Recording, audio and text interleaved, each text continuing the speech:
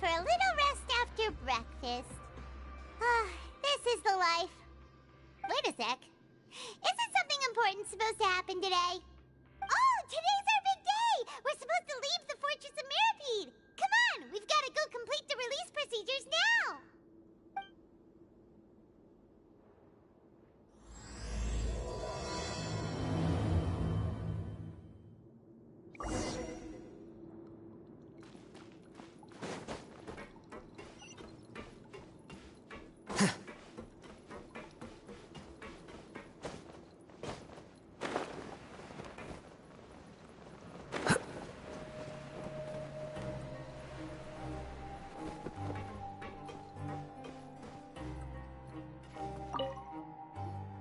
Please, sign here.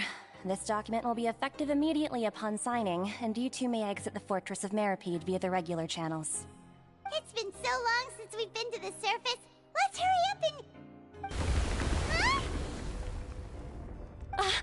What's happening?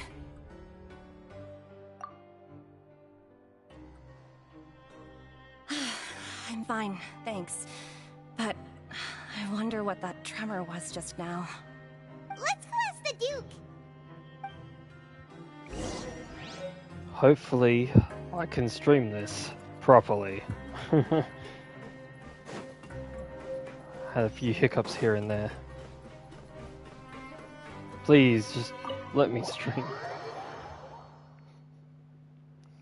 I'm gonna stream it until it's done. That is it. Let me stream it until it's done. Jeez. Your Grace? Ah, good to see you two. Is there something you wish to see me about?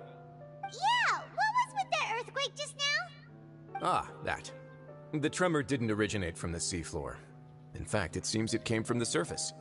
Over the years of serving as the warden here, I've developed a sense for distinguishing between what occurs on the surface and what occurs underwater. Besides, the seal that Monsieur Neuvillette set in place won't fail so easily. So the fortress is okay? If you recall our last incident, if there really were a problem, there would be crowds of inmates in a panic right now. Huh, you've got a point. Okay, seems we need to get back up to the surface and ask about what happened. By the way, do you know what day it is today? I believe today is this month's pipe cleaning day.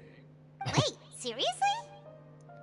Actually, today is the day we say goodbye to the fortress. Ah, yes. Have you completed your release papers? Yep. It's you two. Are you leaving now? Siegeween.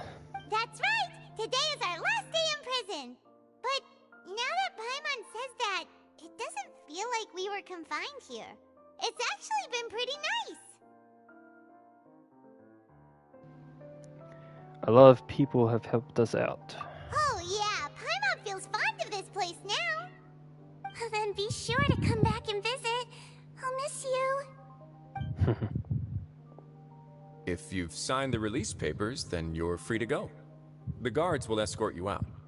You're not going to see us off? Pretty much I is. knew you'd ask. All right, sure. Oh. Let's go. Well, you actually agreed. No worries, you must be busy. Paimon was just joking. I'm sure he has nothing to do. Ah, so you do have a polite side, I see.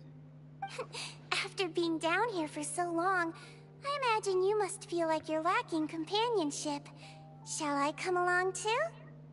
No, that's alright. It's not like we'll never visit again. Yeah, don't worry, we'll come back to see you. Paimon really likes the cafeteria here. The chefs sure do know how to make good grub. You sure, I hope you Paimon? won't be here as convicts the next time I see you. We'll do our best to stay out of trouble. Well, it seems our work in the Fortress of Mirapede is finished. That's the end of another chapter in our journey. And since Nervalet was the one who asked us to come here, we should probably go report to him now. Next up, the Palais Mermonia. Haha. You're going to see Monsieur Nervalet? Please pass on our kind regards. I'm sure just your regards will do, no? I believe it would be the polite thing to do. You're right. I've heard the Palais has been terribly busy these days.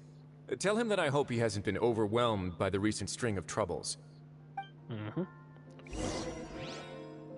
Alright, look at Siege Queen a little bit more. And by that I mean because apparently she's a 5-star. Interesting. If you're concerned about things at the Palais, why don't you take some time to go up and check things out? I believe you should still have some vacation time to spend. Thank you for being so understanding. It means a lot. It's been some time since I've gone to the surface. I must say that I've started to miss it a little. And cute little tail on that. Anyway. Another Hydro healer. Crazy. Alright, let's just teleport there.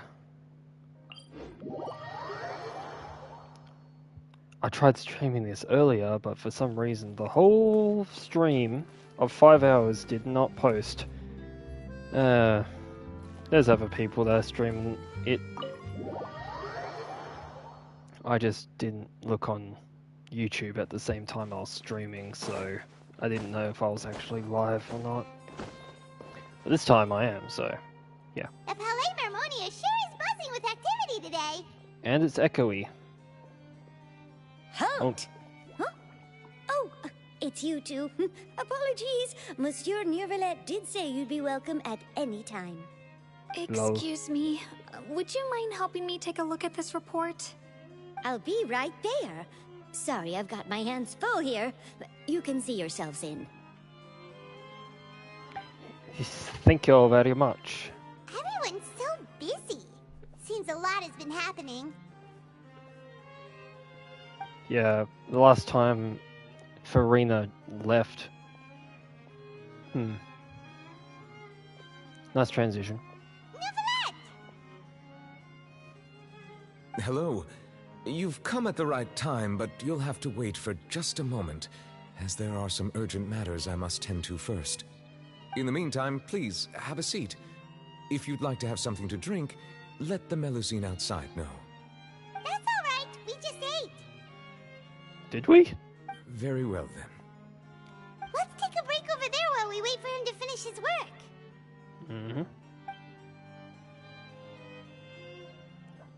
I don't know if I'll have enough gems to pull Furina.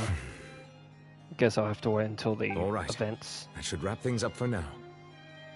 Are you done with your work? Yes, sorry to keep you waiting.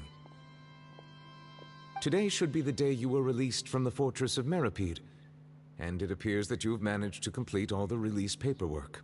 That's right, and we came here to see you right away. Wop, wop, wop, wop, wop. Yeah, where's Child? A massive whale. Do you have any idea what that might be? Judging from your description, that cannot have occurred in any ordinary waters, but rather something like the primordial sea. A whale of that size and shape cannot usually be found in the waters of Tevat. Therefore, we can only assume that Child is presently immersed in primordial seawater. Damn. Immersed in primordial seawater? What the hell? And is he okay? He's not from Fontaine, so he won't dissolve. Most people wouldn't be capable of entering in the first place. I'm not completely sure how he could have gotten there myself. There's something we'd like to ask you about. My tongue is twisted. Yes? What is it? What was that tremor we felt earlier? Oh, right! Paimon felt it too! We asked the Duke and he said it wasn't from underwater, so we figured you might know something about it. It turns out that I have just received a report about this particular matter. In fact, that's exactly what I was busy with a moment ago. The source of the tremor was here on the surface near Poisson. After the shaking stopped, the water levels in the Poisson area rose at an alarming rate. The water levels rose? Fortunately, the water levels only rose for a short period of time, and have already returned to normal now. However, I still have a bad feeling about the whole phenomenon. Evacuate If the change everyone. in water levels is connected with the leaking primordial seawater, then the situation in Poisson may be much worse than it appears. Quick. Navia should be in Poisson, right? We need to go check on her. Yes, but in the Rosala headquarters is there. I haven't heard that in a while, so... I would also like to go there as soon as possible, but I'm afraid I can't leave just yet. We must immediately formulate disaster prevention plans for the surrounding coastal areas to avoid potential catastrophes. I'll have to ask you two to go to Poisson first. I'll meet you there to check on the situation once I've finished things here. Sounds like a plan. There's no time to lose. Let's get going. To Poisson. Please be careful. I actually didn't stream that part. Haven't been down here in a while. Oh wow. The map now looks like a female head. You got the chin, the mouth, the nose, whatever the head piece is, and then the hair, and the neck. Yeah. I don't know if that's intentional, but... Oops. I forget that there's a... waypoint there. It's covered by the... Oh. Oh no. What happened here?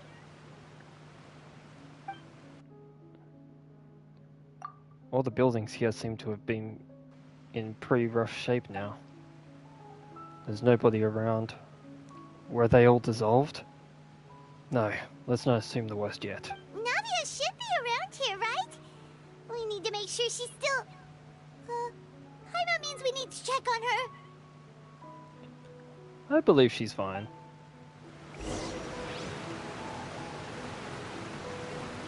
I hope.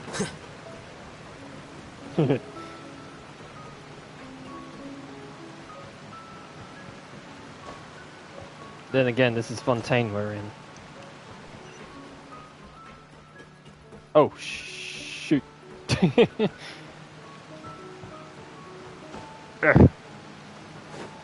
Oh, come on. We need more stamina.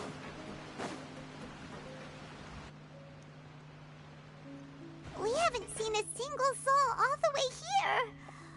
Oh, this is getting scary. What will I ever do now? Look, there's someone on the roof over there. NPC number M. Just stay put. We're coming up. Watch your balance. I can climb up there. All right, just hurry. How did he even get up there?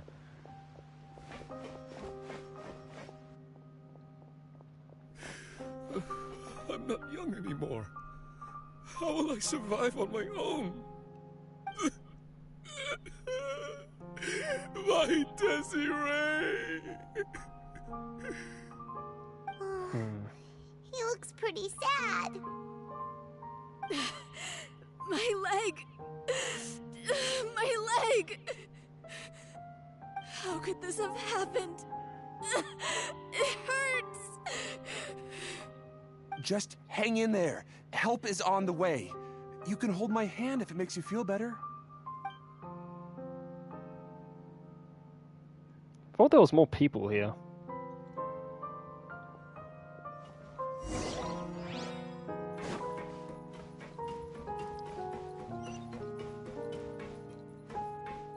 Oh.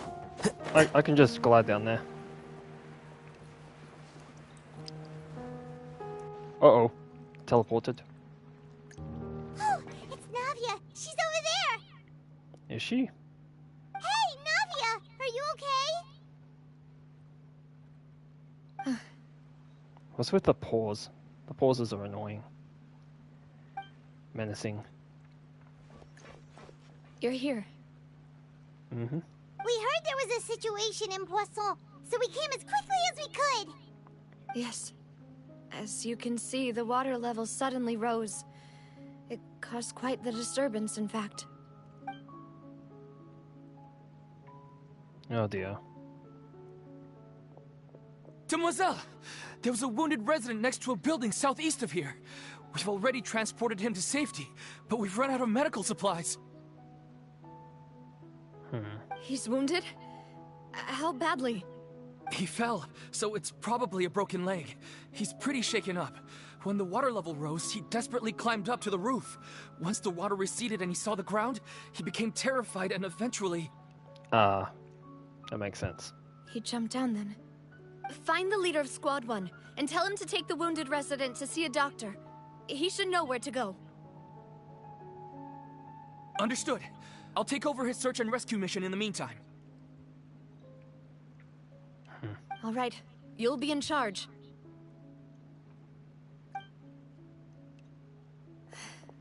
I'm sorry. Where were we? The situation in Poisson? Right. Allow me to explain. Poisson? A little earlier, we suddenly heard a loud noise. At first, everyone thought that something might have exploded in the waterways. But before we knew it, water started pouring out from everywhere. The rushing water seemed a little odd, almost like the unique color of primordial seawater. Some people didn't realize the danger and thought it was just ordinary water, leaking from somewhere. Everyone on the street who happened to be close to the water didn't have a chance to escape. As the water levels rose, they suddenly disappeared. They were all dissolved. Those who realized what was happening started to flee in a panic, desperately trying to get to higher ground. Many were injured in the stampede, and some people fell from significant heights. Long pause for some reason. It's on auto. The It is. Spina di Rosula initiated rescue operations as quickly as possible, but there have been a lot of casualties. Fortunately, the water began to recede after some time, and the chaos came to an end. The water that flooded the area contained primordial seawater, so the lower levels of Poisson are still hazardous. To ensure everyone's safety, I've asked the people there to leave as soon as possible. Yep. No one knows if this could happen again. All we can do for now is try our best to help evacuate the residents. We still haven't completed the head count, but we'll have some numbers soon. How awful. And all of this just came out of nowhere. It was quite frightening indeed. I only wish that everything that just happened was a bad dream. Is there any way we can help, Navia? Yeah, we came to help. Thank you for being so willing to help in a moment of crisis like this. We're here to help. You don't know how much it means to me. I really can't express how grateful I am. Wait, we're missing some people, aren't we? Oh no. Is that why she's so sad? Geez, Navia's voice actor really has some sad moments to read. Sheesh. Don't say that, Navia. That's what friends are for. By the way, where are Melos and Silva? Oh dear. Flashback Demoiselle! time. We've got a situation here! Whoops. I'll be right there. Oh no. Sorry, I need to go for now. And off she goes. Seems it might be a while before she can take a break. ...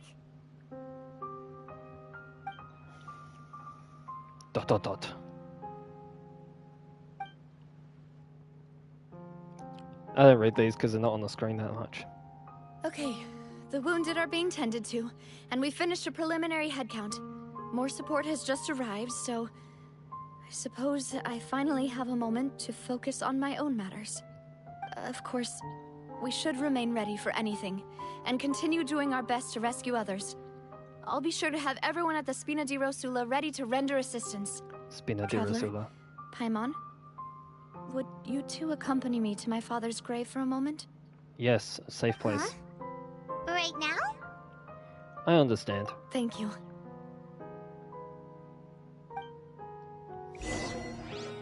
I wonder what happens if someone that was swimming in primordial seawater, such as Child, were to touch someone from Fontaine. Whoops.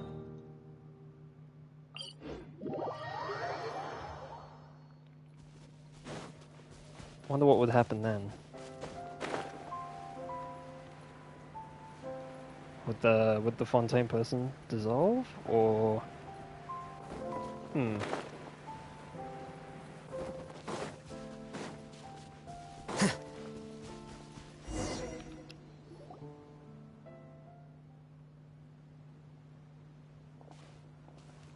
Not a lot of people here, huh?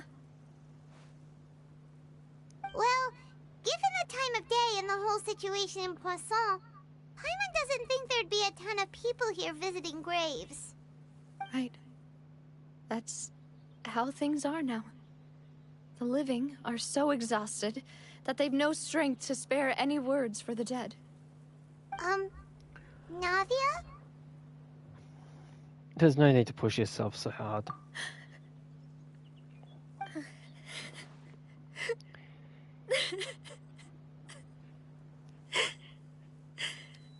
Navia, what's wrong? Sorry. I just... Turned on your faucet. Malus and Silver. They won't ever come back here again. What should I do, Papa? Huh? What happened to them? Sorry for your loss. Everyone agreed on the rescue plan, but still... I was the one who initiated it. They were helping evacuate the residents, but they couldn't leave in time. And they were caught in the seawater.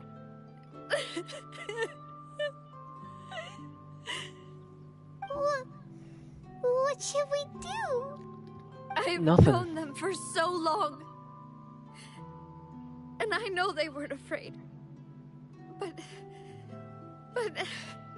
I could at least hold a funeral for my father.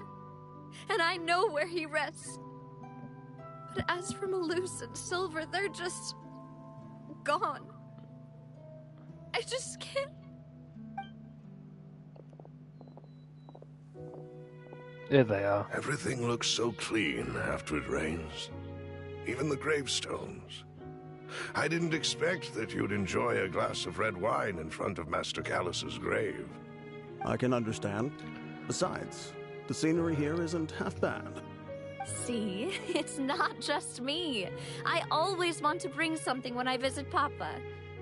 Perhaps we might even have a picnic. He wouldn't be angry, would he? How could Master ever be upset with you, Demoiselle? Yet the cemetery is the home of those who have passed, is it not? Everyone ends up here sooner or later, no matter who you are. Buying yourself a plot in advance, are you? No need yet. But when I do, I hope you'll let me be buried beside Master Callus, Demoiselle. Hey, stop joking around. Stop pausing. I'm quite serious. That way, it will save us both the trip to see each other whenever you visit your father's grave. That makes sense. In that case, could I be buried on his other side? After all, besides you, Demoiselle, the two of us could certainly be considered Master's closest companions, no? Personally, I believe we fill those shoes just fine. Why are you bringing this up all of a sudden? Seriously. All right. I'll remember your requests. But I'd really prefer not to talk about this stuff. And what do you mean by saving me a trip? I'd make the journey even if I had to visit you two somewhere else. I'd promised to let them rest in peace here. But here I am breaking that promise. It's not your fault. I'm sorry for letting you see me in a mess like this. I don't usually cry, really. That's all I've seen you do. Doesn't know how to help you feel better. But, well, she understands how you feel. I had always thought I could make my wishes come true. But now that I think about it, that never solely relied on me. Many things can only be accomplished with someone else's help. Malus and Silver have helped me so much. But by contrast, I could do nothing for them. I'm so sorry. You can spend as much time as you need here, Navia. We'll stay with you. Yeah, we're here for you. Thank you. Right now, you don't know how much that means. By the way, you can have a look at this. It's a list of victims from the incident that took place here. Obena, Khan, Burnett, Giverny, Francine, Karina, Daisy Ray, Joinville, Julianne, Esson, as well as Malus and Silver. So, everyone else is safe. But still... It's okay. I know what you're thinking. And you're right. We lost Malus and Silver. But we were able to save more than we anticipated. The overall outcome indicates that the cost was worth it. No one's sacrifice is truly necessary. Right! Don't think that way, Navia. One person might be saved at the expense of another, sure, but that isn't something we should ever consider a trade. Malus and Silver were not the price for saving anyone. They're heroes. You're right. Thank you, Paimon. What you said just now was pretty amazing, actually. I'll remember your words. Oh, really? Seems you've become more eloquent in the time since we last met. Arlenkino. Hello. The knave? What are you doing here? Is everything going well on your side? Yes, my people are carrying out the mission according to your request. All the residents of Poisson have been evacuated, and we're preparing to relocate them to higher ground. As for these supplies, we have everything taken care of. There is no need to worry. Thank you very much. Wait, do you two know each other? They do now. We just met recently. Right, Miss Navia? Usually, I would call this a coincidental encounter. But that doesn't quite fit this time. Besides, it never even crossed my mind that a Fatui Harbinger would come looking for me. Thanks to the Knave, Spina di Rosula received generous support from the Fatui, which allowed us to complete the rescue and evacuation work so quickly.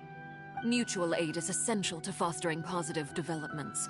We were already in the area, in any case, so it was nothing. That said, I must say that you're a lot sharper than you let on. I'm sure you understand what I mean. I apologize for all the ways in which I tested you previously. We've never worked with a Fatui before, and it's extremely important for us to know who we're working with. My subordinates have reported that Fatui soldiers have been observing water levels and taking head counts in various locations. I hear that they've also prepared a large amount of emergency supplies. I'm quite surprised. This is nothing to brag about, nor do I intend to. It is simply the way of powerful organizations to act forcefully, whether they are doing good or ill. You've witnessed that firsthand, in any case. As I've told this traveler before, I know of the prophecy, and I intend to prevent the impending disaster.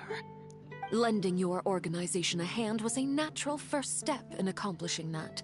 As such, do not be troubled by this token of our sincerity. Perhaps one day, you'll also be able to help me in the same way. Without your help, there would have been many more casualties. I won't forget your kindness. Furthermore, I sincerely regret what happened to Malus and Silver.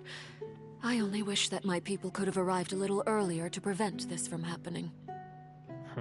Don't say that. You and your subordinates did everything you could.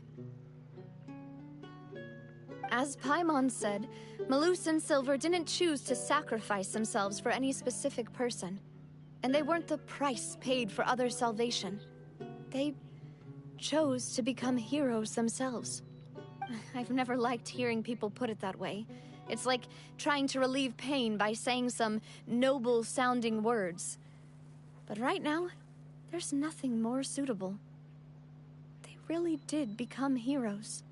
You're right. I'm sorry for your loss, Miss Navia. Water is life to Fontaine's people, and it also spells disaster. It's no wonder that people always say that prophecies represent fate. Fortunately, I've never been one for such opinions. So, you're one who will try to change fate, then? Of course. That is why I'm going to Hotel Bouffe de Thé. I still have some things to take care of, and the children need my attention. Bouffe de Thé. By the way, Traveler, Paimon, one more thing. We don't know where Child is. Alright, then we'll just... Huh? This isn't right. Paimon thought you would ask us to walk with you for a moment so you could tell us something in private. That is a clever and useful conversation technique, which I do like to use when necessary. But there's no need today. It would not hurt to have Miss Navia listening in. Traveler, I'm sure you remember that I said we could work together when we had the chance. You and I both know that there may be issues with the Primordial Sea. Previously, it was the Fortress of Meripede's sluice gate, and this time it was the water levels in Poisson. These are both signals. So, the time for jolly cooperation has come. Indeed. Allow me to share the latest intel I've received from the House of the Hearth's intelligence network with you. During some recent investigations, a child claimed to have discovered some ruins near Poisson. The ruins date back to ancient times, and seem to be worth investigating in many ways. Judging by the dating of the ruins, they may be related to the prophecy and the coming crisis. The situation is becoming more urgent, so any pertinent information will prove extremely precious. Limine just then. She looked very menacing. My people initially came to prepare for ruin exploration. Unexpectedly, this disaster struck. And at present, we're all busy prioritizing the rescue effort. So that's why the Fatui were already in Poisson. I wanted to take the children along, but unfortunately, Linny, Lynette, and Fremine have all been dispatched to higher ground to assist affected residents. Linny told me that outside of the house, the person they trust most is you. Obviously. Which is why I want to give you this task. Are you sure this will be okay? The House of the Hearth's members see each other as family, but Linny, Lynette, and Fremine said that they also see you as such, even though you are not from the house. I'm sure you already understand how earnest they consider their friendship with you to be. Oh, that somehow makes Paimon feel kinda happy. The intel I just shared about the ruins could fetch a high price. But since the children consider you family, it's only natural that I freely share it with you. Got it! So all we gotta do is go to some ruins, right? We can handle that. Excuse me, but may I tag along? You wish to join, Miss Navia? But are you sure you're up to exploring some ruins? You need to rest. Well, I'm sad, yes. But I can't just go back and plop myself into a chair by the roadside and do nothing. There's no point in being depressed while we still have a disaster on our hands. As my father's successor, I must live up to the hopes he had in me. Besides, I'm also doing this for myself. I need something, a distraction, to keep my mind off Malus and Silver. Navi is strong, but she needs company right now. We can be that company, if she goes to explore the ruins with us. Since you put it that way, I have no objections. What do you say, Traveler? We'll go to the ruins together. All right. The ruins are to the south of Poisson. Here's the map. Uh-huh. Okay, the three of us will handle it. Come on, let's pack up and get going. I don't know if it's Arlencino or Arlenkino. But whatever. Oh, right here. No, that goes down. I guess I'll take this one.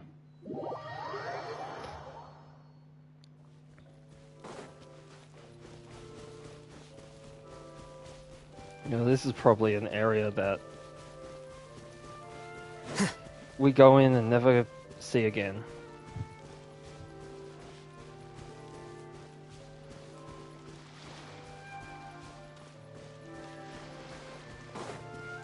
Or isn't an actual thing I can go inside without entering a domain-like area.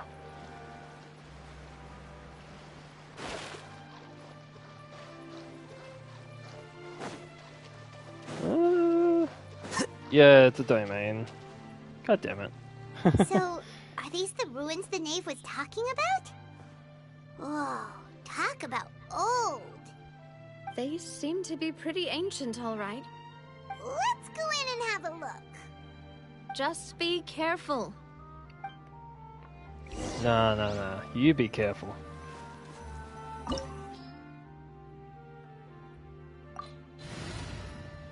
This should be fine. I'll just use this team for now.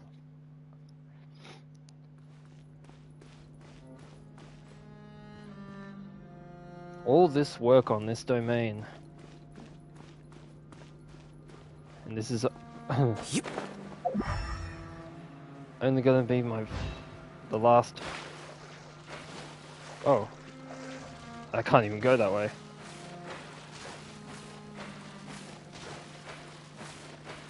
I can't go that way either.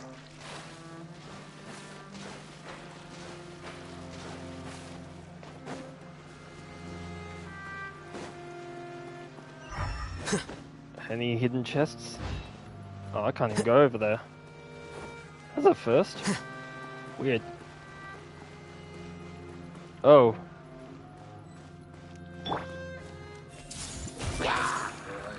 Time to rain outlines your fate. Know my sword. Dissipate.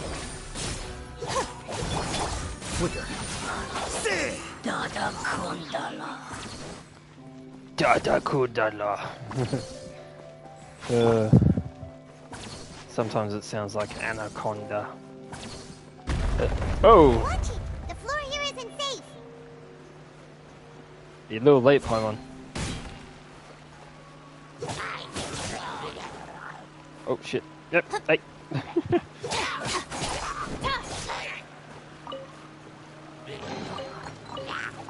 Missed.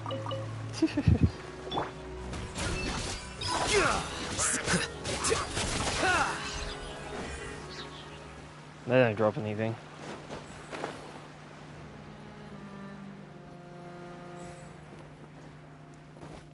Just checking so I don't miss any chests. This place has also been contaminated by primordial seawater. Yeah. And a lot of it, too. A Fontanian would most likely dissolve the moment they fell in. You should go back to safety, Navia. Right! You can't go down if there's primordial seawater. It's too dangerous, and it won't be any help for you to just stay here. Duh. Don't get Paimon wrong. We're not saying you're useless. It's just that... No, you're right. I can't do anything in this situation. I'll leave this to you. From the look of things here, maybe there's no way back.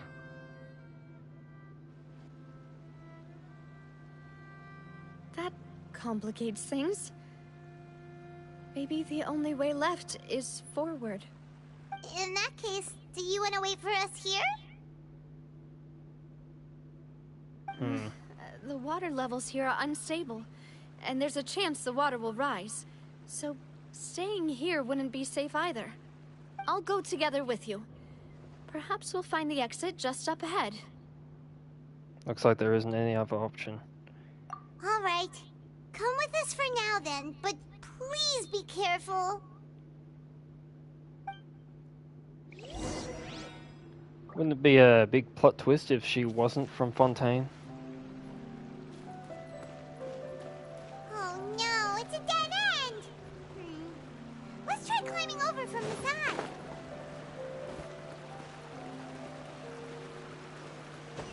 I haven't seen these since the start of the game, what the hell? Or at least when the last domain had them.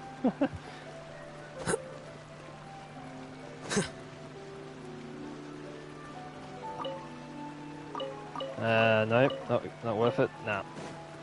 Not worth collecting those, but I do it anyway. Oh dear. Open.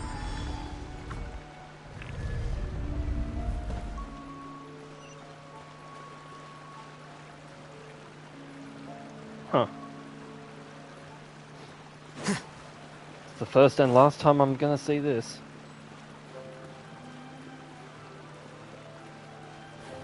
Whoa. There's something wrong with this bridge.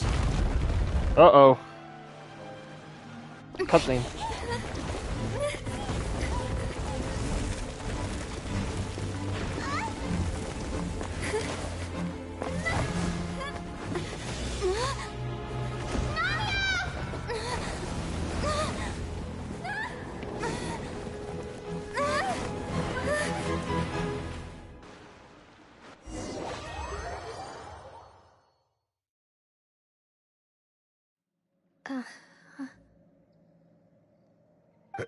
Demoiselle?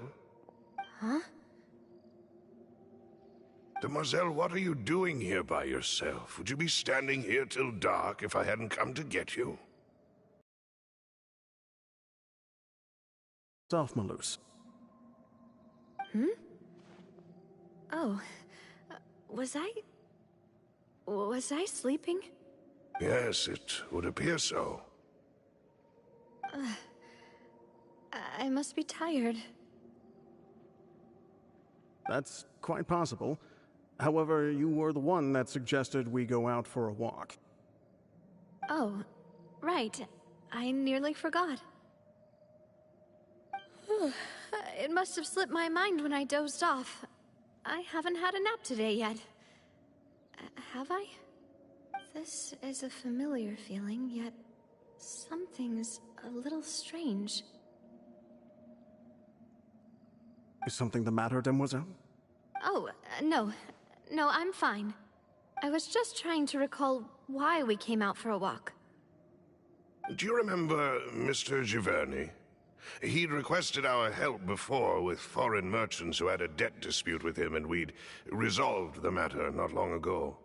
We were headed to see how things were going with him at the moment. Ah, right. Yes. I remember now. Oh? Miss Navia. Ah, Mr. Malus. And Mr. Silver, too. It's good to see all of you. How have you been? I've been great. Thanks to your help, those bothersome merchants finally realized that I wasn't the one they were looking for. Why, I wasn't even the guarantor for that person. They were knocking at my door day and night. Even my neighbor, Obina, was getting fed up with them. Sometimes force is required to calm someone down and get them to listen to what you have to say. That's right. Oh, by the way, Burnett, what was it that you wanted to give to Miss Navia again? Oh, yes. One moment, I have it right here. Miss Navia, these are some flower seeds that I prepared. Please take them. They're a very good variety, and they'll become very big and beautiful once they bloom. I don't know what we would have done without your help, so this is a little token of our appreciation. I hope you won't refuse. Ah, did you cultivate them yourself? Thank you so much. I'll certainly take them. Malus, we do still have some empty flower pots at home, right? Why, we can have as many pots as you'd like, Demoiselle. Perfect. In that case, we'll swap out some of the decorative plants for some of Mrs. Burnett's flowers. Very well. Wait. Something seems to be off here. Excuse me, madam. If I'm not mistaken, your name is Burnett, correct?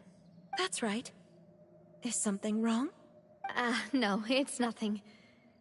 This is the first time we've ever met, but your name seemed familiar to me. I must have heard it when I was discussing things with your husband previously. I've heard this name before. Sometime recently, I'm sure of it. And why are there so few people around here? Where did everyone go? We must mind the time, demoiselle. We still have important things to attend to today. Huh? We do? Like what? Well, now, did you forget? Miss Navia, here you are. I've been looking for you. Please, come to the Opera House. Your trial is about to begin. My trial? Wait, why would I need to go to the Opera House? Yes, she's right, demoiselle. It's just about time now, so we should get going. Oh? All right then.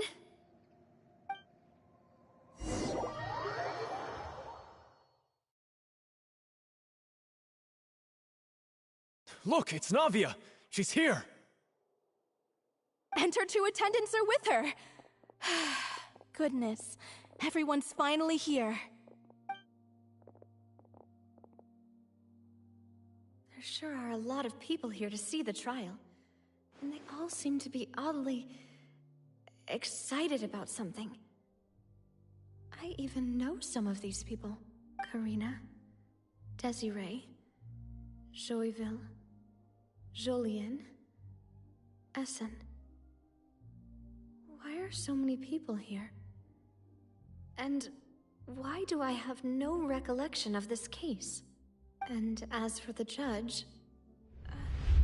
huh? Where's Monsieur Neuvillette? Please sit in the defendant's seat. Don't worry, Silver and I shall accompany you. All right. But are you sure you can stand behind me? Typically, it wouldn't be allowed, but today is an exception.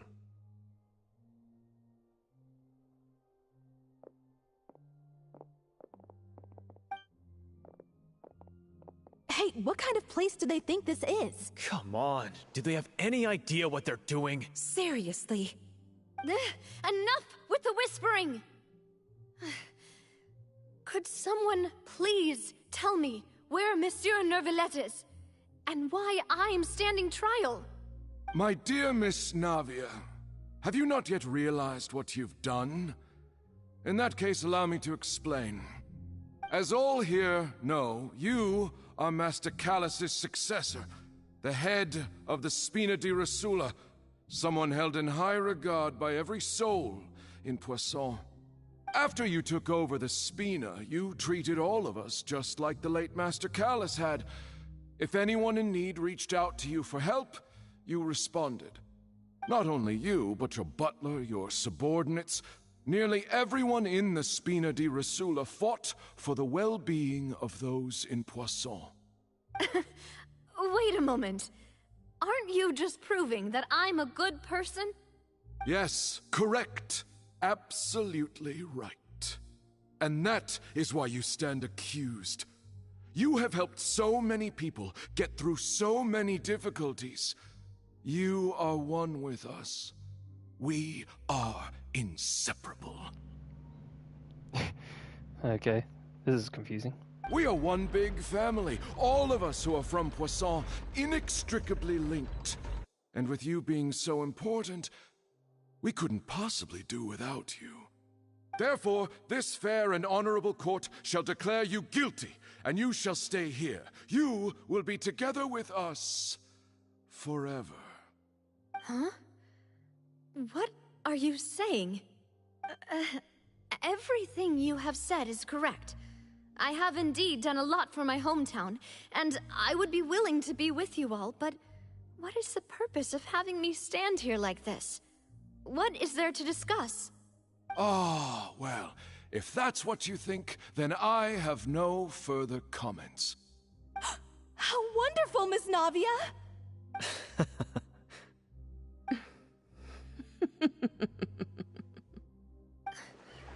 I know all these people.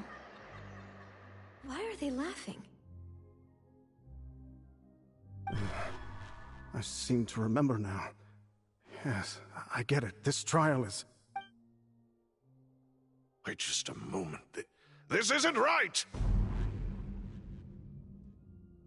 Malus? What was that, Mr. Malus? Our conclusion is very clear and unanimous. Let the court judge her now. She's guilty! Stay here, Navia! You're one of us! Demoiselle, don't admit guilt. This trial means to keep you here forever. I wish to exercise my right to defend Our Lady. Mr. Joinville, you only know of Navia's goodness, but nothing of her utterly independent mind.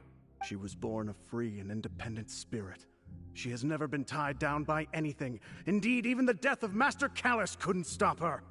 Her actions cannot serve as proof that she identifies herself as part of any group. She merely acted as an individual, extending her hand to help others. Please do not mistake her actions as being otherwise. Really? As an individual, you say? Don't forget, we are all Fontanians here.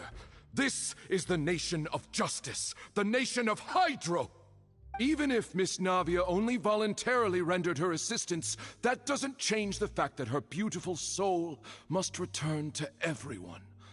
Water accepts all, blends with all.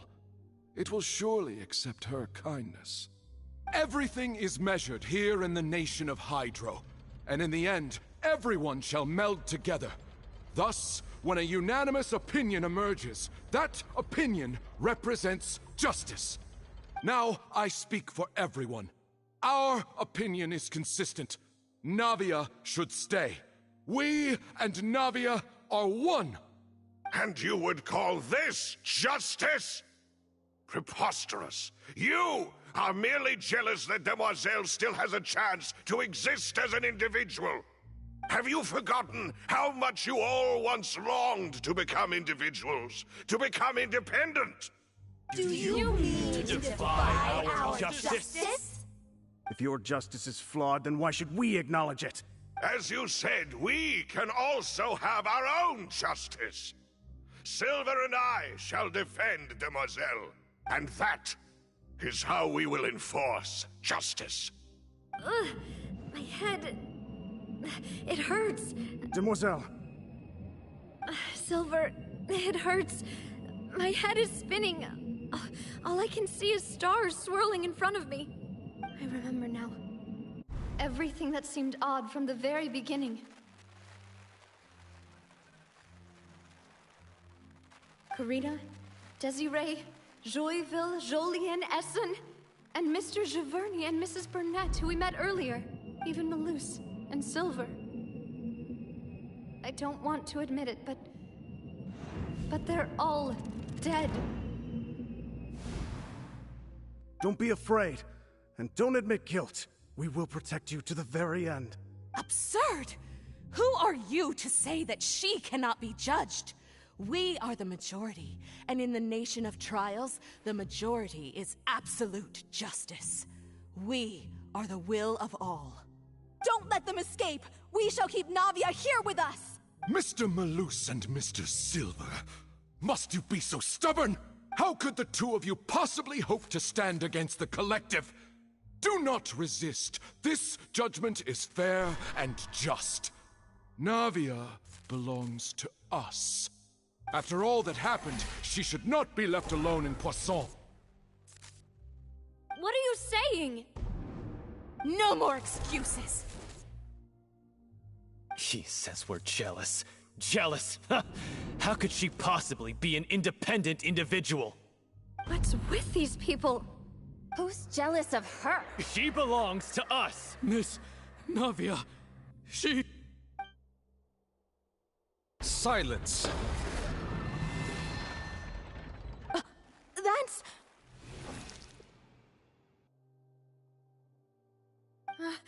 Monsieur Neuvillette! Such commotion is prohibited in the court. The accusations you just presented are nonsense and cannot constitute a proper trial. The court will adjourn for the rest of the day. In this, I shall hear no objections from any unauthorized party. Our thanks, Monsieur Neuvillette. Please leave with me, Miss Navia. while there is still time. But... Go on now, demoiselle. This is your only chance to leave this place. What, can't bear to leave us behind or something? Malus. My apologies. I couldn't resist making one little joke once I realized that this shall be our last goodbye. Malus... Silver... Quickly, you must come now! Goodbye, demoiselle. Farewell.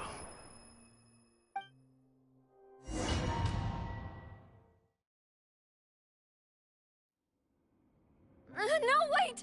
Just a second! Navia? You're awake. Good. I must have been dreaming. Malus and Silver were still alive, and they were defending me at some insane trial. It looks like you're all right. Did all the sad feelings cause you to have a nightmare? Paimon could give you a hug. The ruins you were exploring suffered a cave-in. When I arrived, I found you falling toward the water. You were just about to be dissolved within, but I...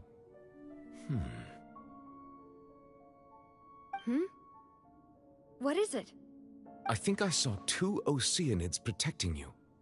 It was only for a moment, perhaps even a fraction of a second, but they gave me the chance to retrieve you. Huh. Oceanids.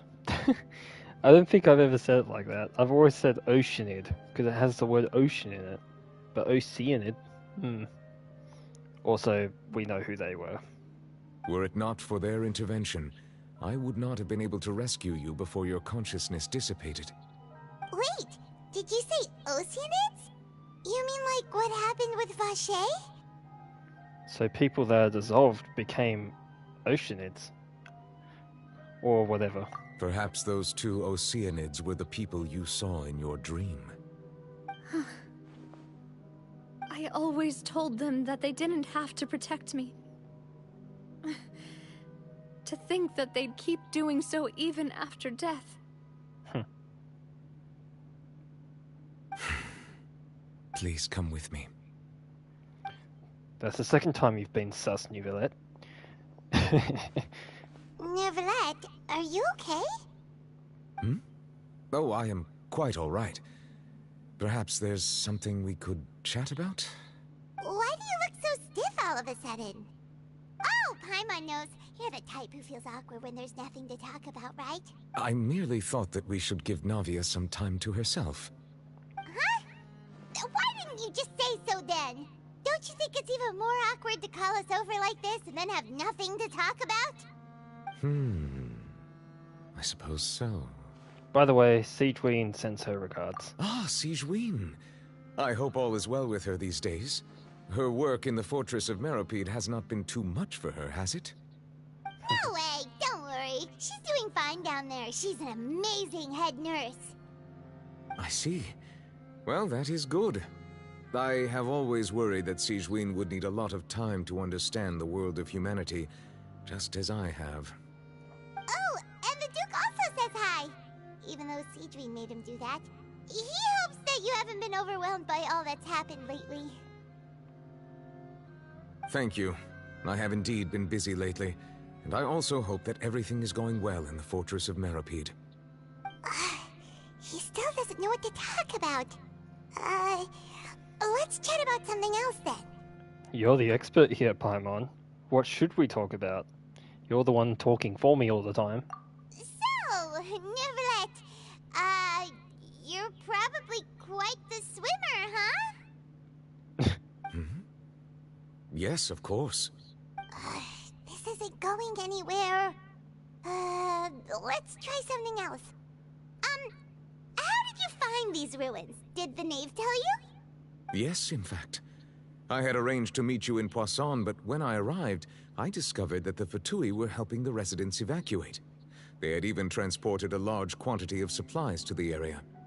Amid my astonishment, I ran into the knave, and we had a chat. She informed me that she had asked you to investigate the ancient ruins here.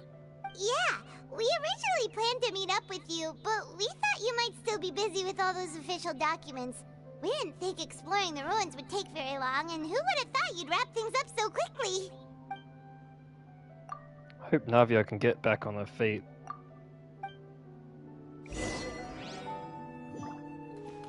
Very surprising that Nicolette. I'm sorry to have kept you all waiting like that. I'm feeling much better now. I guess we should get going again. Will you come with us, Monsieur Neuvillette? Yes, if you wouldn't mind my company. All right! Another one joins the party! Let's get going then! Oh, I can go around here. I don't think there's anything around here though. No, I'm wasting time. Hold up. It's probably best to have Nicolette on the team anyways, because he can fight back the Primordial Sea. Open! Why is it so zoomed out? What the hell? Oh. Yeah. Committed to memory. Stand with me.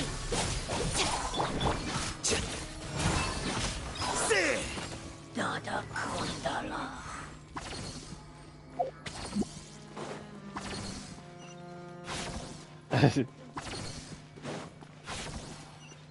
Oh no, another unstable path. Watch your step. Oh, come on. Well, that sucks. I was trying to grab onto it. Okay, at least I thought of this. Okay, I keep running out of stamina. Okay. Let's wait a bit. Let's just wait for my stamina. This is why we need more stamina. Okay, now I can go up.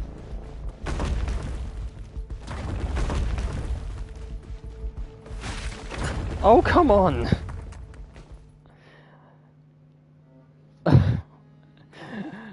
Oh, let's spend half the time just climbing the stairs. Yeah, that's a great idea.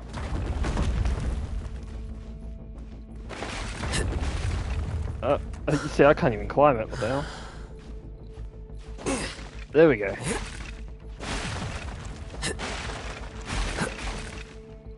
Ugh. Well, that was annoying.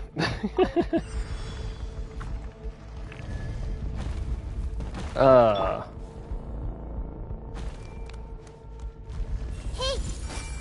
hardest enemies in the game. Can I switch, please? Jeez. Rain outlines your fate. Here you are.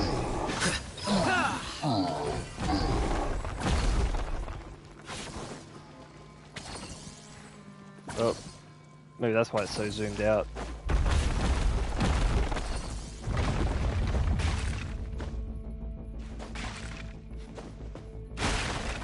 Seems we're almost at the top. Keep it up!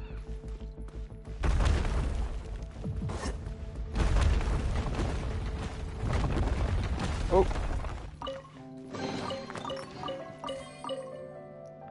I hope there's none I have missed while doing this.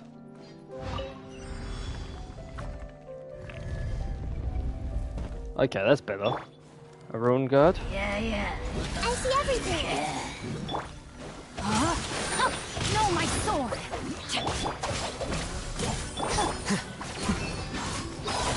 A process of elimination.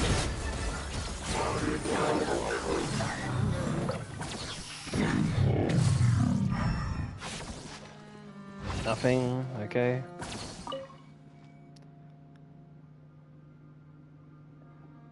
It's like a 24-sided dice there. Wonder what that's for.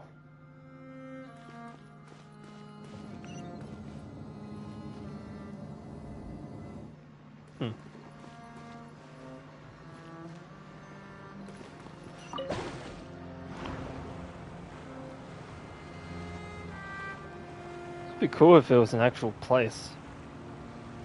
Why did they have to make it into a domain that you will never come back to?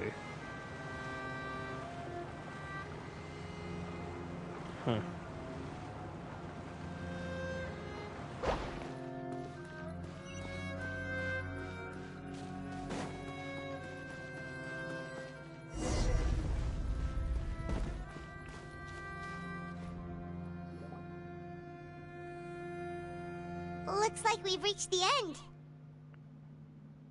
This is the place. There should not be any other hidden spaces in the vicinity. The path sure had some twists and turns, but it turns out that this place isn't actually that big. Well, there seems to be something on the wall. I didn't read that until I looked.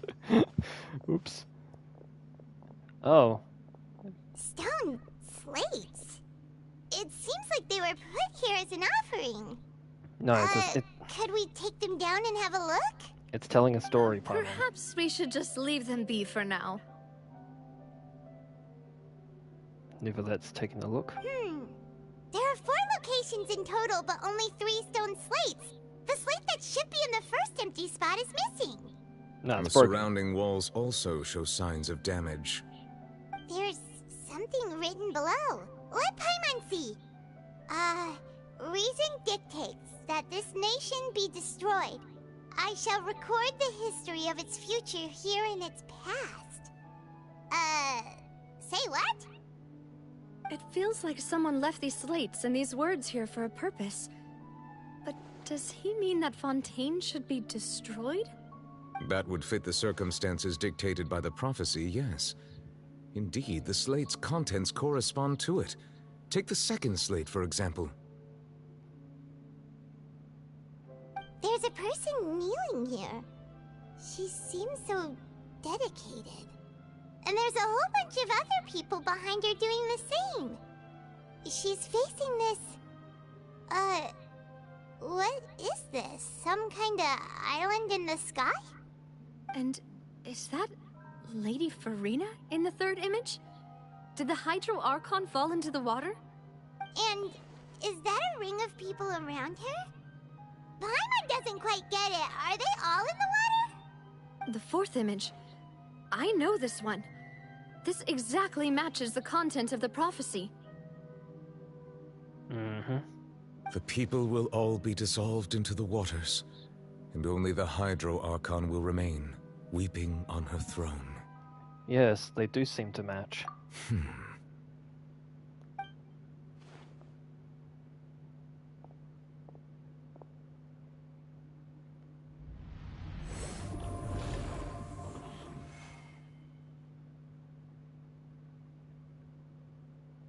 More information should be hidden in these slates, but I fear I cannot easily uncover it, most likely due to us missing the first slate.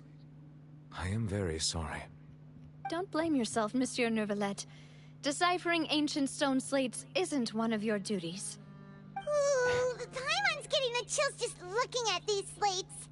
This says that it's the history of the future, right? That means the prophecy's sure to come true. I really hope it doesn't mean that. Still, Paimon feels like these images are kind of weird when you look at them together.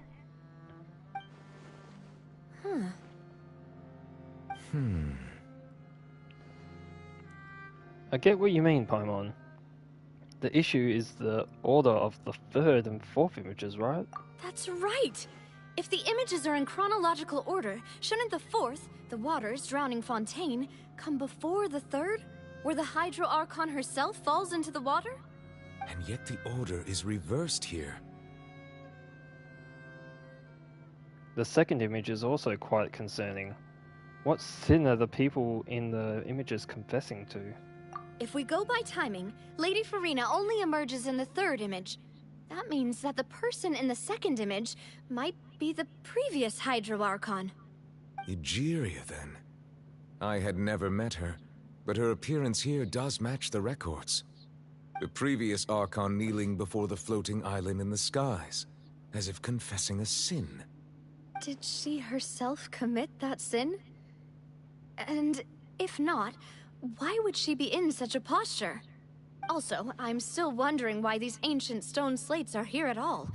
Judging from their contents, could this place be the origin of the prophecy? Does that mean that someone, or some people, once saw these slates? But who would have created these slates and left these words here? It seems that any further clues will have to come from Furina. In that case, there's no time to lose. There's nothing else to be gained here, so let's head back first. Ah, yes. Yeah, we better get somewhere safe for now. The mouth sinking. As intended. Honestly, who created the slates? Doesn't matter now. The real question is whether things will truly play out as the prophecy foretells, or not. Ah, it's just... You see, we will never know what this one is. We will never know. Unless they say it in like a story-driven moment or something.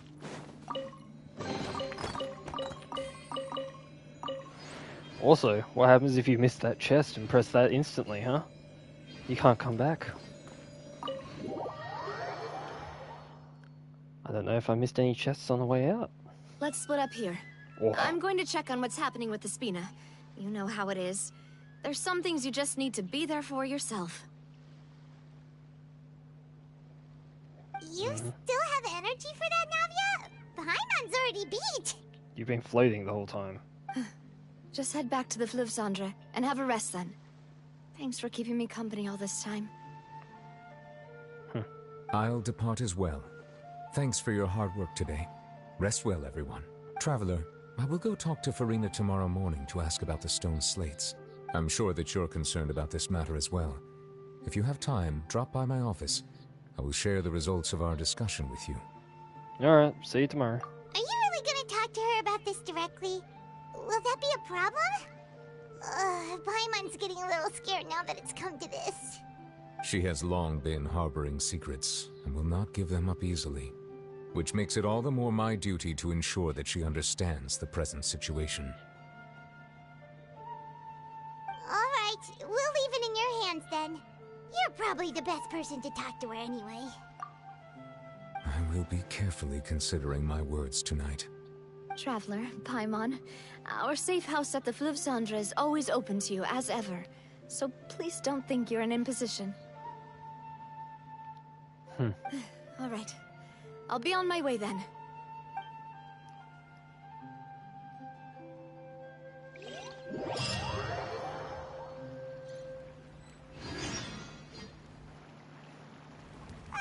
We're finally back! Welcome back. We've got a special menu prepared for you two tonight. Yay! And there's good food too! Navi, no, the boss is the best. You did great as well, Paimon. Ooh, desserts! Nice, these are all Paimon's! Paimon's already starting to forget what happened today. Mona? What's Mona doing here? That voice. Is that who I think it is? Huh? That's a surprise. It's you two. What are you doing in Fontaine? Now, the question is, what are you doing in Fontaine? Wait a second. Mona?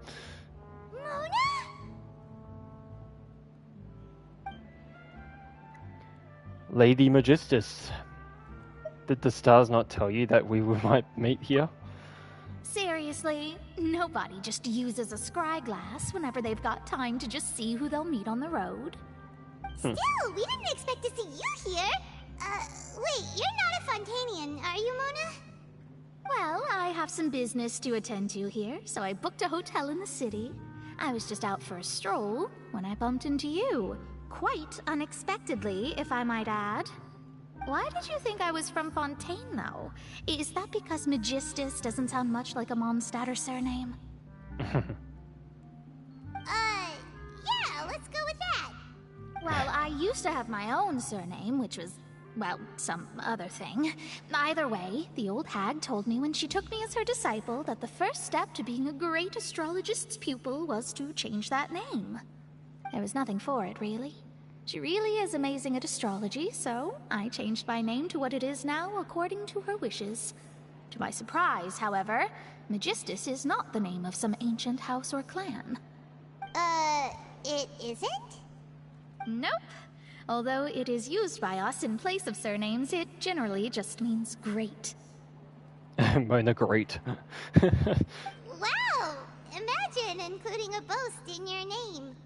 Wait, are you gonna have to put that into your genealogy as well? I reckon so. In any case, I'd give my disciple a name like this as well, if I were to take one. And may I ask what your master's name is? Astromancer Barbeloth Trismegistus. Abt. Okay. Whoa, that's a long one. Does it also mean great or something? My name means Mona the Great Astrologist. As for the old hag, hers is, in plain speech, the thrice-as-great Scholar of the Stars. Just take it as a title specific to astrologists. Thrice as great? That's so petty. I know, right? That's just how she is. She used to call herself Magistus, actually, but when she took me in, she changed her name to Trismegistus. Tris? Talk about excessive.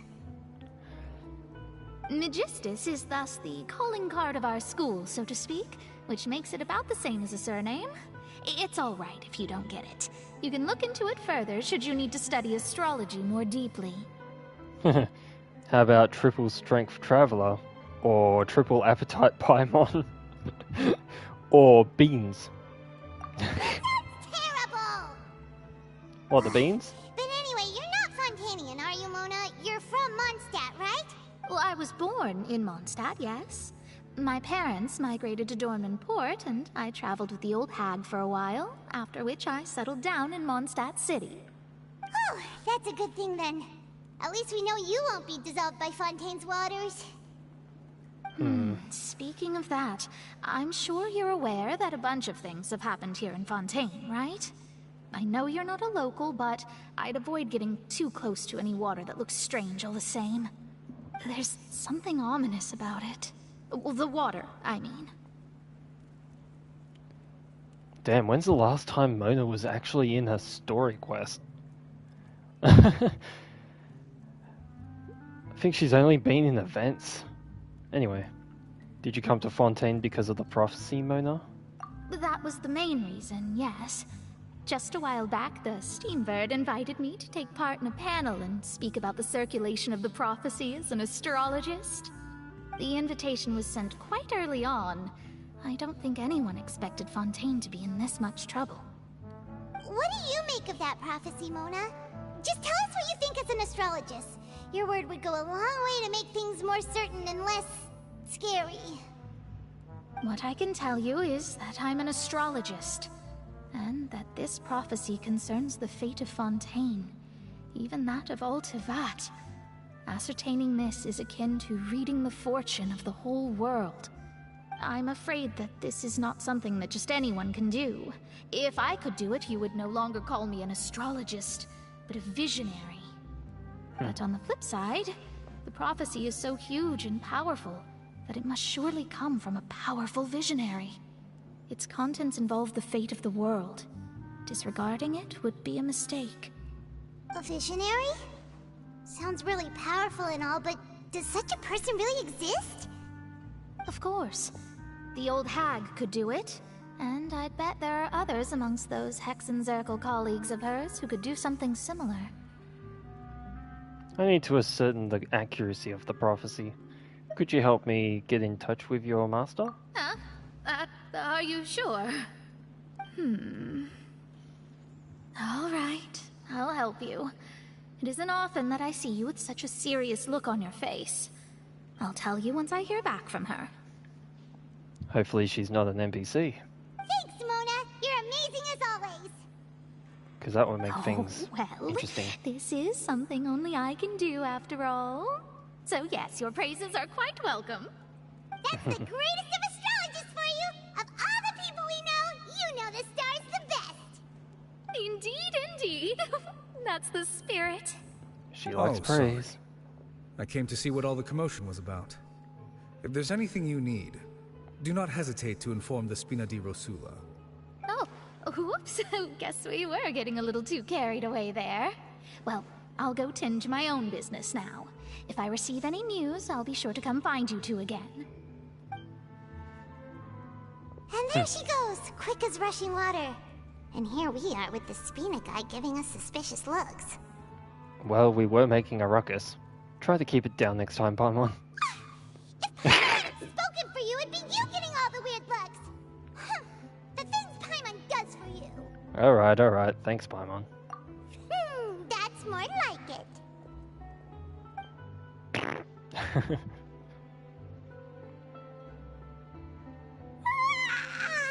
morning. To be honest, Paimon's still feeling kind of sleepy. I thought we were done with the yawning. It's time to get up, traveler. We agreed to go see Neuvillette, so let's pack it up and get going. Why can't they just make new idols? Jeez.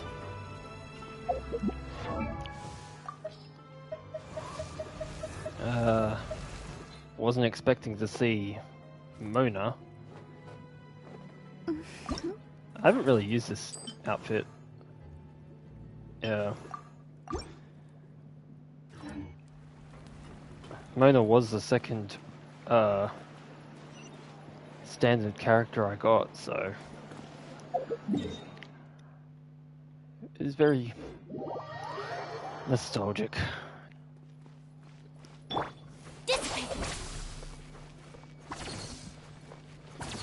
Wait for my health to heal up.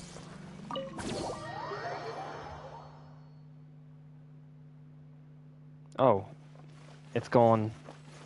You just made it disappear on Cookie, okay. Wow, I should have just went on this freaking statue. You're here, finally. What's wrong? Is something wrong? Monsieur Neuvillette and Lady Furina, they seem to have gotten into a dispute. Please go see for yourself. Oh no, an argument. Suck. Like I said, I've already explained everything. And yet the problem has not been properly solved. There is little space for excuses between us. It is not my intention to offend you, but please, tell me where you stand. You are the Hydro Archon Focalor, are you not? Look at this. This is a list of the victims from the recent Poisson incident.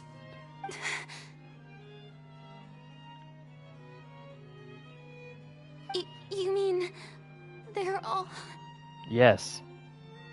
We did not arrive in time to avert this disaster, and I will not have it happen again. I will say this once more. You must tell me everything you know. Yesterday, I found 3 stone slates in some ancient ruins near Poisson. Do you know anything about those? Seriously? You're questioning me like this is a court case now. I don't know anything about that. But you found them in some ancient ruins, you say? That's correct, which is why I came to ask you some questions. There should have been 4 slates, but one of them was missing. The other 3 feature different images that seem to correlate to the prophecy. The prophecy? The second of these slates depicts the previous Hydro Archon Egeria kneeling before a floating island in the sky, as if confessing something. Do you know nothing of this either? I don't. I've never seen such slates. I'll ask you again. Do you really have no information regarding the previous Archon? My deciphering of the slates indicates that the Hydro Archon Egeria once had to confess to, or apologize for, a certain sin. If anyone would know about it, it should be you. All gods don't have the same secrets, you know. She was herself and I'm me. Is it really so strange that I know nothing? I understand your concerns, but I'm sorry. I just don't have anything to tell you. Forgive me for saying this now, Lady Furina, but I have long known of your various secret investigations into certain matters. There are several indications that you have been investigating the prophecy on the sly. This is not strange in itself, considering that you are the Hydro Archon. But it is strange that you should also claim to not know any of Egeria's secrets, as well as do nothing following your inquiries. You have never been as superficial as you have presented yourself to be, nor are you a fool. And yet, your behavior is very inconsistent.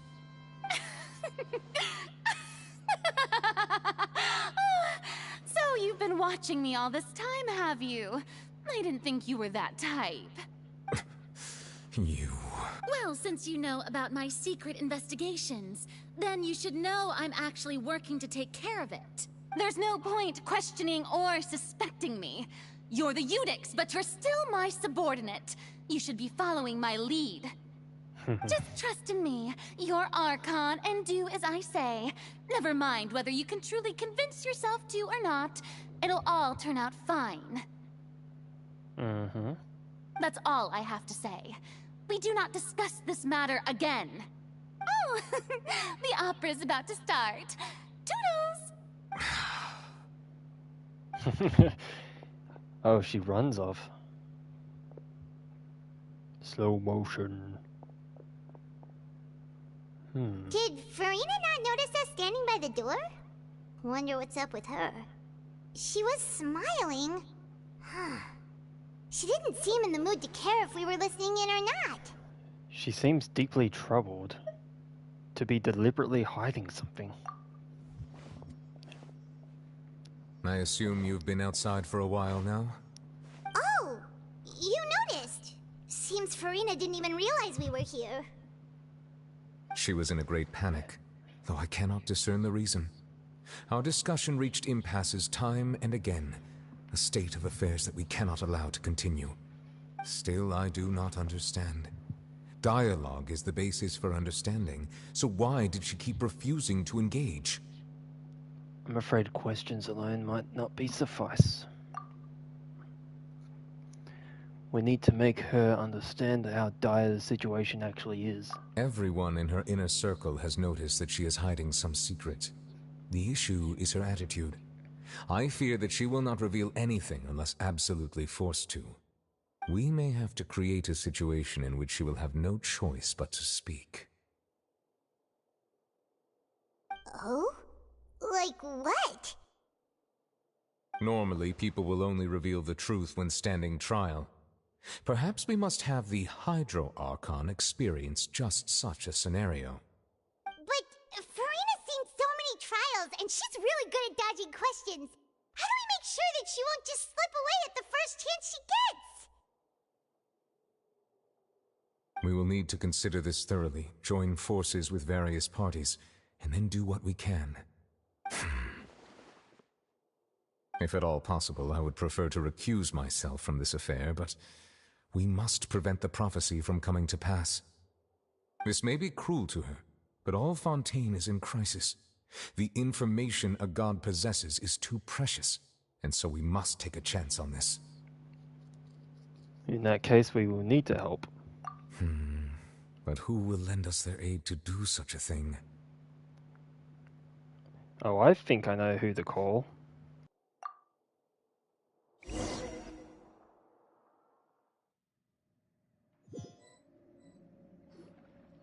Well, that's everyone, huh? Speaking of which, it was pretty smart of you to think of hiding here. Poisson was just involved in a disaster, so it's presently devoid of people. That naturally makes it the best choice. And here you are drinking tea like it's the most natural thing in the world, huh? That's what families should do. Sit and enjoy a leisurely time together. It's nice to enjoy tea here, you know? Care for a cup? Lend me your ears, everyone. Or perhaps one of you might like to start us off. How about you, friend? Me? No, I don't think I can. Then, how about you, good sir? I fear that I will cause the mood on this boat to become as somber as it is in court. Well then, I guess we're lucky we've got a local like me to organize things. Wonderful, the spotlight at last. I guess I'll be facilitating things from here. That was a little long-winded, don't you think? Oh, you might be right. Anyway, to cut to the chase, Our friend here, the Traveler, has brought us together to discuss something. As for what that is, well, let's start by saying that we'll be pooling our efforts together to create a series of traps. Oh, how intriguing. Well, it's just an expression, really. One that I just learned from Chlorand, and used on the spot. So, let's invite her to explain in detail. A round of applause, please. Huh? Didn't you say that you would be facilitating this? Oh, come now. Your work doesn't involve much public speaking, right? This is a good chance to practice. You might even pick up some fancy oratory tricks to impress your boss with in the future. I see. And what does my boss say? He is glad that you consider him your boss. Do go on.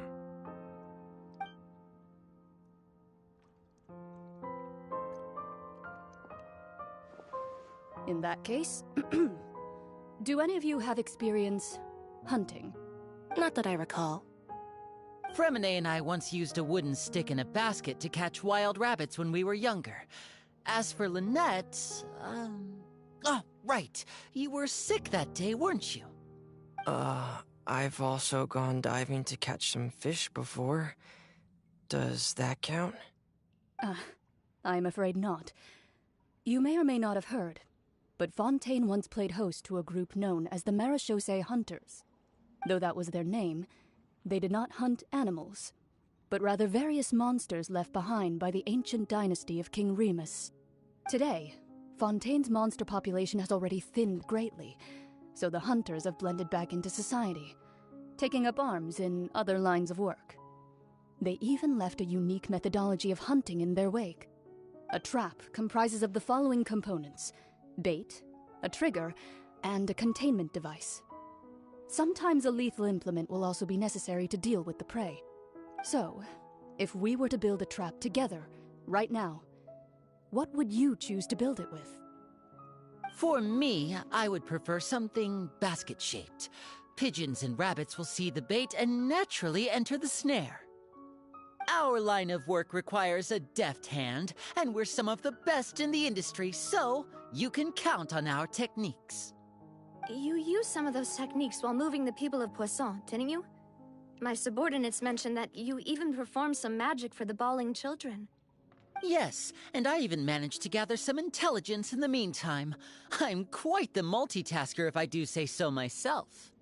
I'm afraid I can't claim that as my strong suit.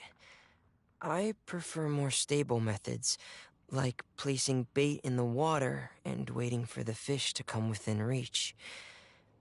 That's the kind of method I would count on. Calm and steady. Exactly the kind of person who would catch loads of fish. And I can be their assistant. With discretion, I'm sure. I'd probably use some sort of mechanical animal. Papa once bought me some small clockwork squirrels, mice, and such. When placed in the forest, they can attract others of their kind. I remember that you liked those too, didn't you? I did. And that would be a good way to go about it. If they're realistic enough, animals of the same kind will follow them all the way to the trap. What about you, Monsieur Neuvillette? I fear I do not have any related experience. That makes sense. You usually solve problems directly, without the use of any such tricks. But I do have one more question for you, Monsieur. If we were to create a trap now, how would you design it? I would like for it to be effective, but bring no harm to the prey. A more gentle trap would be ideal. Kind, as always. However, our intention doesn't necessarily change the containment device and the type of implement we need. If we wanted to kill the prey in one strike, we would need a powerful implement. However, that also goes for prey that must be captured and safely contained. Wait, why's that? Only a hunter who's a true expert at subduing their prey can snare it without harming it. The line that divides life and death is often exceedingly thin. So are we going hunting together? We hadn't thought of seeing ourselves as hunters. It kinda works, but maybe it's still not the best metaphor. If our means of capturing and dealing with our prey is to put them on trial, then the hunting metaphor is actually quite accurate. But we shall require much more courage than any hunter to judge a god, a being whose seat is an exalted throne. Oh, so that's what's going on. Sounds very interesting.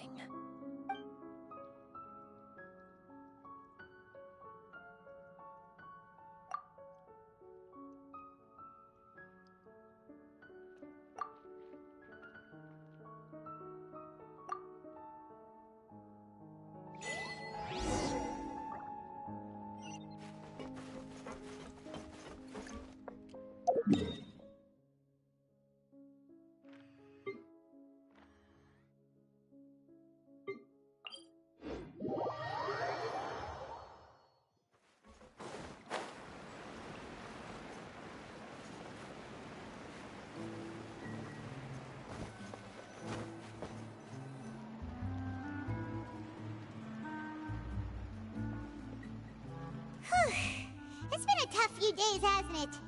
So much has been happening.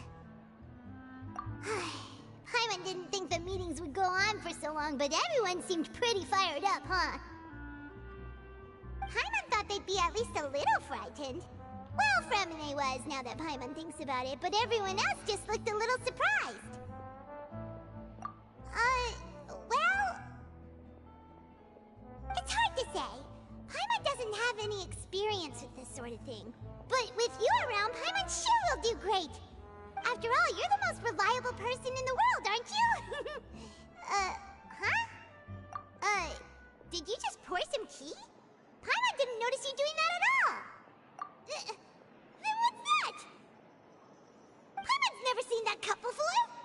Don't be frightened. I'm just joining you two for tea. I merely refrained from saying anything till now. Who's that voice? But there's no one here. Aw, have you forgotten me already? Wait, you are familiar. You're the voice we heard from the sky in Sumeru. The voice from the sky, I fear that description is wrong. Though, not completely wrong. You're feeling lost now, just as you were feeling previously. I sensed that confusion and thus came to you. Guiding people is an irresistible hobby of mine, after all. Consider me a passerby, just accepting a commission from my friend's disciple on a whim.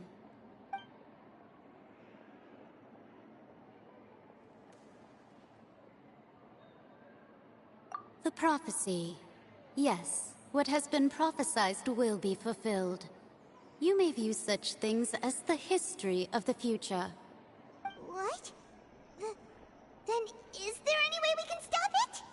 I believe you have witnessed a failed attempt with your own eyes. Can everything in Teyvat so easily be changed? Ah, so you've caught on. Just as prophecies are usually only the future as seen from the perspectives of the gods, could things be happening in hidden corners where the gods' gaze does not fall? Are the things that you shall see different from the fate that the gods perceive?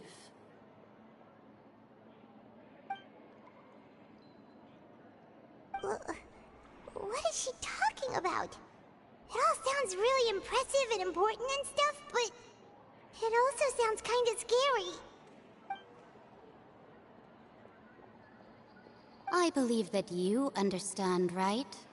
Some things are insignificant, but others you must reach out to change. Ultimately, fate shall serve as your only guide, no matter what will happen in Teyvat's future. All you need to do is to play your part. This was good tea, by the way. Thank you for your hospitality. Well, that'll be all for today. The voice. It's gone.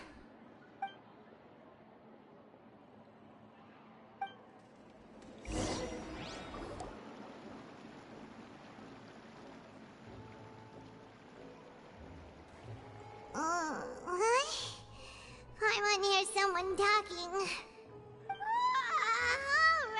Alright, coming! Hey, it's you who's getting lazy, okay? Well, I see I've walked in on some lively banter. Luna! Fine, just fine. I went to take part in that Steambird panel. It turned out to be more interesting than I expected. Not all Fontainians are pessimistic about this. One journalist mentioned that sitting around and waiting for the end to come would be wrong, and that they should make their own rescue preparations. I agreed, so we had a brief chat with her. Did she have pink hair by any chance? Why, yes! It was Charlotte. You remember her, right? That daredevil journalist? I'm in full support of her view. Prophecies are very important, but how can people allow their lives to be commandeered by just a few words? That's right! Paimon's glad to hear something sensible for once. Ah, yes. About what we had discussed before. I did try, but I'm afraid I couldn't reach the old hag. I'll try again tonight, but I wouldn't get your hopes up. Huh?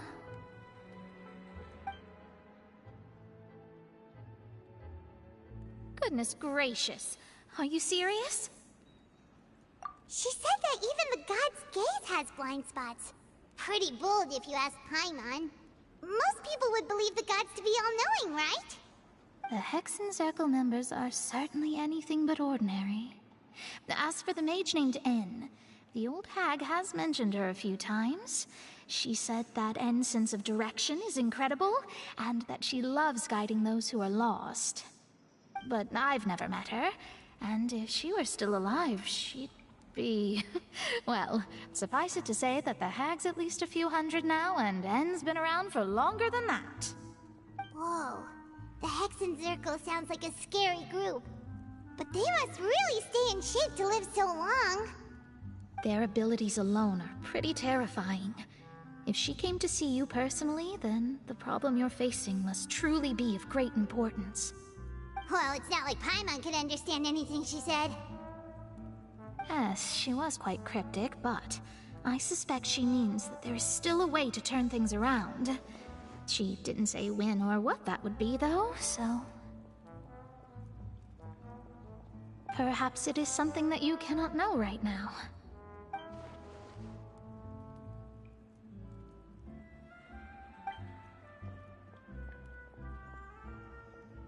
Traveler, Paimon, are you two all right?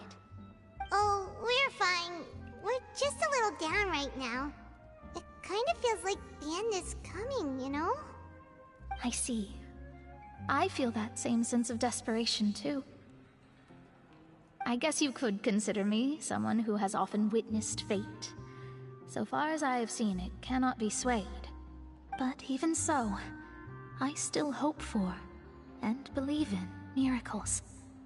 Astrology is eternal and rational, but fate may not be. It is cruel, but it can also be beautiful. Perhaps that's what En was trying to tell you. Not to lose heart, and to believe that what you are seeing playing out before you is not yet set in stone. I did originally think of steering clear of all this, but I couldn't. Even if this is all futile, I still wish to help everyone. If we don't struggle to the last, then how can we face the end when it comes? Huh. You do have a point. There I go, talking about astrological principles again. Sorry about that. The moment I start talking about work-related stuff... I need to get going. It was worth trying to comfort you, even if only a little. I believe that you'll help those who are struggling in the same way I did. I suppose that might be why we always seem to meet by coincidence. Paimon feels kinda moved by what Mona said. But also kinda sad, too. Hey, Traveler. Paimon suddenly feels like going outside for a walk. Let's go. Let's walk around the city, shall we? There's a few spots we always like to walk by.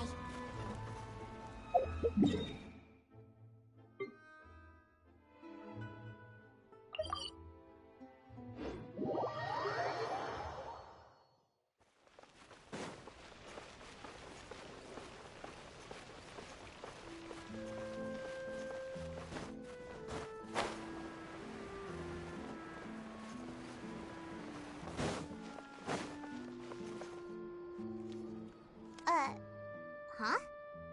Our names are written in this newspaper. What's going on? Maybe we're famous. Let Paimon see! The underwater stronghold, the Fortress of Meripede, has continued in its noble autonomy, but that does not mean that others cannot interact with it. My recent attempts to enter the fortress bore little fruit. Huh. Guess Charlotte still hasn't given up on that. Thus, did an Outlander friend become the focus of this report, a blonde adventurer with their white fairy legends trailing in their wake. It is said that this mysterious traveler once visited the underwater fortress. So while the fortress's interior remains a mystery behind closed doors, do not fear, for the tales of the traveler contain surprises in spades. Journalist Charlotte's biggest scoop yet, the Traveler's Trail, World Walker. Charlotte took so many awesome photos of us and we never even noticed her. She hasn't been able to get a hold of anything at the fortress, so since we're easier to find, she's using us as the subject matter instead? That sure seems to be the case. Ugh, seriously? Well, fine. Those headlines and photos do look cool, so Paimon will forgive her this time.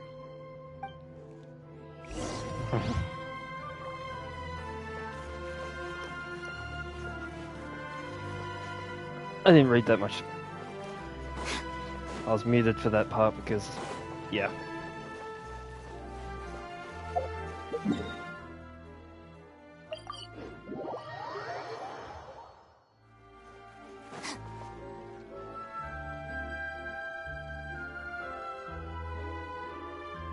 We're here! Paimon's hungry. Should we go in and get something to eat?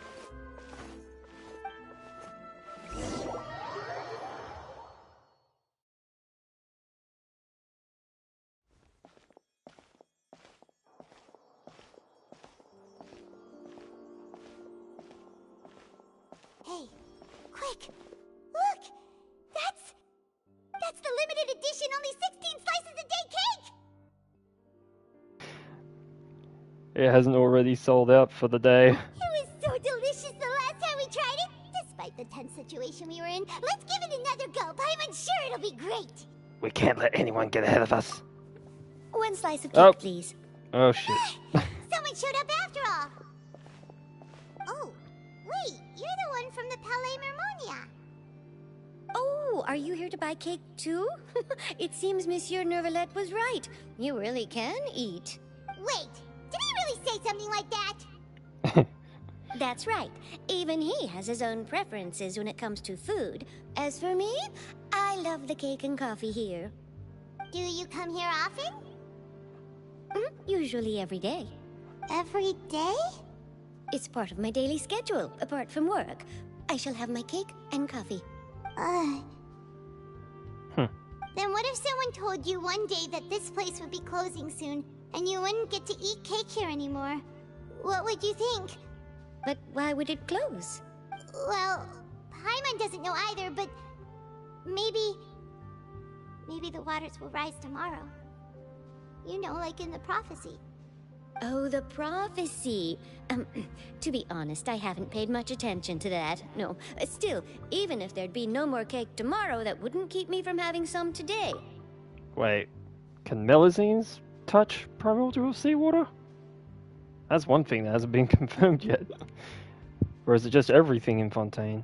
No, it's the same for eating in general. You might not be able to eat tomorrow, but if you can do so today, then you should carry on. That's what people call living, you know. The more you know. Don't be sad. Excuse me, could I have 2 more slices of cake to go? These 2 slices are for you. Sijuin said that this kind of expression you're making is what humans call being sad. Oh, you know Sijuin? I sure do. She was born before me, and she sometimes comes to the surface to teach us things about humans. She said that humans are creatures that are saddened easily, yes, and you can only lift their spirits by feeding them delicious food. So please try the cakes here. I've got something else to do, so I'll be going now. You two try to stay in a good mood after eating, all right? Bye. Oh no, we're depressed. Time to eat some food. Oh, we're happy again all of a sudden. Alright, let's dig in. Paimon's sure this cake will be delicious.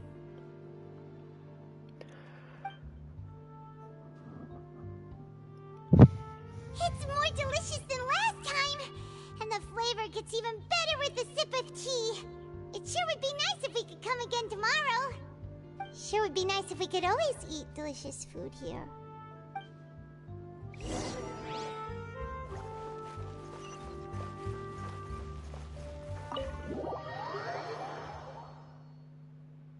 Oh, we're near the Seabird office. Let's go look for Charlotte and have a chat. I knew Charlotte would be in here somewhere. I mean, she's on the banner.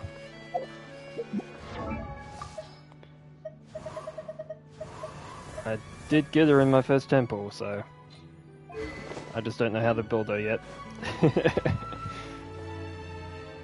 Wow! If it isn't the Traveler and Paimon! Oh, have you seen the article I wrote about you? Ha! You've got some nerve! You just used us to make some quick mora! Hey, where's the ha? They usually put the ha in there. We can negotiate for a profit split. Oh, you needn't worry about that.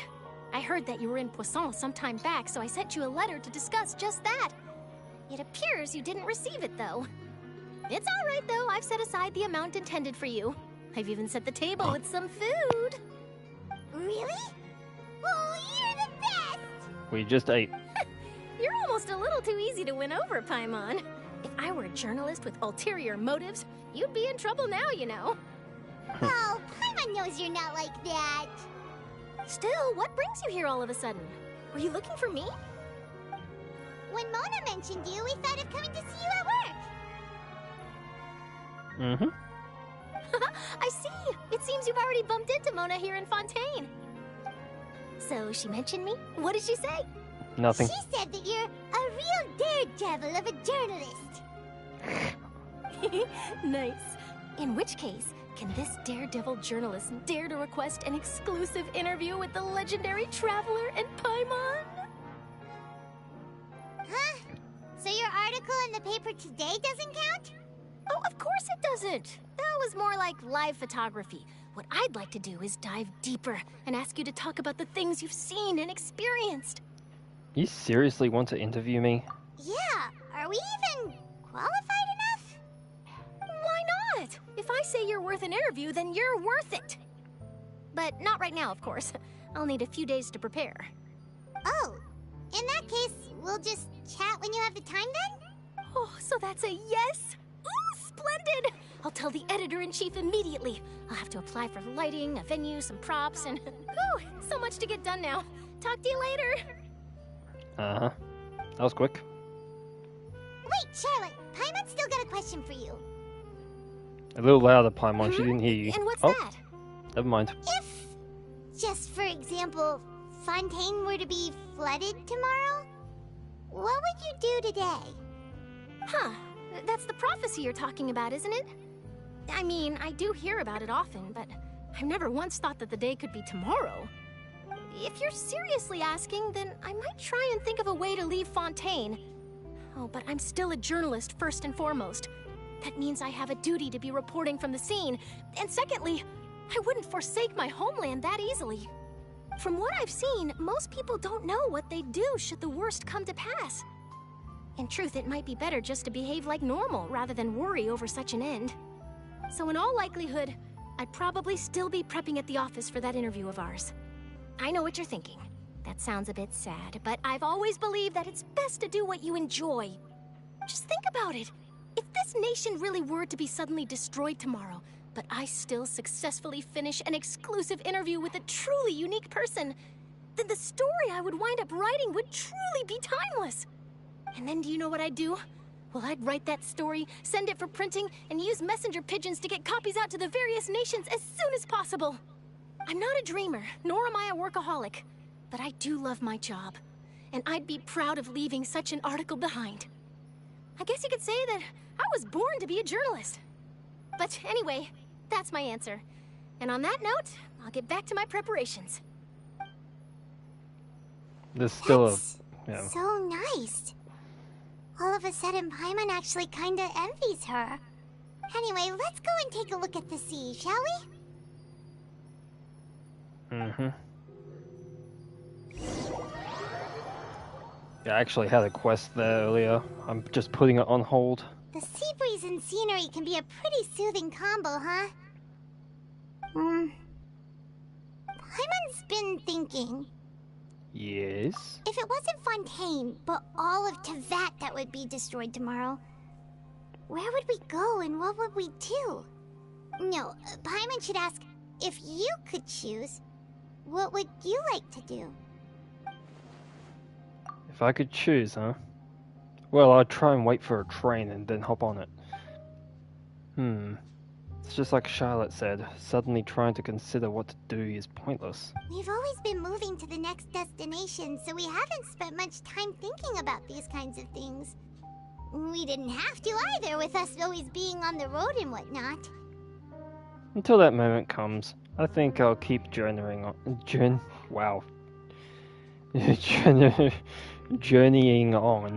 Damn. You mean, still traveling? Yes, cherishing every single moment. Huh. Wait, isn't that what we've always been doing? Oh, you're bright, Paimon. Brightmon.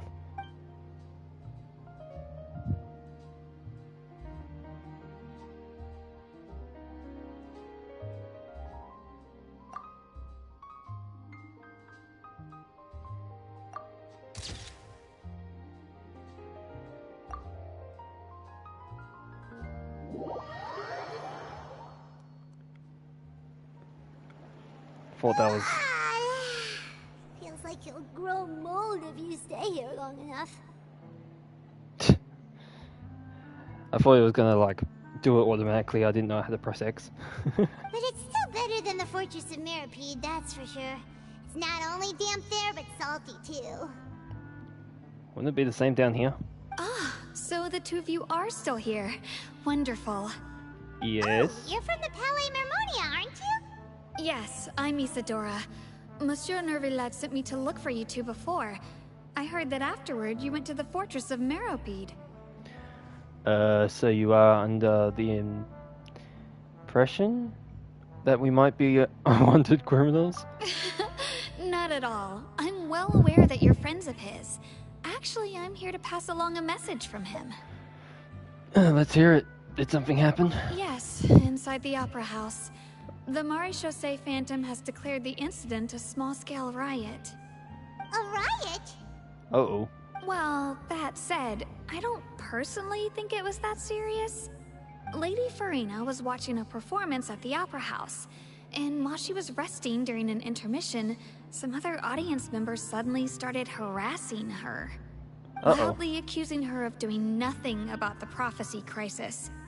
And before she could respond, others started to join in.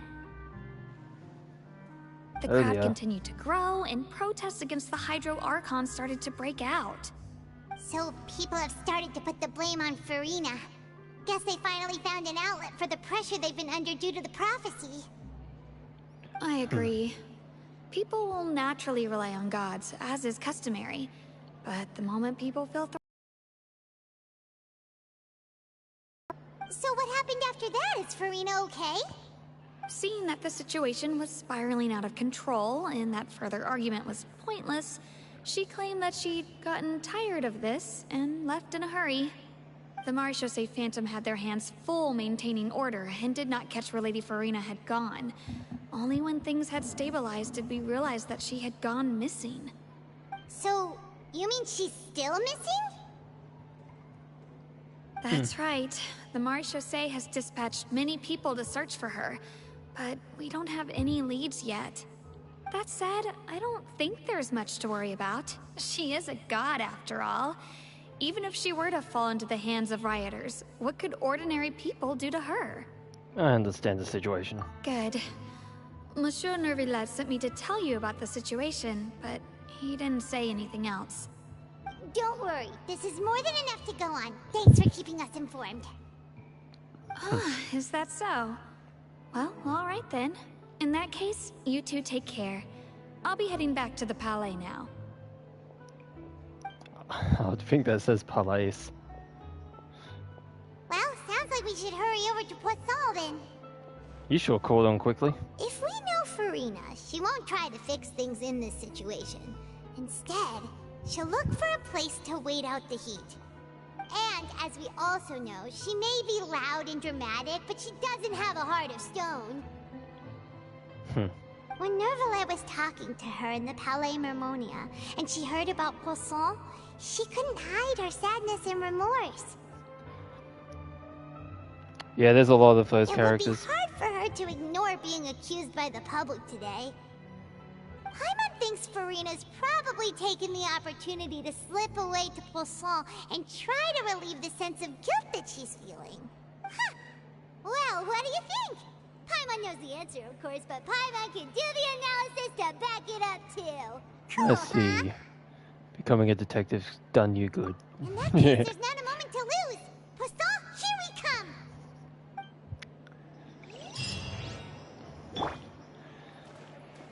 I'm just doing the story.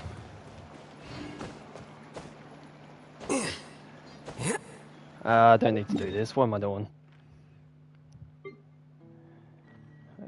Go here. Oh wait, underground. I keep forgetting. Need to go underground. This place looks deserted. Guess all the survivors must have evacuated already. All that's left here are signs of devastation. Could Furina really be here? Let's try to find her as soon as possible.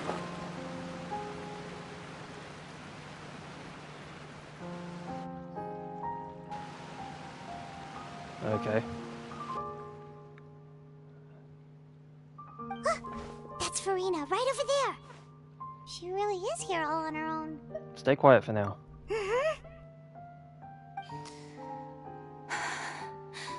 Should I just give up? This is all meaningless. What was meant to happen did happen after all. Everyone's dead. I'm sorry. I'm so sorry. Give up, Furina. There's no point in holding out. I'm sorry. But what can I even do other than to repeat meaningless apologies over and over? Furina. Who's that? Don't worry, Furina. It's just us. Yeah. So it is you, blonde traveler from another land. Why, I almost thought you were someone from that mob of my ignorant subjects.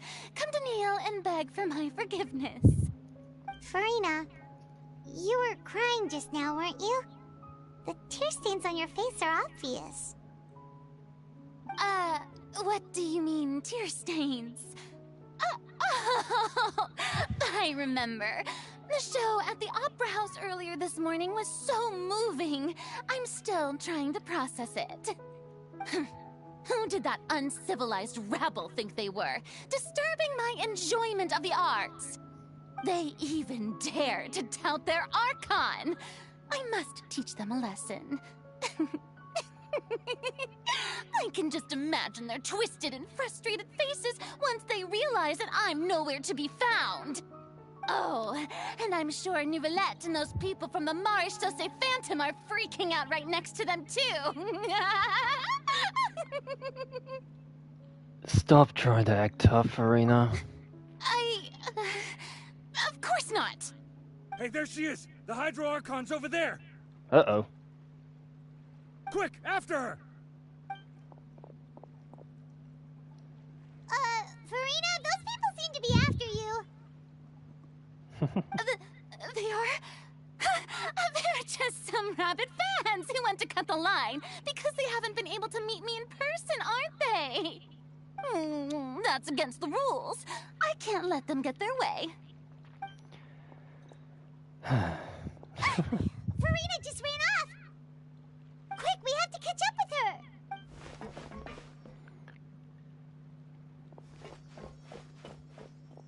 Or at least, yeah.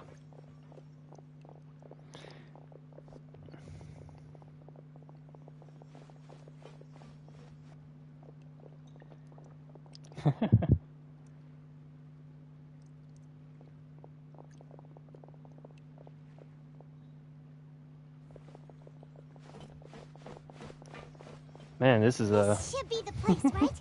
Hey, Furina! There's a good hiding spot over here. Quick, come to Paimon before the rest of them catch up to you. What is this place? Hurry, they're almost here. Fine. I suppose haste is warranted. Lead the way. She always thinks she's performing. Trying to sound high and mighty.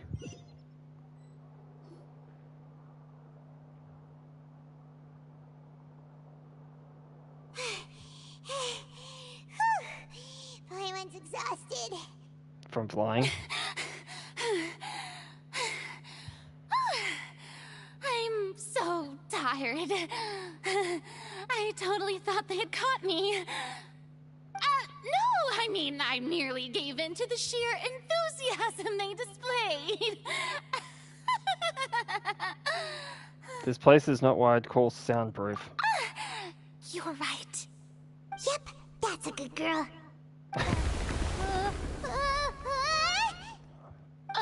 What's happening? The ground's shaking. Is it an earthquake? Another disaster just struck, I suspect. Yeah, a quake of this kind preceded the flooding in Poisson, didn't it? It can't be. It's happening again. Well, there's no need to worry too much about that. Neverlette's made some emergency plans, so the evacuation should go a lot smoother this time. Yeah, I hope you're right. But the people of Poisson, they've already... Dissolved.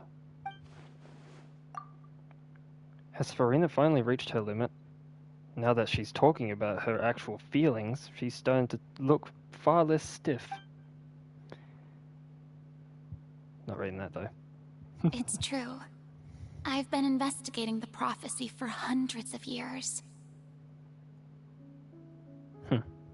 I once had informants all over Tevat, searching for clues and feeding information back to me. I've tried all kinds of ways too to hold back the sea. Anything to keep the coastline from advancing. But all my efforts proved to be futile in the end. Really, the truth has been clear to me for a very long time. We cannot make an enemy of the divine. No matter what we do, the will of the heavenly principles will have its way, and the prophecy shall be fulfilled. You still haven't given up, right? Whoops, wrong Give one. up. I do love the sound of that phrase. It would mean finally coming to terms with fate, but also for me to finally be free.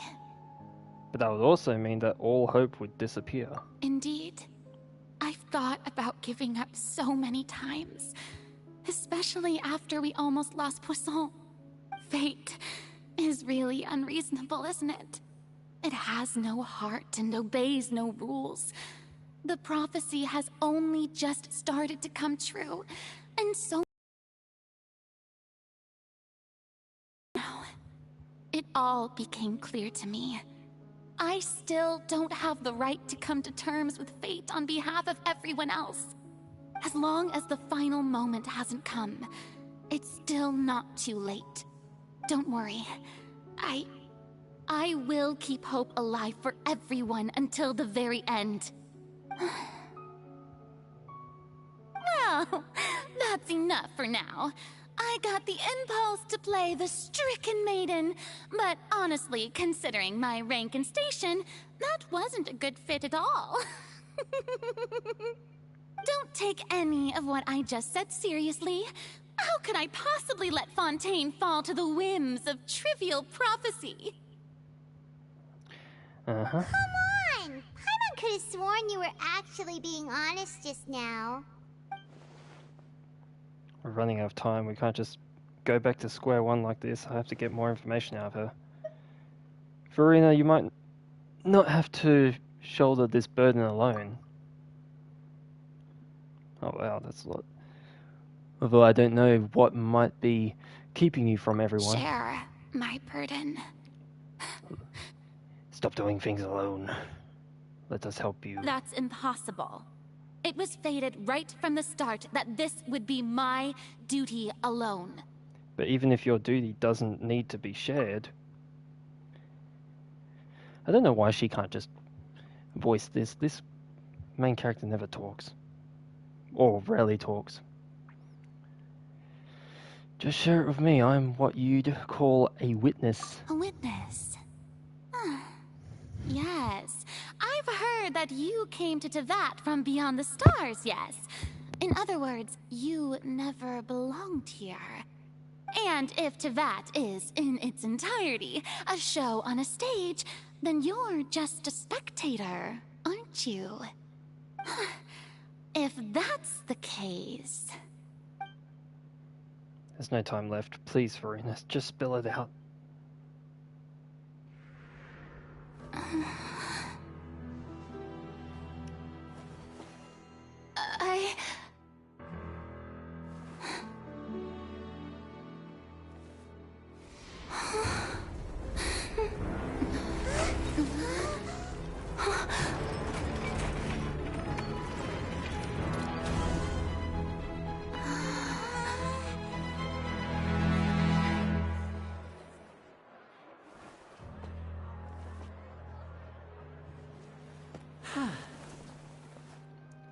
Time to face court. Ladies and gentlemen, this concludes my opening performance. Now, without further ado, we may proceed to the trial of our god. So this is what it is. Yes, you deserve praise for the effort you took to raise the dramatic stakes. Do not forget, however, that I am Focalor, the god of justice, the embodiment of justice itself.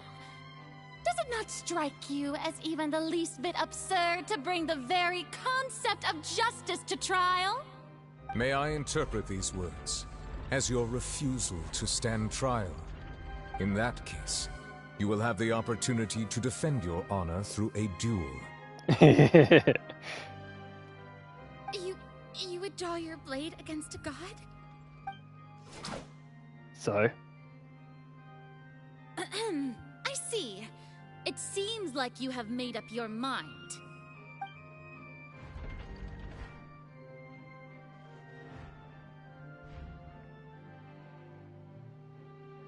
I can't believe it. She just surrendered.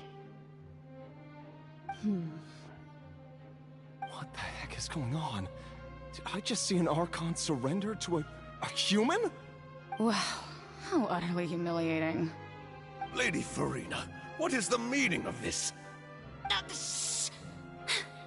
It would seem that there has been a misunderstanding.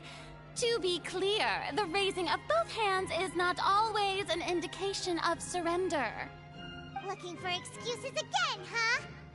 I raised my hands just now to indicate my acceptance of the trial. No duel shall be necessary. I will admit that I've been running away for a long time. I'm sorry, everyone. I was unable to protect the people of Poisson. It is my duty to stand trial for my crimes.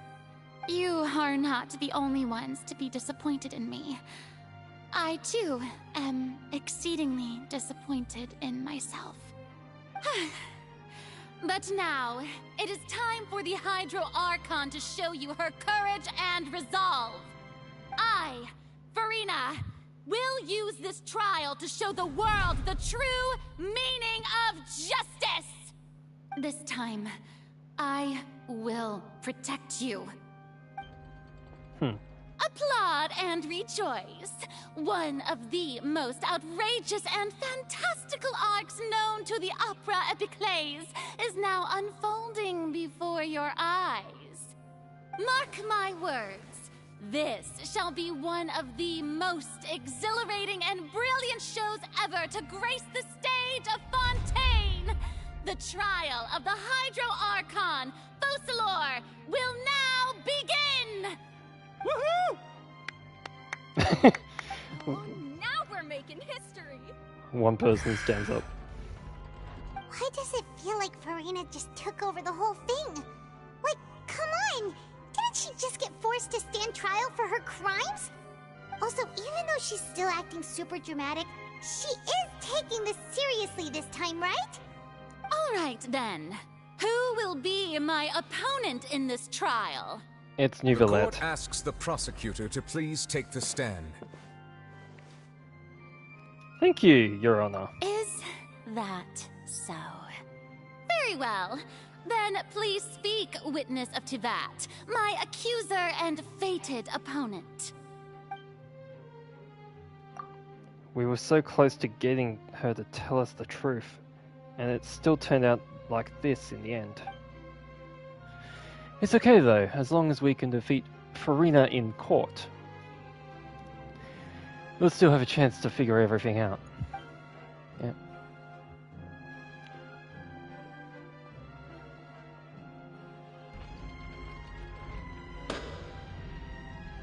Also, please allow me to ask, as a final question before the trial begins.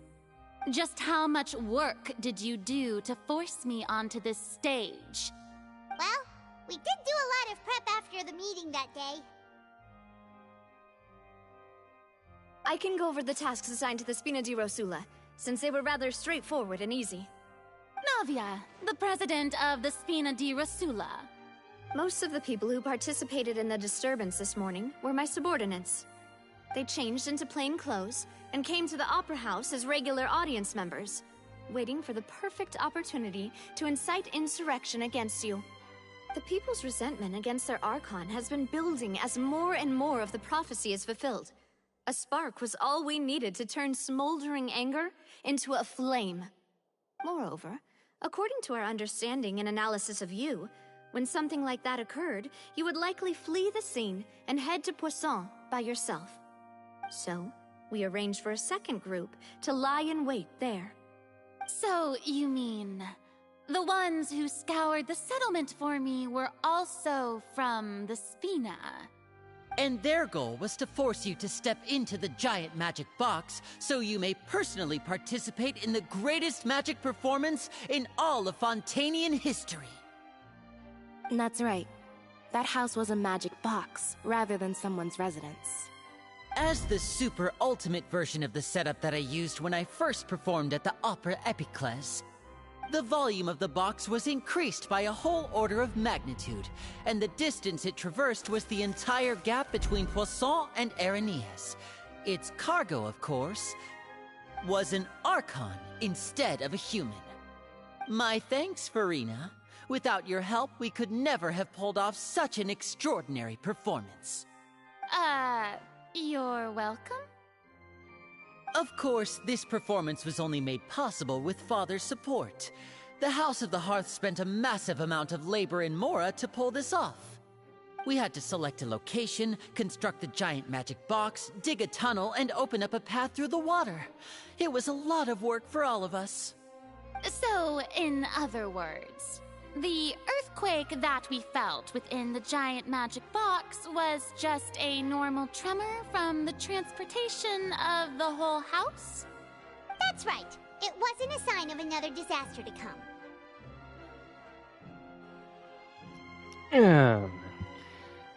Sorry about that. Then, I can guess Neuvillette and Cloran's parts. You gathered a crowd, prepared a stage, and made sure that the champion duelist would be immediately ready for a fight. Also that as soon as I appeared on the stage, the trial may commence without a hitch. Am I right? Yes, that is correct.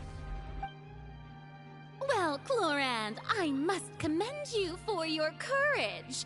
Only the most outstanding champion duelist in all of Fontaine would accept a duel with an Archon without flinching. Thank you. As for you, Traveler, I suppose your role was to keep me distracted with conversation once you found me in Poisson. you'd make sure that I didn't notice anything amiss before revealing yourself as my prosecutor once we'd arrived onto the stage. You guessed wrong. Oh? Was to give you... Oh, wait. You see, these two are... My mission was to give you one last chance. We hoped that you'd share your secret with us before the magic box arrived onto the stage. Is that so? Then I suppose I must have missed my final chance. It's fine. It matters not. What's done is done. The stage is already set, so there's no reason to disappoint the audience. Let's see this trial through to the very end. Yeah, the only thing we can do is judge the Hydro Archon. Still, I can't help but be a little bothered at the conversation earlier. What did Furina want to say to me right before we arrived on the stage? Madam Prosecutor, please allow me to pass this along. This is a document that Miss Charlotte applied for and received permission to share with you during the trial. According to her, it should speed up the proceedings. Okay. Huh? Charlotte wanted to give us something? Oh, so she's here too! Hey, Charlotte! Oh, let Paimon see. Isn't this the exclusive interview that she did with us before? So she's already finished it, huh? Wait, then that means this document is a perfect timeline of everything that's happened ever since we stepped foot in Fontaine! Huh. So in other words, we can refer to this anthology of evidence every time we want to use something from our journey as evidence for an argument! It's a super practical gift. Let's quickly confirm the information in it. Just think of it as a refresher, alright? Great. You defeated the Hydro Archon in the very first duels you took part in at the Opera House. That's one for the history books, all right. That one's on the channel. I didn't think that you'd wind up getting to the bottom of the case I'd been following all this time. I guess you could also see this as a happy coincidence. I don't know about that one. This is the first time Monsieur Nervillette had a difference of opinion with the Oratrice. Even the Hydro Archon can't figure it out. I was trying to stream that, but it didn't work. But the Tui Harbinger. She's an extraordinary person. Her instinct must mean something. And is keeping Genshin alive right now. The fortress of Meripede was almost destroyed in a single day. That I didn't witness that scene personally will always be a source of professional regret, I think. I don't think that's on there. According to Monsieur Nervillette, both Child and that whale should have been in the Primordial Sea at that time. That's the boss I'll be facing soon. I nearly lost my awesome friend Navia. To be honest, that still gives me shivers. She lost her 2 bodyguards. The words of someone as extraordinary as a witch can probably only be truly understood when something surreal happens to you. These mages have not been mentioned, well, have not been seen yet.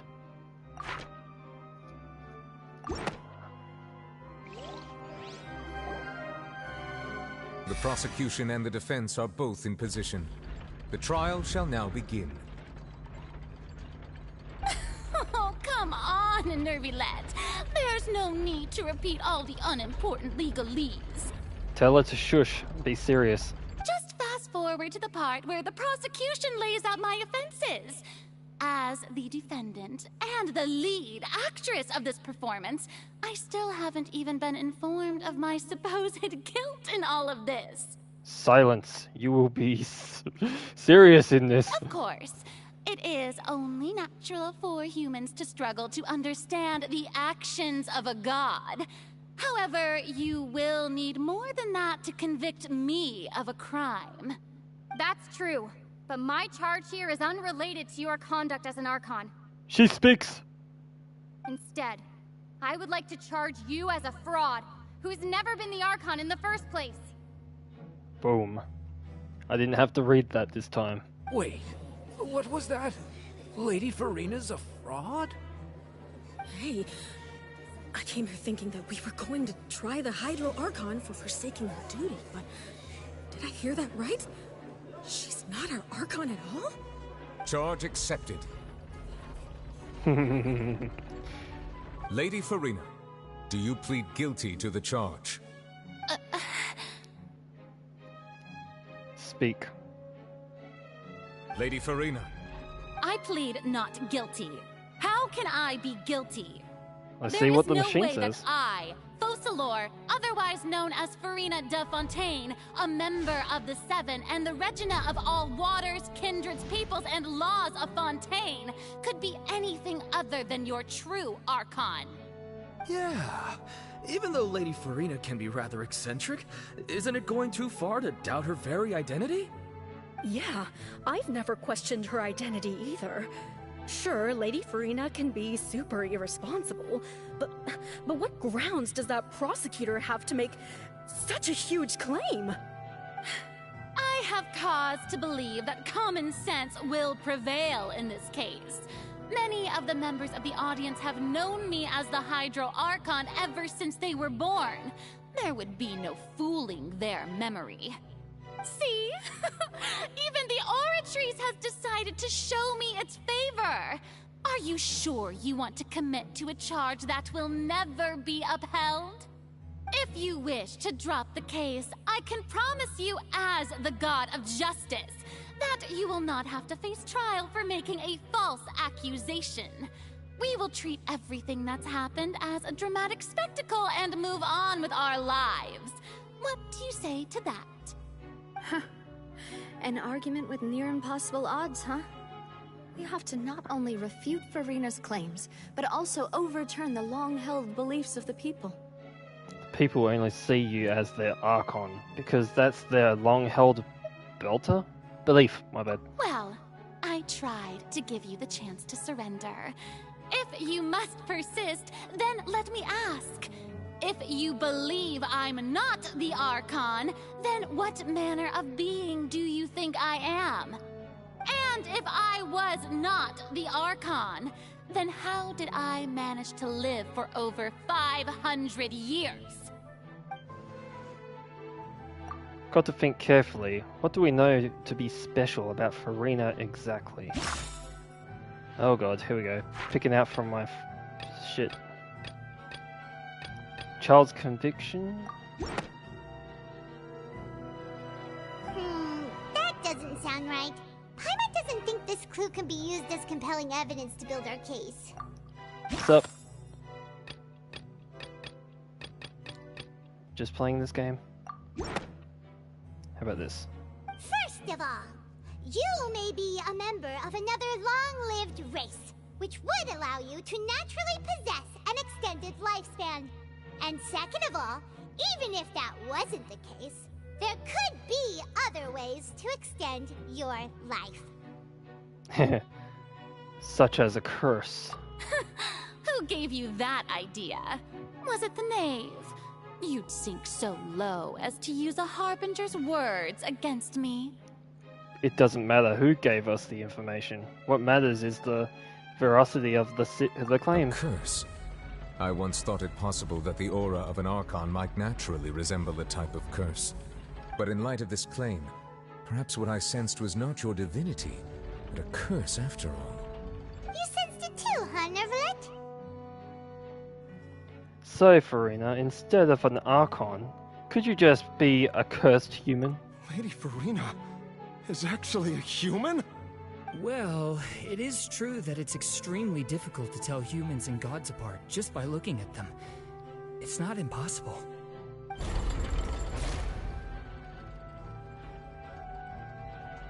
Well, don't start celebrating too early now. Even if I have been carrying a curse like you said, how does that prove that I am merely a human being? Besides, everyone knows that the main difference between a human and a god is the possession of authority.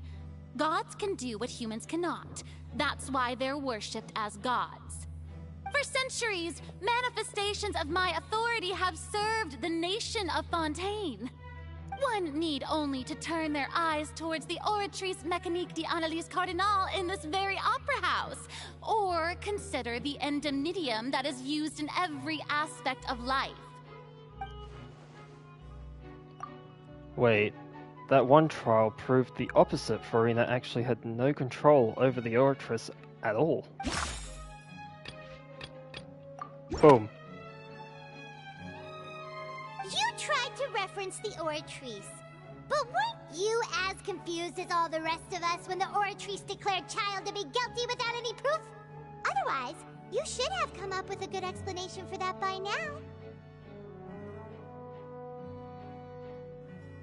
Didn't I make myself clear at the time? The decisions of the gods are naturally difficult for humans to comprehend. There is no need to provide an explanation. Lady Furina, I believe a reminder of your current circumstances is in order. While the court is in session, the principles of justice and the law must come before all else. While you are an Archon, you are also first and foremost the defendant in this trial. You will prove yourself unable to defend against the prosecution's charges if you continue to withhold vital information against the rules of the court. I never thought you'd use that kind of rhetoric against me. That was no trick of rhetoric, Lady Furina. I've merely reiterated the rules of the court. Rules that all should respect and follow. So, you neither knew why Child was declared guilty, nor did you understand the structure and operations of the Oratrice. Instead of having been created by you, the manifestations of authority you mentioned have been made by the real Hydro Archon, haven't they? The real Hydro Archon? Well, now you're really losing me. It is true that I did not know why the Oratrice gave out a guilty verdict that day. But the Oratrice handed out that verdict unilaterally, and it has been operating independently ever since it was first created. You can't argue that just because a divine creation is flawed, that the god behind it must also be no god at all. She's still throwing out all kinds of excuses. Seems like she's confident that we won't be able to produce proof that she has no power over the Oratrice. Sure, we can put the Oratrice aside for now. But then, Miss Furina, could you give us a brief demonstration of your power against an Archon? My power as an Archon? An Archon. There are many ordinary citizens in the audience. How can I just carelessly demonstrate the formidable power of an Archon? If that poses a concern, I'm prepared to extend my protection to the audience. You don't need to go that far. A brief demonstration of your power over Hydro should be quite harmless.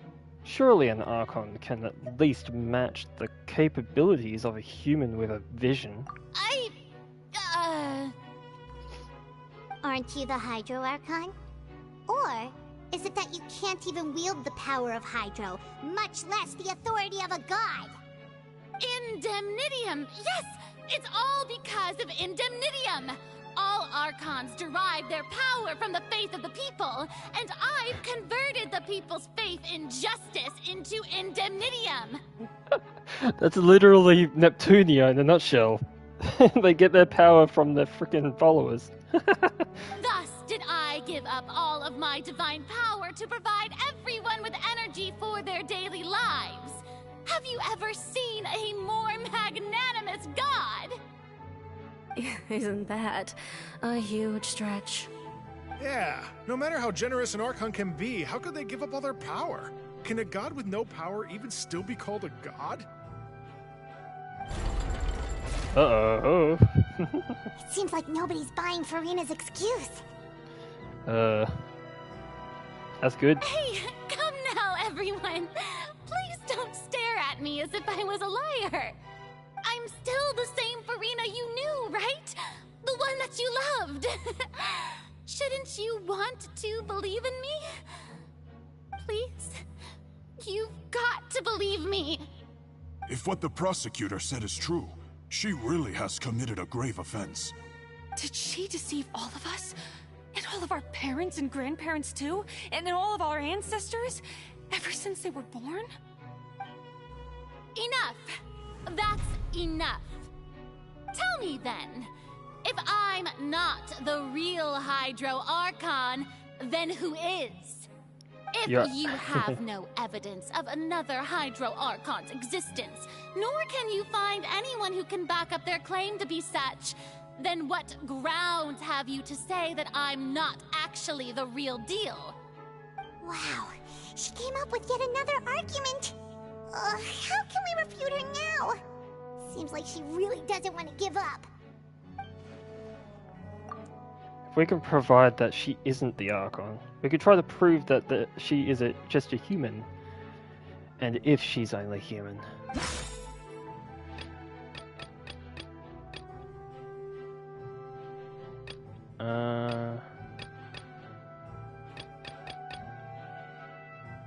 Falling into seawater, maybe? That doesn't sound right. Paimon doesn't think this clue can be used as compelling evidence to build our case. Became Lenny's attorney. Serial disappearances, maybe?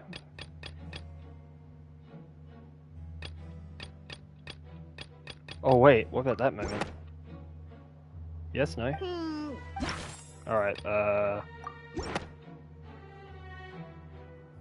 It has been established that all Fontanians can dissolve in water from the primordial sea. And that means... Yeah, that's a big thing in this region. Since you insist on claiming to be a god and not a human, then there's a method that you can use right here and now to eliminate all suspicions of you being the latter. Miss Navia, please apply to serve as a temporary attorney for the prosecution before addressing the court. Though you act in partnership with the prosecutor, you must still adhere to proper procedure. Super sorry, Monsieur Chief Justice. I swear this really will be the last time that I'll speak out of turn. Now, I've brought some seawater from Poisson. As everyone knows, a massive flood struck the area not long ago, taking many lives, including those of some of my closest friends. So, Miss Furina, would you dare to touch some of this seawater? If we are to believe that you are indeed the real Hydro Archon, touching this seawater would have no effect on you. All it should do is strengthen your case. But if you don't dare to touch it, then we would have basically proved the reverse.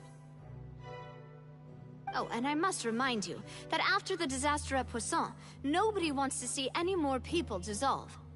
I do hope you'll act prudently and choose the simpler path of admitting guilt. Navia from the Spina di Rasula. The Spina has governed Poisson for many years. I guess her suggestion is valid. If Lady Furina is indeed just a human, she's probably Fontanian like all the rest of us. Would she really dare to try?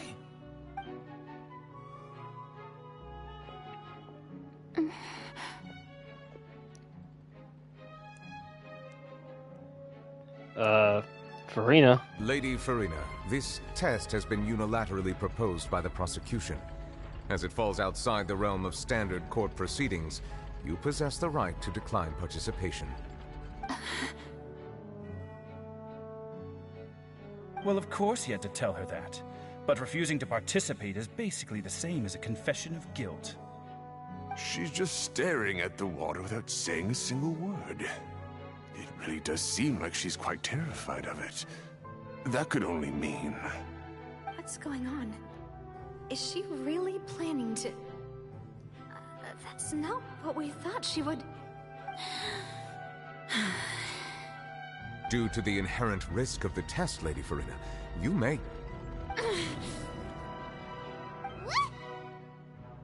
Hey!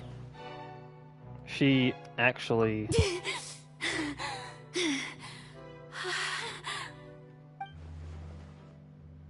I'm fine!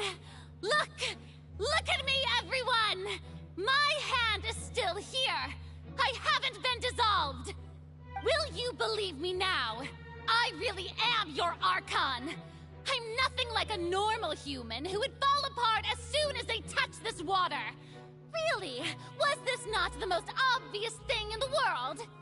Miss Siegewin? If you're present, Miss Siegewin, please come forward and attend to the defendant. Siegewin? Don't be nervous. take a few seconds. Let me see.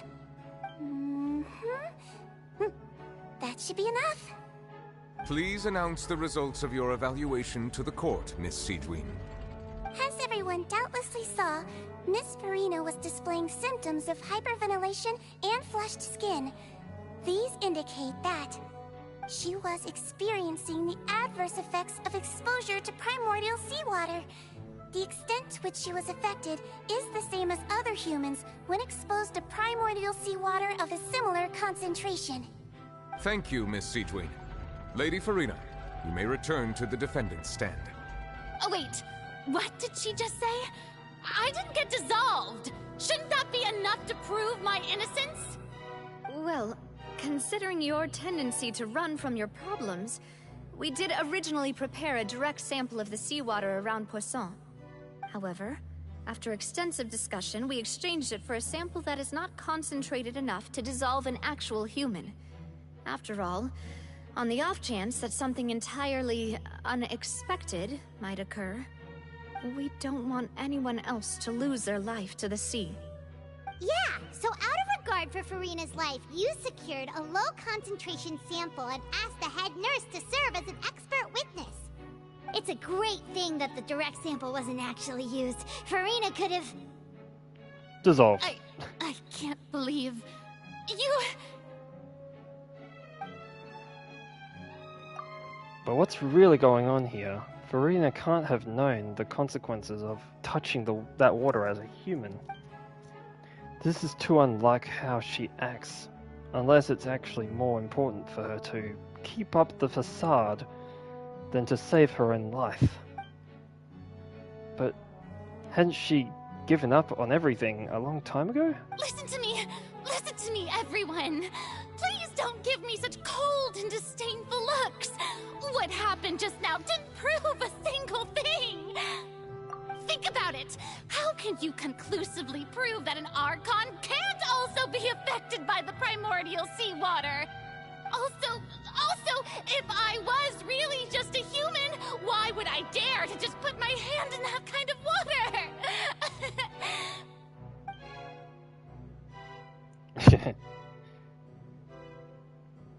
Please, everyone, anyone, just listen to me.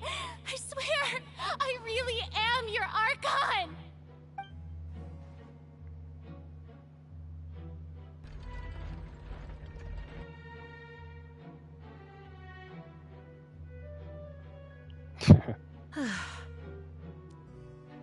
I don't think anything she says at this point will sway anyone. The odds are just too stacked against her now. With all the things that have been said, Paimon doesn't think there's any way left for Furina to win. I believe the time for arguments and presentation of evidence has come to an end. If there are no objections, we will move on to the final judgment. Is she guilty or innocent? I don't think anything she says at this point will sway anyone. She's too stacked against her now.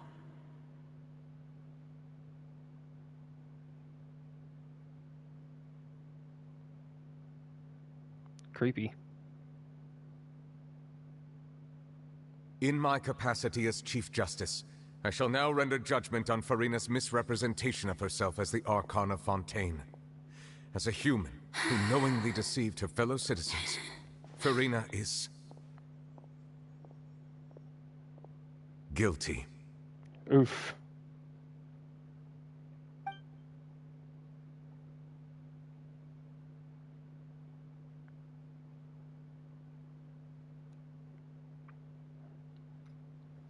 We shall now turn to the Oratrice Mécanique d'Analyse Cardinale to render the final verdict on the charges.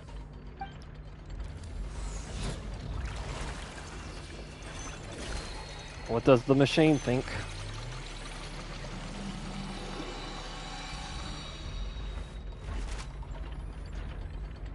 According to the judgment of the Oratrice Mécanique d'Analyse Cardinale, Furina is...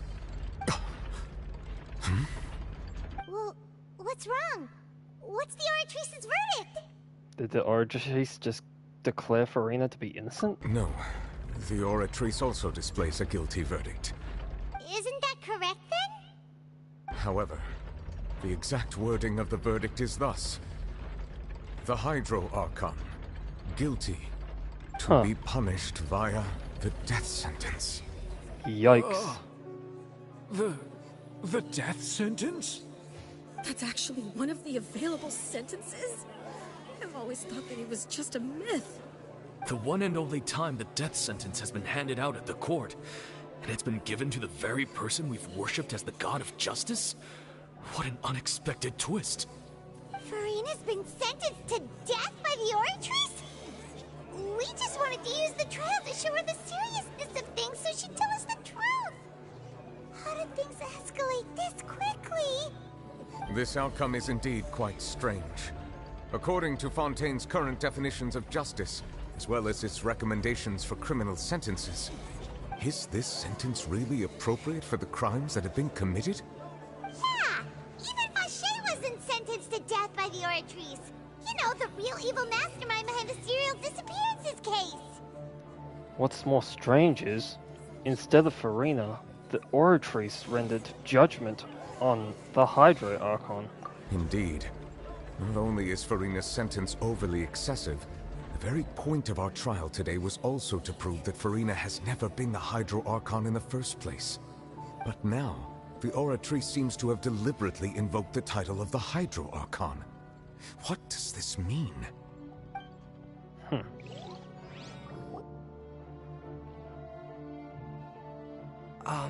Excuse me, if I may interrupt. Yes, Femine? Is the trial still going? Fremine! You finally made it. I assume this means you've completed your mission? Mm-hmm. Any mission Father assigns to me will always be top priority. Father is not a father. In other words, not male. Is that the first prophecy slate? Oh, I found it. Huh. So the knave privately arranged for Fremine to try and find the missing slate.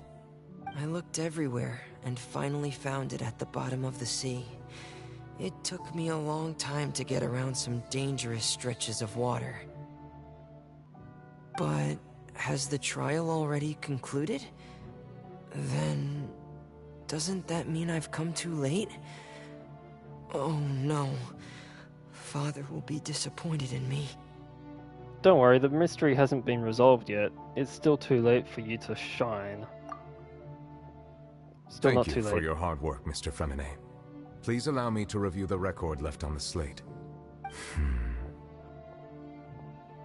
Traveler, I believe that you have already seen the other existing slates.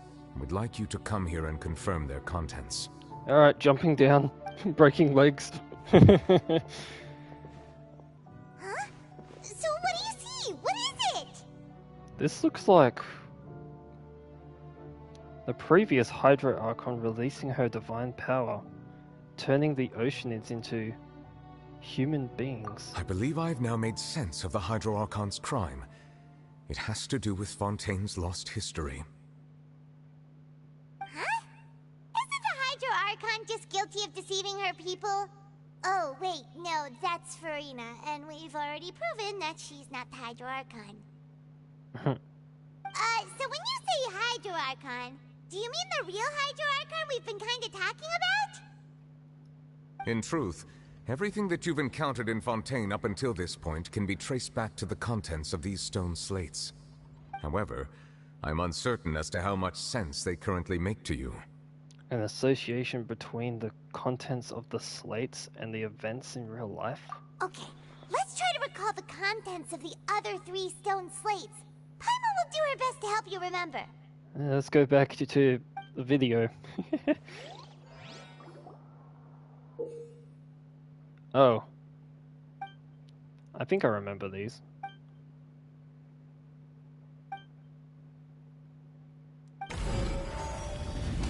Oh dear, I'm gonna have to think on this one. The stone slate describes what you just said. It seems to show the previous Hydro Archon using her divine power, and then the Oceanids turn into humans. They say Oceanids, but I read Oceanids. Does that mean that Fontanians are transformed Oceanids?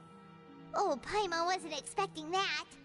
But if Oceanids can turn into humans, then perhaps this process can be reversed as well. The second stone slate shows Celestia floating in the sky, and the Hydro Archon and her people worshipping it together. But the heavens still brought judgment down upon them. This must be the point when the Hydro Archon and the Fontanians were branded with their original sin. Does this mean that the original sin and the Hydro Archon sin are the same thing? The third slate shows the Hydro Archon sinking into the sea surrounded by many people. That reminds Paimon, didn't we also watch that happen to someone else? I think, Well, the fourth slate is the prophecy the Fontanians have been talking about. People dissolving into the sea, the Hydro Archon crying on her throne, and so on. She's doing that right now, but not on her throne. We didn't believe that such a crazy disaster could happen at first, did we? But after that incident, it was just a question of when and not if. Oh god, I have to find the right order? Maybe?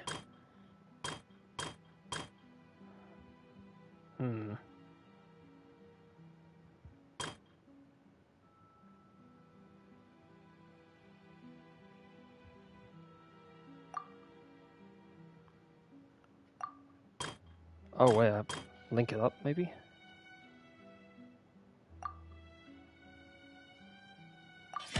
We know from the case of the serial disappearances of young women that Fontanians can be dissolved in primordial seawater. And the first stone slate tells us that long ago, the Hydro Archon used her power to turn Oceanids into humans. This might be the reason that Fontanians can dissolve. Okay, that's one. Celestia. We're not even up to that point yet.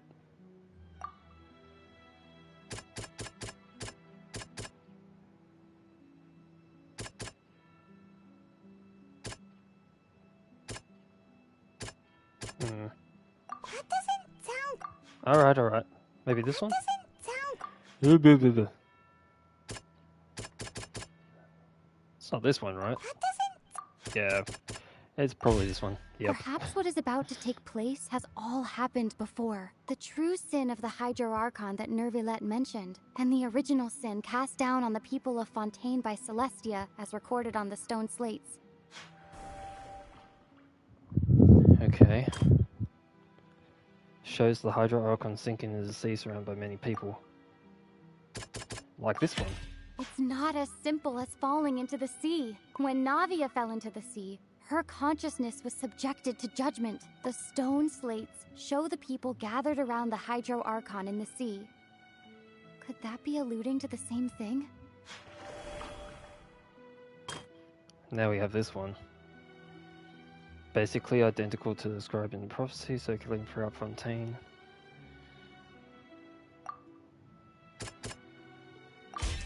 The prophecy from the stone slates found its way into society, but not many people believed it at first. The fortress of Meropide was nearly flooded with primordial seawater, which we know can cause Fontanians to dissolve.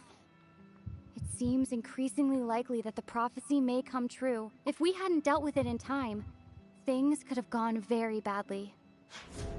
Not for me, though. They'll dissolve into the primordial sea, but won't cease to exist. Their essence will flow in the seawater, converge, and take the form of an Oceanid. This is basically recapping what happened in this region. The Hydro Archon was sentenced to death in court, shocking everyone present.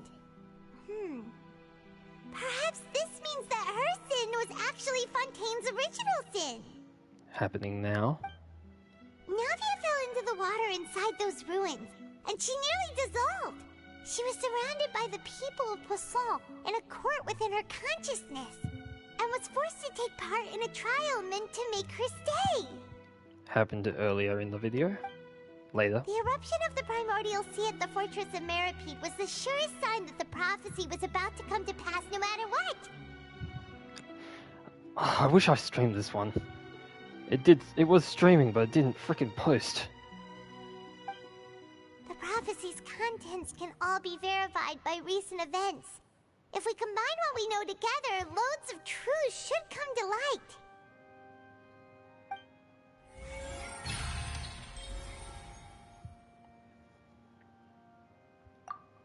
Okay.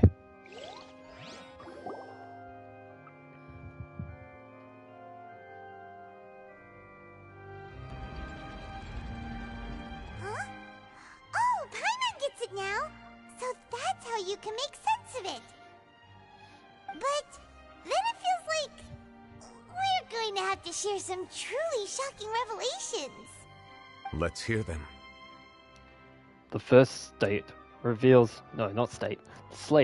that Fontanians are not real humans. Oh, okay. Incredible. Linny, did you hear that? We're not real humans.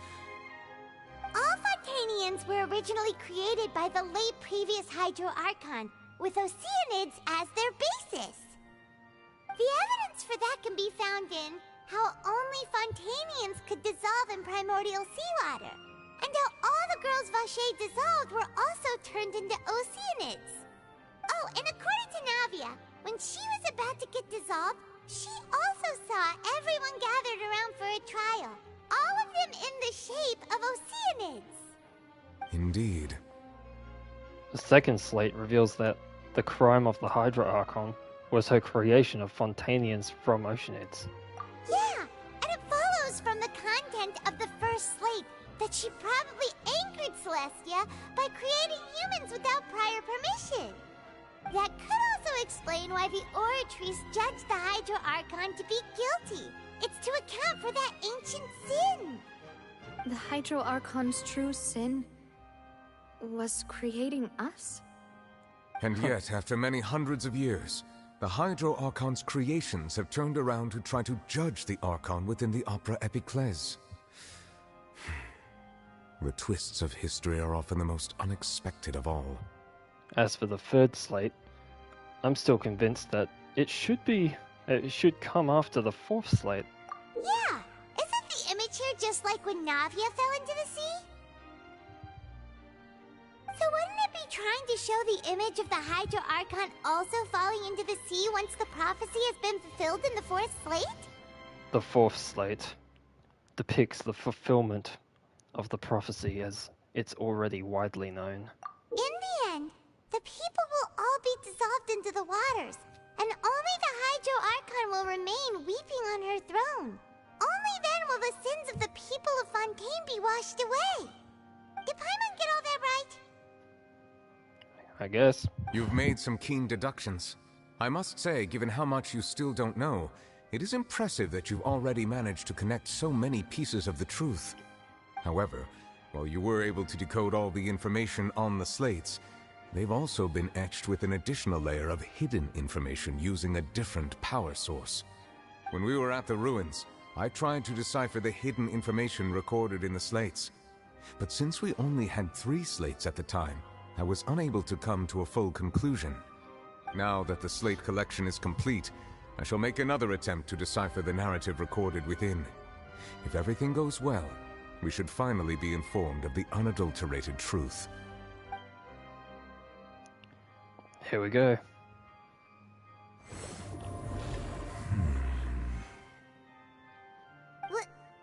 Well? Did you get it? Shush. I believe I should share this truth not only with you, but with all the people of Fontaine as well.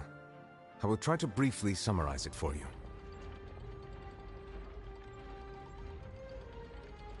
Your hypotheses regarding the origin of Fontanians and the sin of the Hydro Archon were both correct.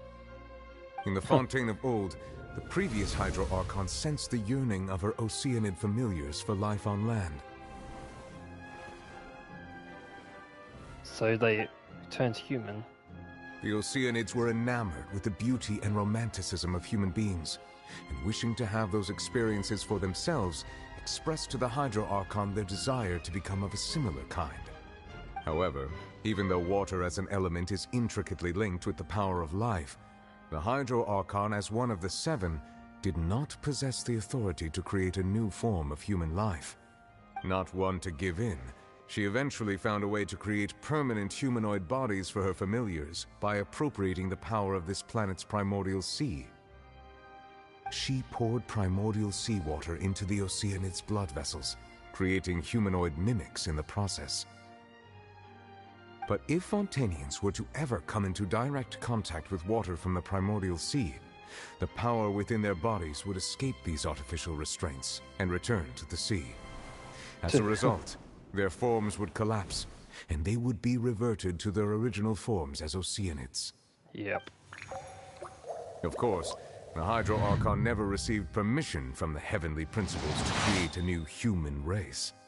And thus, the Hydro Archon and all of her creations came to shoulder the original sin of appropriating the power of the primordial sea. That is the true history of how the people of Fontaine first came into being. So we were all Oceanids before we turned into human beings? That's way too much information for me. I think I'm just going to pretend that I never heard a single thing. Wait, but if that's the truth, we can't let the Hydro Archon be sentenced to death. After all, her only sin was creating us. This really might be too much information for your regular Fontanian, but it does answer a lot of our questions. Alas, your hypothesis regarding the third and fourth stone slates was inaccurate. The slates' respective positions are, in fact, correct. So they are in the right order. What is the third slate supposed to represent then? A key point of the visual on the third slate is how all the individuals depicted in the water are humans rather than Oceanids. They have not been dissolved, which implies that the water depicted in this slate is not water from the primordial sea. The nation of Fontaine is the nation of Hydro, as well as the nation of trials and justice. Instead of being the literal element, the water in the scene symbolizes judgment and justice. You may also recall Navia's experience.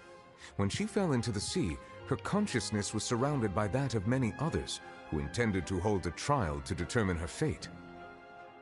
Therefore, the meaning of the third slate is that the people of Fontaine shall try the Hydro Archon at the court of justice. Oh, wow. Well, that's happening right now. Yes, it refers to our present situation. I think I'm following now. So, what you're saying is, even though we decided to put on this trial to avoid fulfilling the prophecy, in truth, everything we've done has happened exactly as the prophecy foretold. So now, it seems, we're the ones making sure it comes true. What should we do? I don't know. Feels like there's no way out of this. Huh. No matter what, the prophecy will be fulfilled. Is this what it feels like to be a prisoner of fate? If that's the case, does that mean the scene in the fourth slate will also be fulfilled soon? Traveler, I would like to point out another small fallacy in your deductions. About the fourth slate, you probably thought that the eruption of primordial seawater beneath the fortress of Meropide served as the surest sign that the prophecy was about to come to pass, yes? However, I believe that rather than being a sure sign, that eruption could in fact only be a small warning of something far worse to come. As for the root cause of the catastrophe, I believe you've already encountered it once before. I have? Wait, could it be?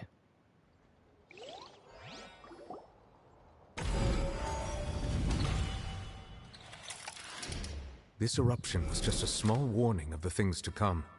We must find the root cause of the disaster.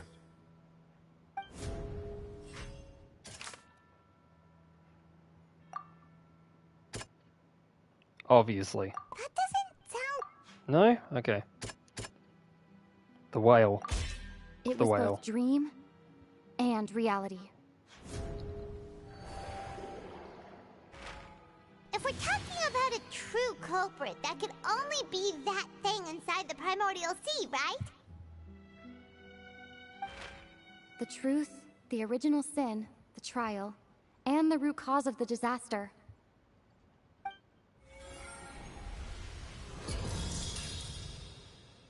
Oh.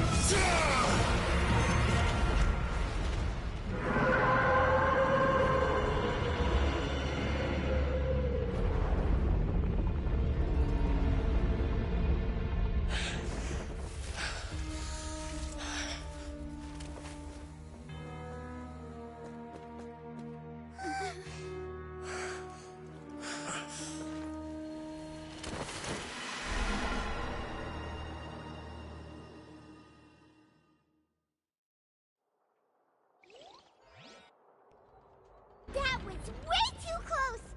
How did that thing just burst into the Opera House? Wait, was that the huge whale you saw in your dream?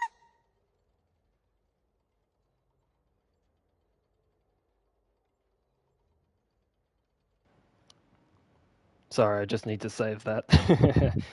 That's right. I'd wager that it's also the one that child saw when he was young. So we've met it at last. I understand very well why it has chosen to make an appearance here. Because we know of its existence? That whale does not belong to Tevat.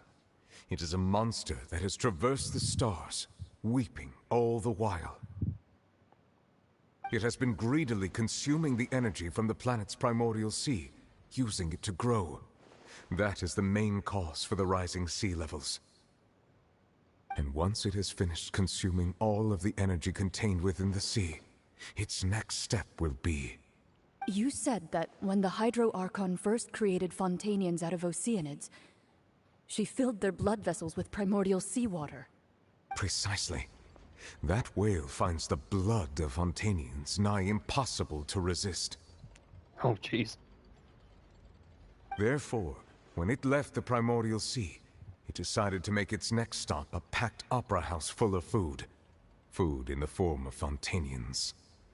We just barely managed to push it back, right? In that case, won't it come back to target the people again once it's managed to recover its strength? That is correct. Indeed, it is more accurate to say that we should thank that Harbinger for buying us some time. Without him, the whale would have likely come onto land far sooner. From the way he looked, he must have been fighting the creature for quite a long time. Yeah, and in that state too. That battle maniac. We've always known that he had a special connection with that whale, but we definitely didn't expect it to help us out like this. Anyway, now that we know that this whale is the actual cause of the disaster recorded in the prophecy, all we need to do to stop the prophecy would be to find a way to beat it up, right? It is too late. What do you mean? It had already absorbed too much of the primordial sea's energy before we could notice it. At this point, it has become practically integrated with the sea itself.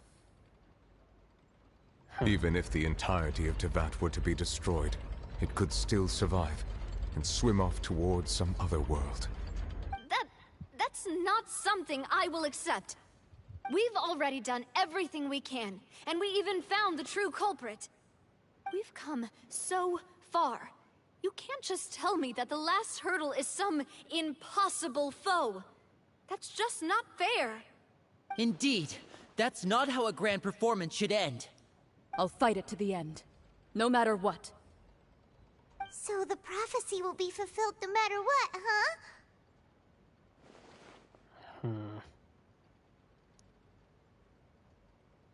The prophecy. Yes, what has been prophesized will be fulfilled. You may view such things as the history of the future. After everything, it still turned out like this. We couldn't fight against fate. Wait, but if this is all about fate... Just as prophecies are usually only the future as seen from the perspectives of the gods, could things be happening in hidden corners where the gods' gaze does not fall? Ultimately, fate shall serve as your only guide, no matter what will happen in Tevat's future. All you need to do is to play your part. Could it be that even the prophecy will be fulfilled? There will be a way to save everyone? Did I miss something? Wait, I forgot about Furina. What was that she wanted to say to me at that last moment in the giant magic box? What is her real secret?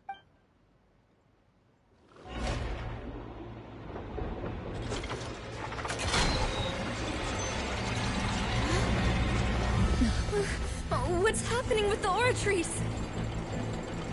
I believe it is preparing to carry out the death sentence.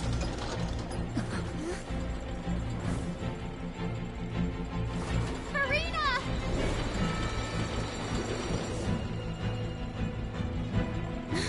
No, I still need answers.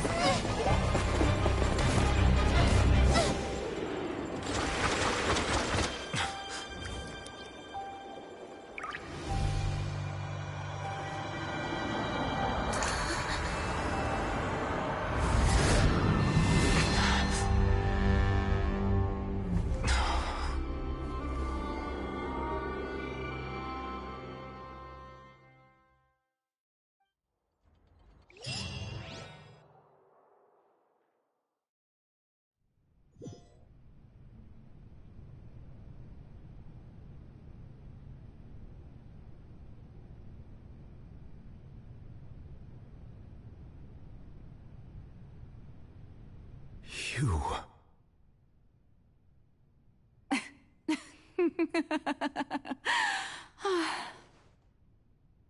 Sorry. That shocked expression on your face is just too amusing.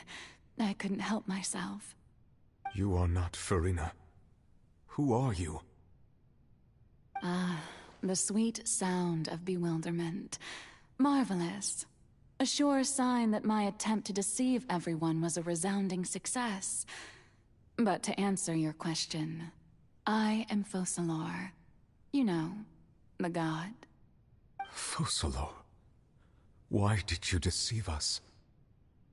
Oh, that wasn't my goal, of course. Goodness, no. But I had to fool everyone else too, if I was to stand any chance of deceiving the heavenly principles. Deceiving the heavenly principles? It's all because of that pernicious prophecy. Dreadful, wasn't it? Everyone doomed to dissolve. Fontaine condemned to be flooded. One was not amused. In fact, one was positively bemused when that problem was thrust upon me by my dearest predecessor. That's the former Hydro Archon Egeria, for the uninitiated. It hardly gets more disastrous than a preordained national catastrophe, now does it? She knew full well that the prophecy would surely come to pass.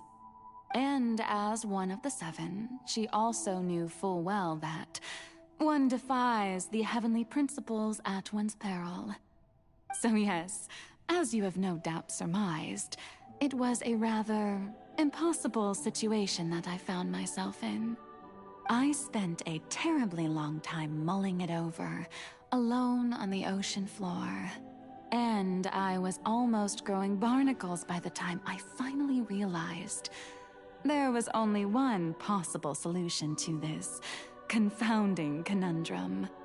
I had to outwit the heavenly principles, allow the prophecy to be fulfilled, ostensibly at least, while saving everyone at the same time. I'm a genius, I know.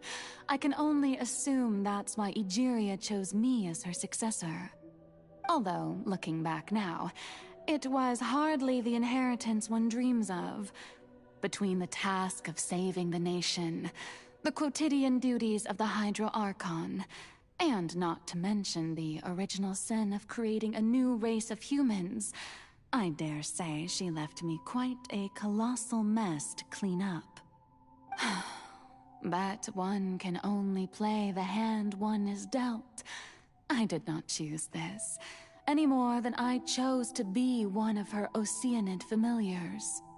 So you were also once one of the Oceanids, transformed into a human by Egeria's hand?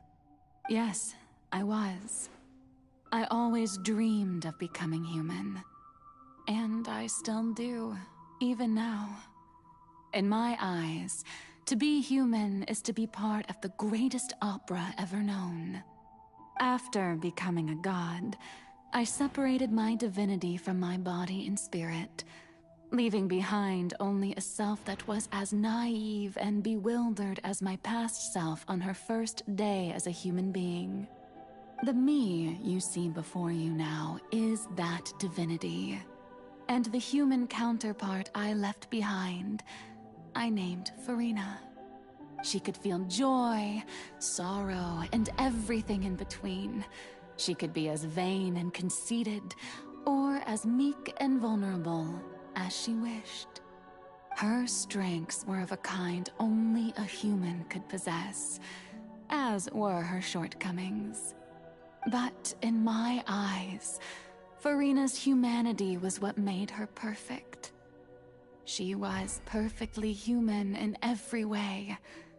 The person I always wanted to be. Anyway, so then I cursed her. All part of the plan, of course. The plan to deceive the heavenly principles. Do you still remember the final scene of the prophecy? The Hydra Archon, alone, weeping on her throne.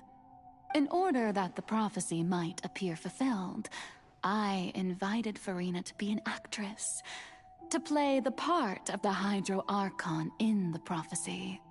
Under the curse I placed on her, so long as I, Focalor's divinity, continued to exist, she could not die.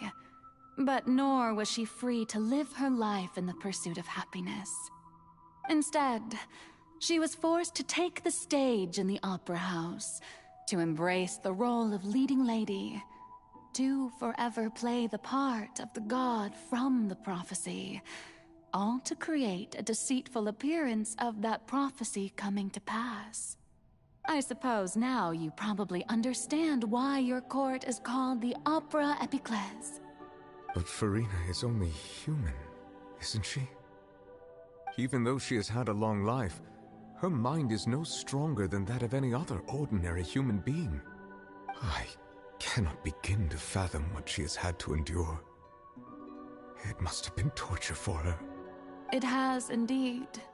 And although she is, in a sense, me in human form, I most definitely owe her an apology for it. It's been 500 years, and all along, she's been playing her part in the most unimaginably long, unbearably lonely, and agonizingly painful opera of all time.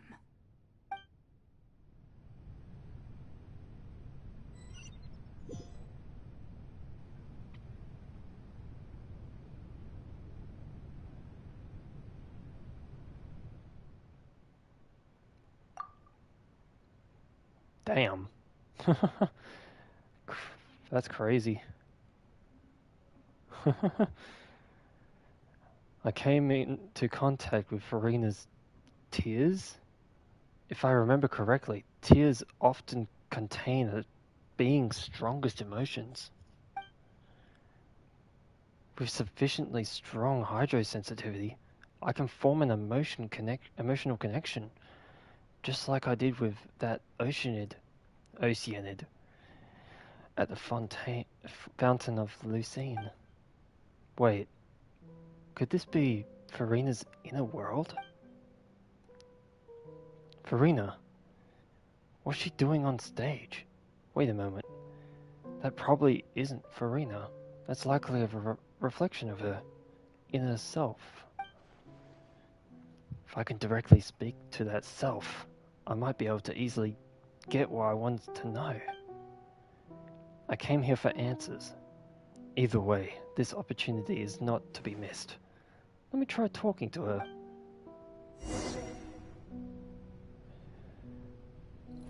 I thought I'd be mean, to be honest. Can I even climb up here? I have to go the long way around. Oh, nope. I feel like reading everything here. I don't really read that often.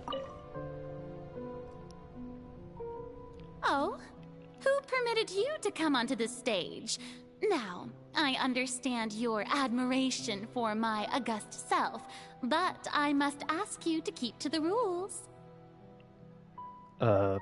Furina? All right. It is not my intent to reprimand you. There is no need to state your name. Just be off with you. Do not distract me from my performance. But I don't see an audience here. Oh, do not jest. Just like the stage lights go off. Please, if only for 1 second. I am Focalor. The eyes of countless Fontanians are upon me. I must, at all times, display the utmost elegance and nobility. Something's off. There's no getting through to her. Even in her heart of hearts, she's still playing the role of the Hydra Archon.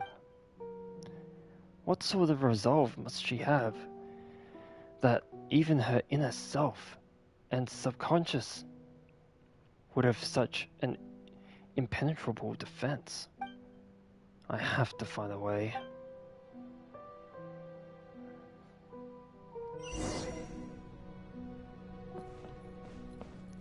Turn off the lights.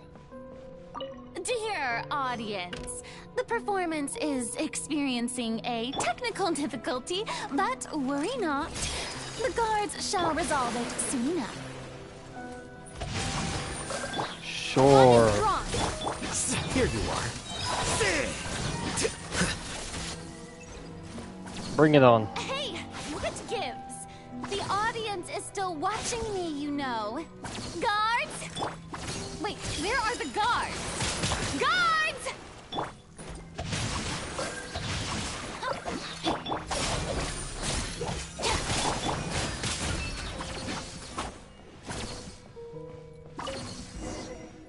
Time to stop acting now. That's all the spotlights turned off. In Furina's heart, they must have symbolized the eyes of the people on her. Speaking of which, I think I just received some sort of signal. Was that her true voice? A ticket. Where did that end up here? The golden ticket! Huh? Either way, it looks like the show is about to begin. In that case, show me how you truly feel, Furina.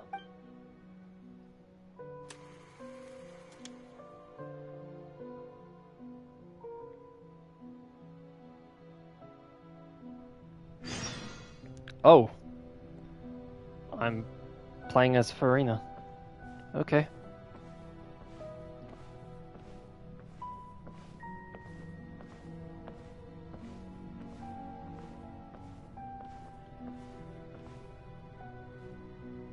Furina. Furina. Huh? Who's that? Who's calling me? Where are you? Be not nervous. Be not afraid. I am before you. Wait a moment. You're mirror me? How can this be?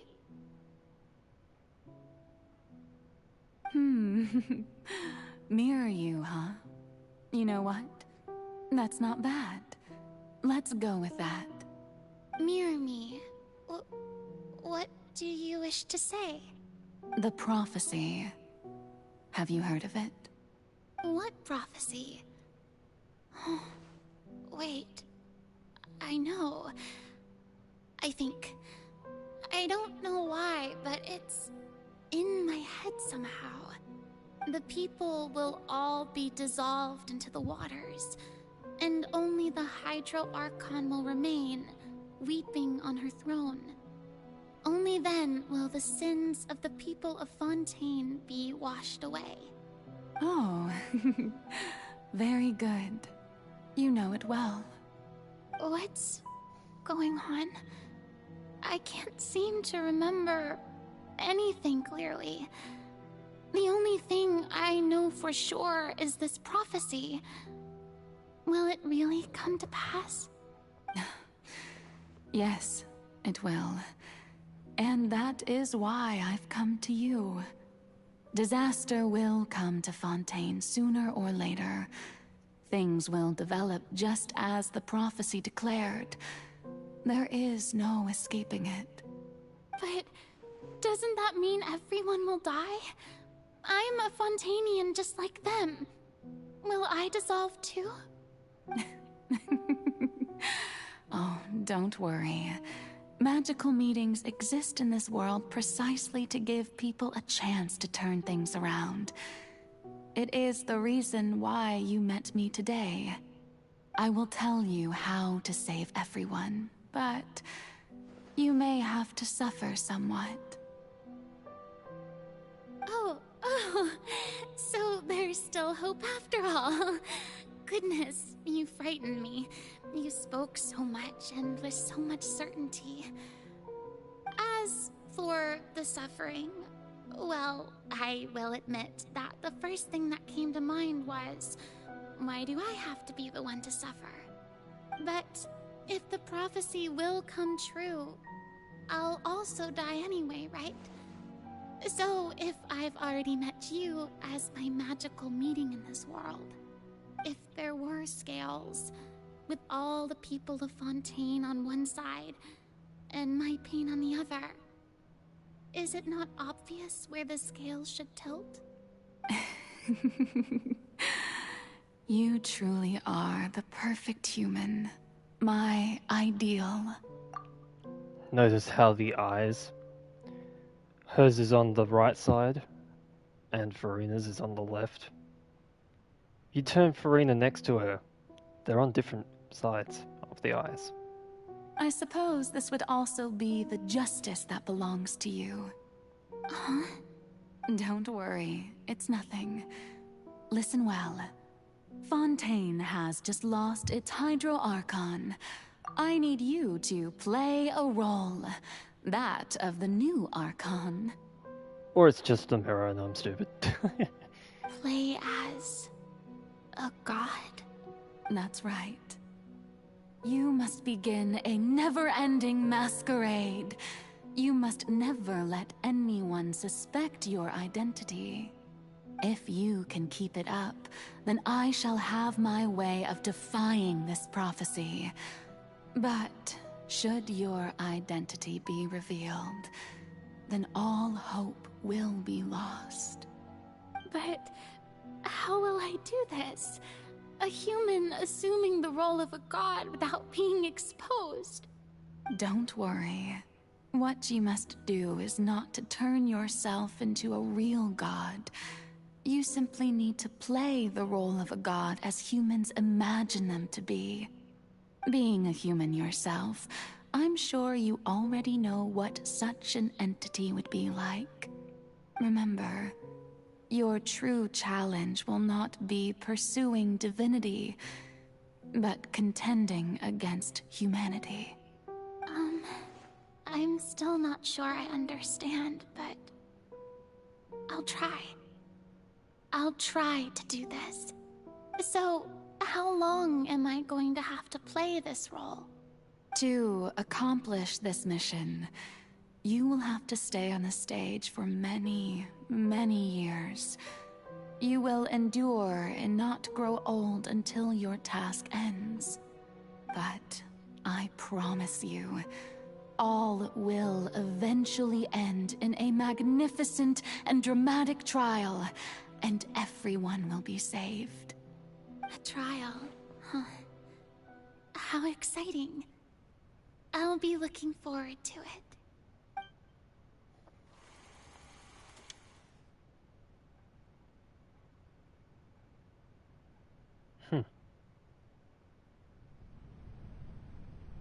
Oh. Oh. Her outfit changed. This is the other version of her. Or at least.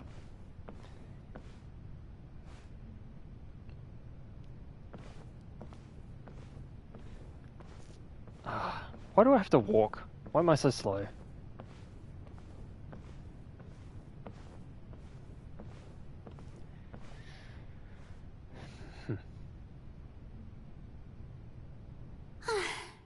The Maison Cardinalise has announced my accession, but this is my first time facing the people.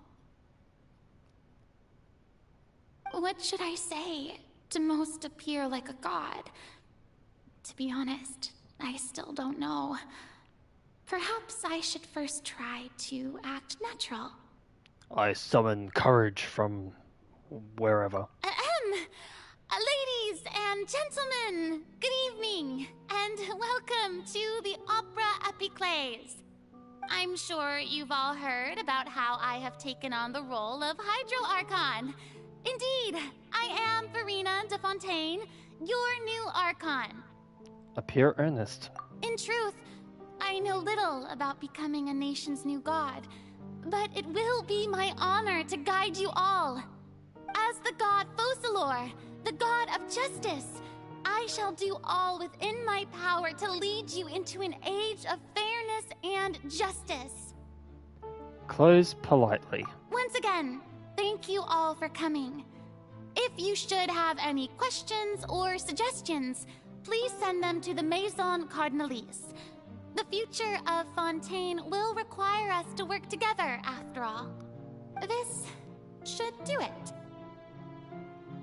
I thought I might stammer, but thankfully, I was able to convey my thoughts just fine.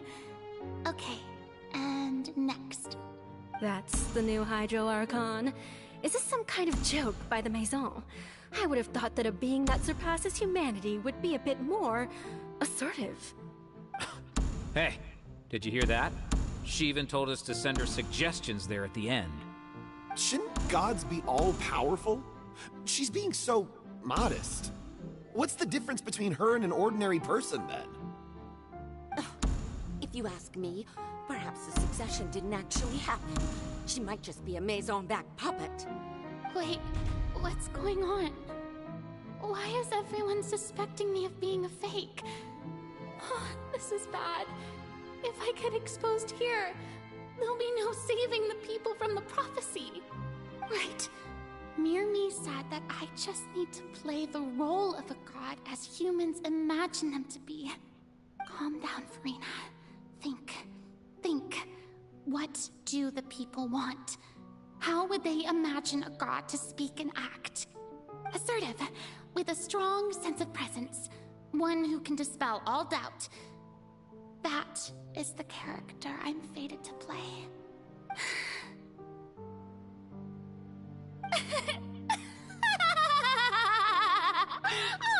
Oh, very good, my people. Only ones such as you are deserving of my rule.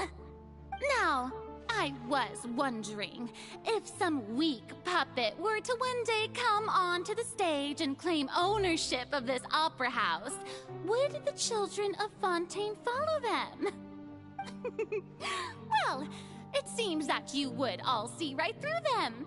Having passed my test, you are qualified to witness wondrous trials alongside my august self, here in this opera house.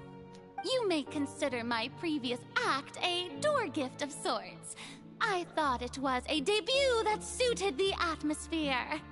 Now then, let us be reintroduced. Ah, so that was just a performance. How could I have forgotten that we were inside an opera house? A personality? quite shocking, to be honest, but I suppose it's a better look than before. So quiet. Such a fascinating and bold deity. How wonderful! Our future may yet be bright after all. It seems I've turned them around. Best follow this flow and restart my accession speech. Resolutively, with conviction. My dear people, whether you acknowledge me or not, whether you trust me or nay, I say to you, keep faith in your ardor for justice. We have heard it said that this nation's sins can no longer be washed away. Well, I say that justice is most fragrant when it blooms amid sin. Turn up the drama. The scales of justice should not weigh heavy in the hands of its god. On one side, it must carry fairness and justice. And on the other, praise and applause. May law be the prayer on our lips. May judgment be our worship. Let us light the fires and drink to the future of Fontaine! And the speech, empathetically. There is no trouble in this world that justice cannot solve. All that is needed is for you, my people, to believe in it, heart and soul. So long as I, the Archon Quest, stand within the Opera Epiclese, so long as I stand before the Oratrice, I shall even judge the gods of this world!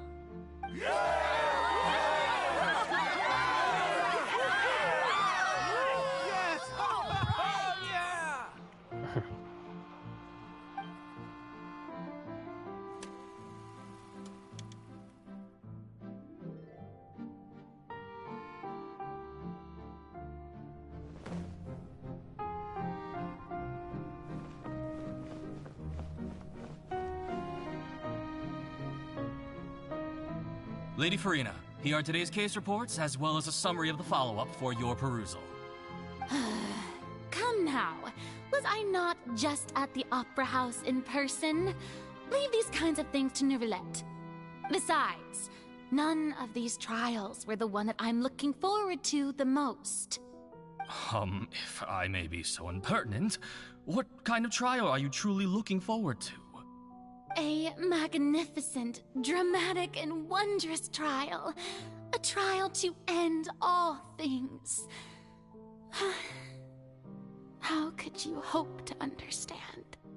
That's true. I fear I lack the ability to grasp your divine thought, Lady Archon. No need for fright, and do not take what I said before too seriously. Go now, do your duties. The trial I await. It will come one day.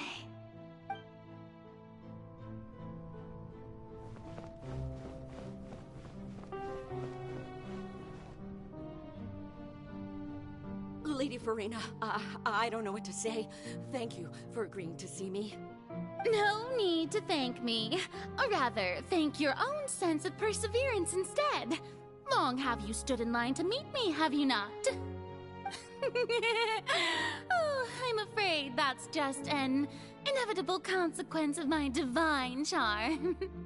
All right, Deoteria, is it? How is your son's illness? You remembered me, and you knew of my family, too. He is doing much better now. In fact, he is far more of an ardent believer than I. He was the one who forced me to seek an audience with you, and to bring your words back to him. Oh, good. Very good. If this should happen again in the future, please do not hesitate to come and tell me. Going down to citizens' homes every so often, while not usual practice, should serve as a fine change of pace. You're such a gentle and wise god. Thank you once again, on behalf of my son.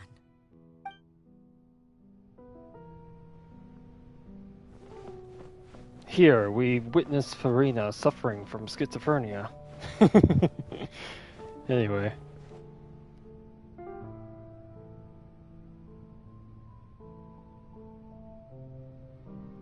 Lady Furina, here are the latest hydrological reports.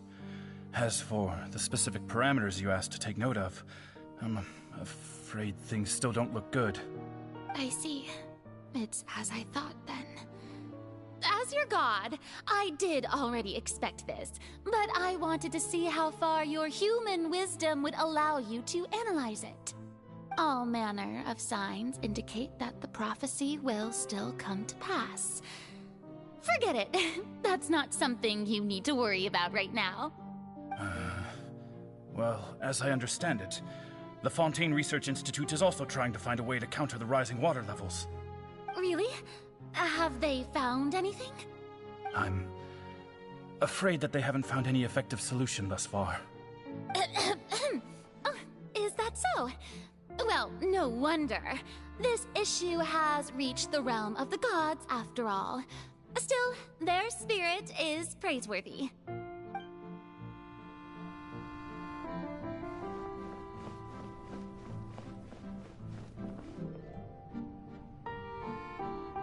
The day is finally over.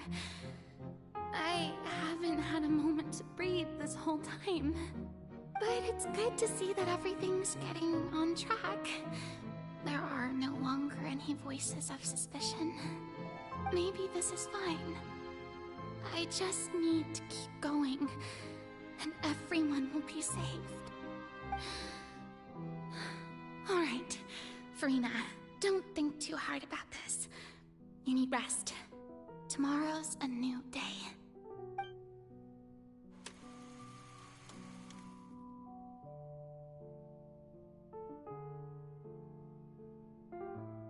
Lady Furina, here are the new trial reports for the latest cases, as well as a summary of the follow-up.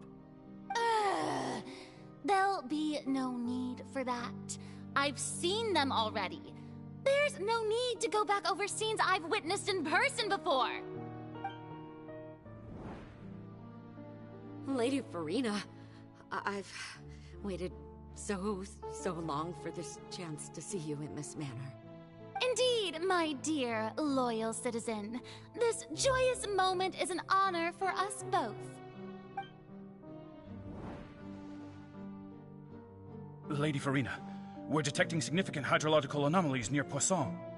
Understood. Keep monitoring. Keep me informed should anything come up at the Institute.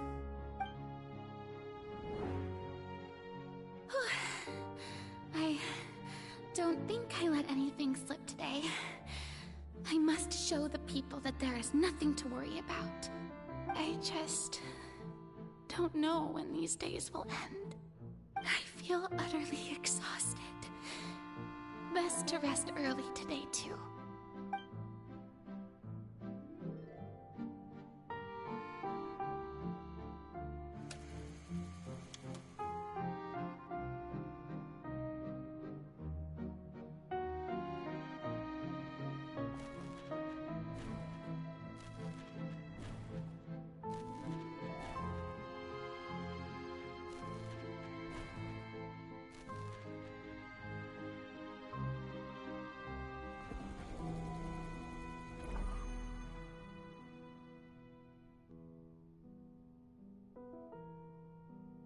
Lady Furina, it's like a dream being able to speak with you up close like this.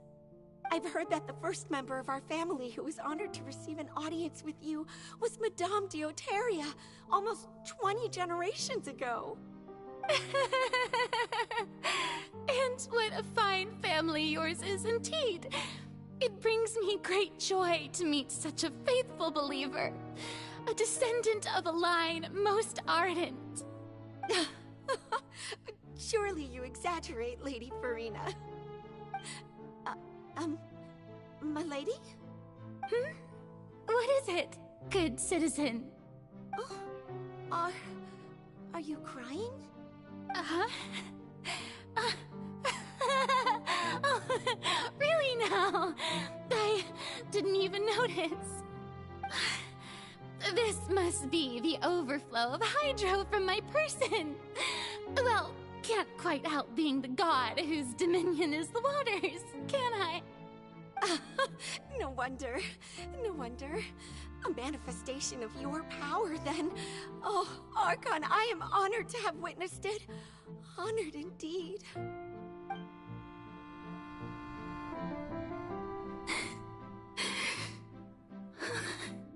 So interminable. So lonely. Just how much longer? Hundreds of years must have passed by now. Perhaps the show must go on for hundreds more. I never imagined that it would hurt so much. Have I reached my limit? No. Perhaps I reached it long ago. Today I didn't even notice my own tears. I want to tell someone, anyone, about this. But would that not destroy all I've done so far? I've conducted so many investigations across the centuries. But there's not even a sliver of hope that we might break the prophecy. All I can do is keep heart.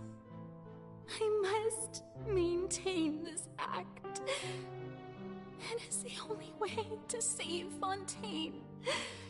Please, mirror me. You have to succeed.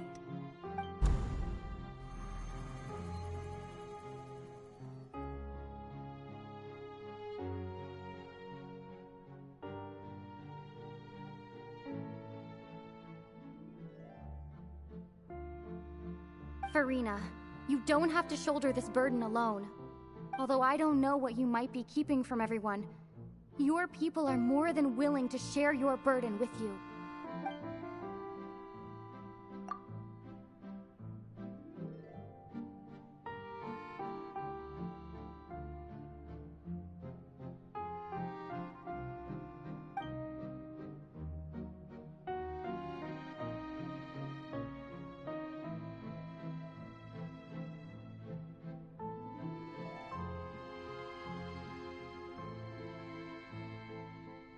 Share my burden. That's impossible.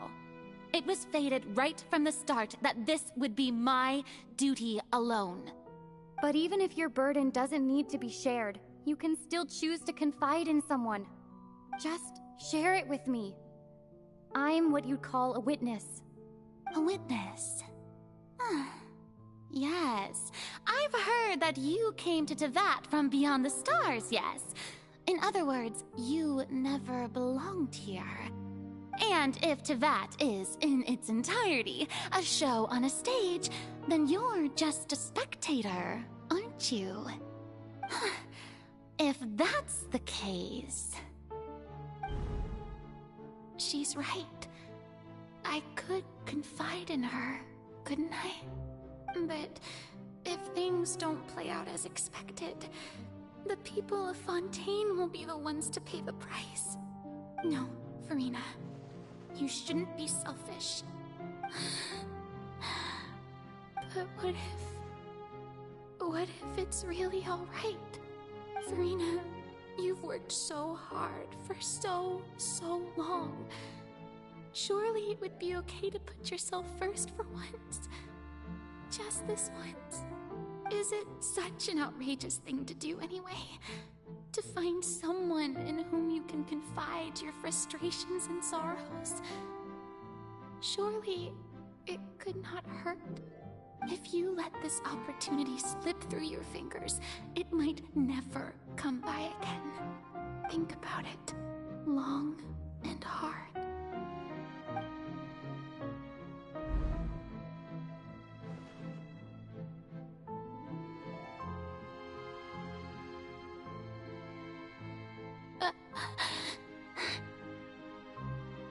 No, I have nothing to say.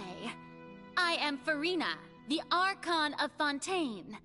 Everything will surely get better. All you need to do, dear spectator, is to witness my performance until the curtains fall.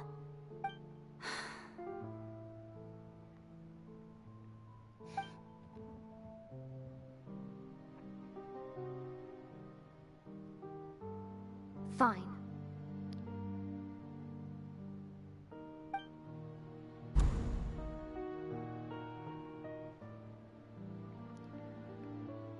It's different when Lumine actually speaks.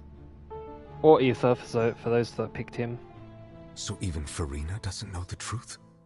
You've never once let her in on the full plan? Yes, it had to be done. To deceive the heavenly principles, you must first deceive yourself. She did very well. If she had let her resolve falter even once in these 5 centuries, Fontaine would have been doomed to the most tragic fate. It seems that trusting humanity was the right decision after all. I believe that I understand how your deception works, but that is only half the truth, is it not? How would you build on this foundation to save the people of Fontaine? That is the most important thing. Ah, good, good. Of course, the Iudex of Fontaine has pinpointed the crux of the issue. I'm sure you've long sensed that the Oratrice is no simple machine, yes? I've always suspected that it had its own consciousness. And Lenny did mention that he heard a human voice within the core chamber. It now seems that that person was you, hidden within the machine all along. Am I right?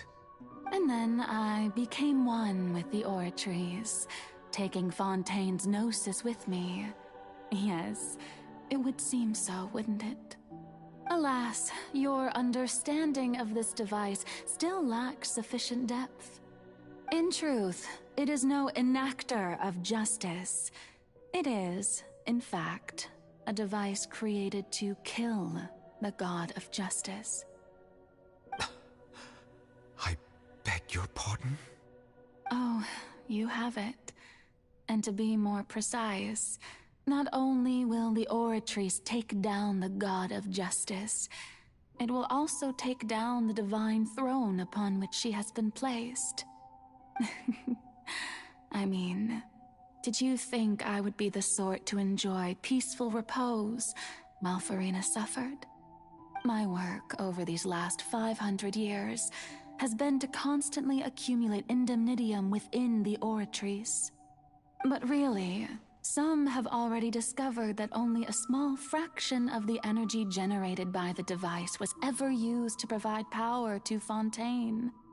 The vast majority had to be, accumulated to enact this death sentence. It was all a part of your plan, then?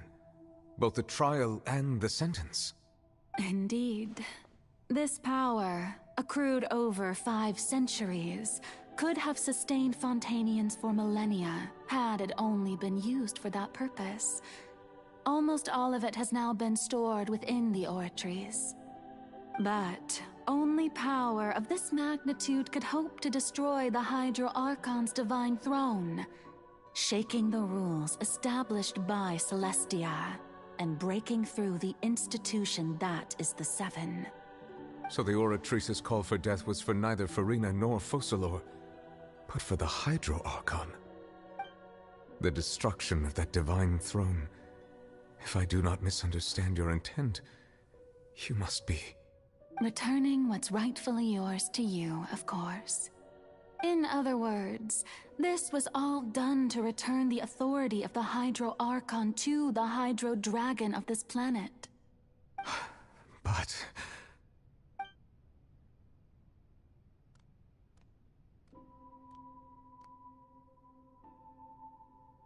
Oh, what? Getting sad again, are we? The authority of the ancient dragons shall soon be yours once more, O Hydro Dragon Sovereign. And this is the face you make.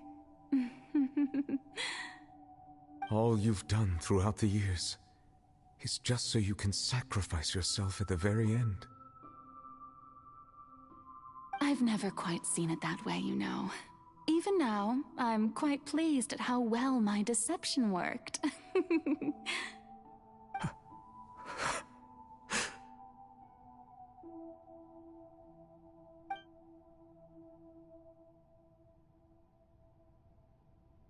Hydro Dragon, don't cry.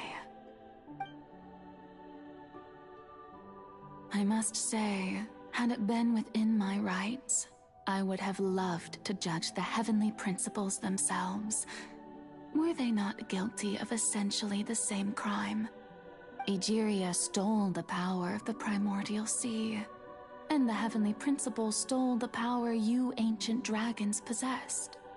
I, for my part, am the god of justice. And is it not just that your original powers should be returned to you? Speaking of justice, I have always believed that justice lies in the process of pursuing human existence itself.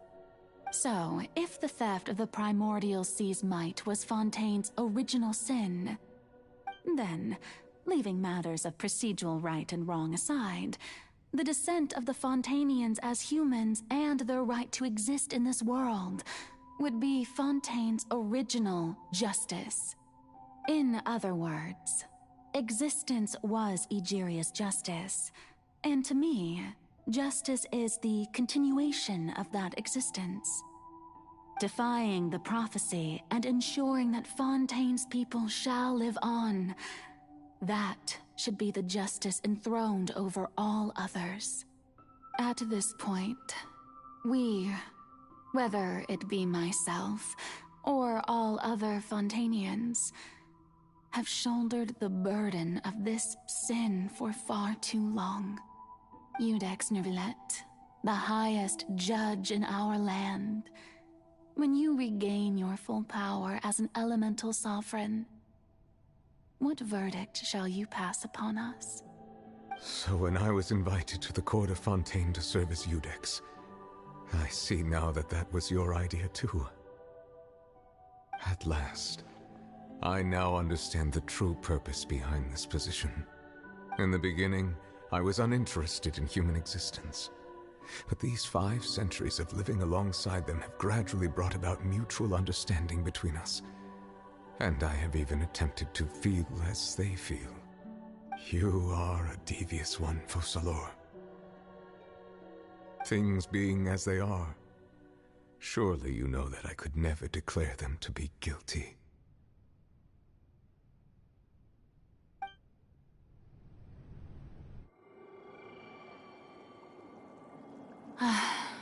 The hour of my execution is almost here. For the sinner, the curtain call has come. I know I may not sound it, but faced with death, I find myself a little afraid. Perhaps this is one thing both gods and humans have in common.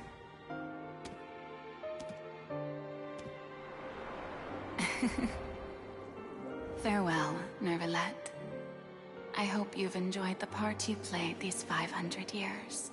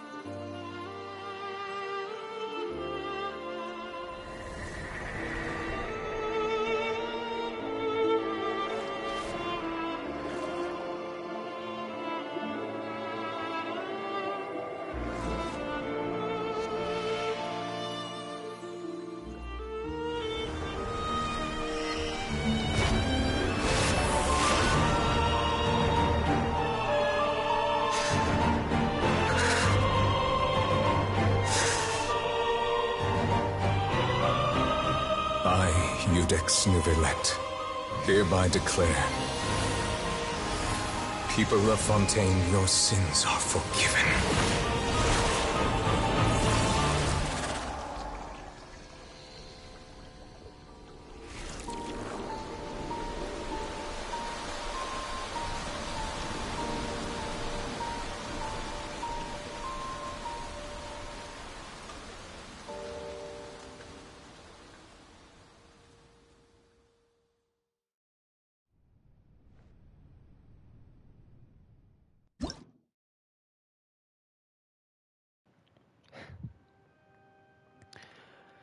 Oh no, my Welkin has been exposed.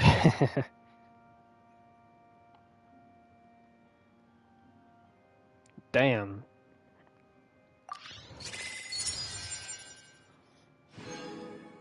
Crazy.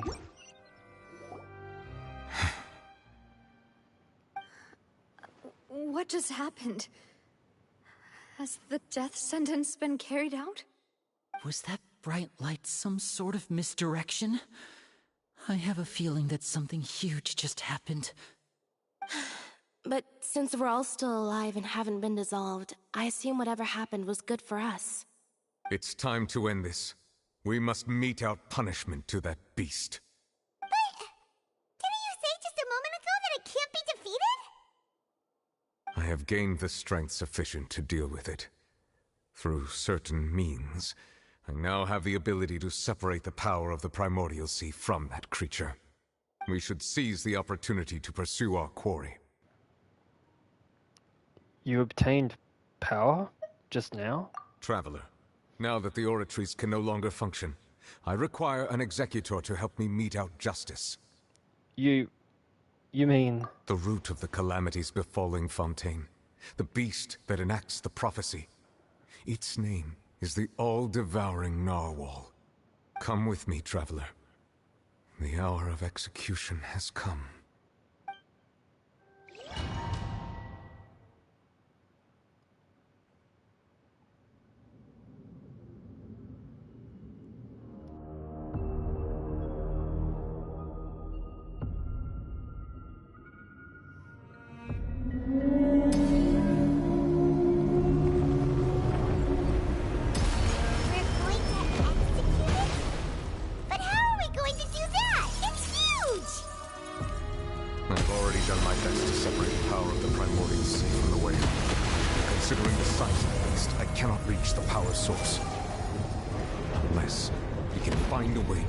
From within. We shall share a part of the ancient dragon's power. We shall look for an opening together.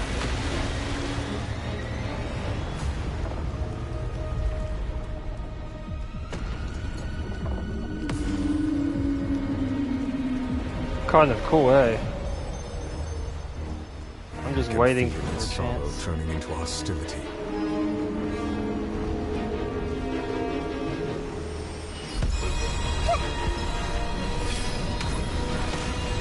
Can't really attack it because it's too big.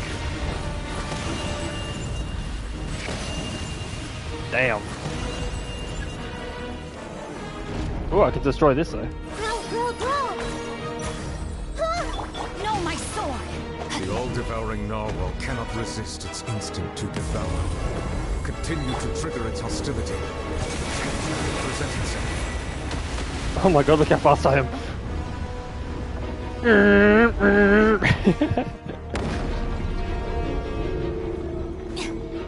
I can't see myself.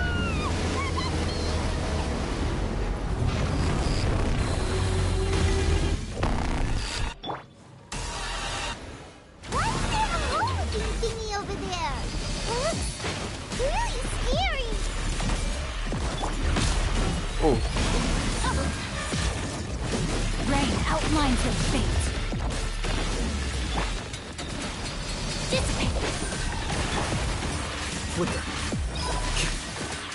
I have granted you my protection. Do not fear. Seize the moment and use my power to suppress its roots from within. Out of my way! Our bond is strong. Let's stay pretty a little. Sharing my knowledge. Here you are.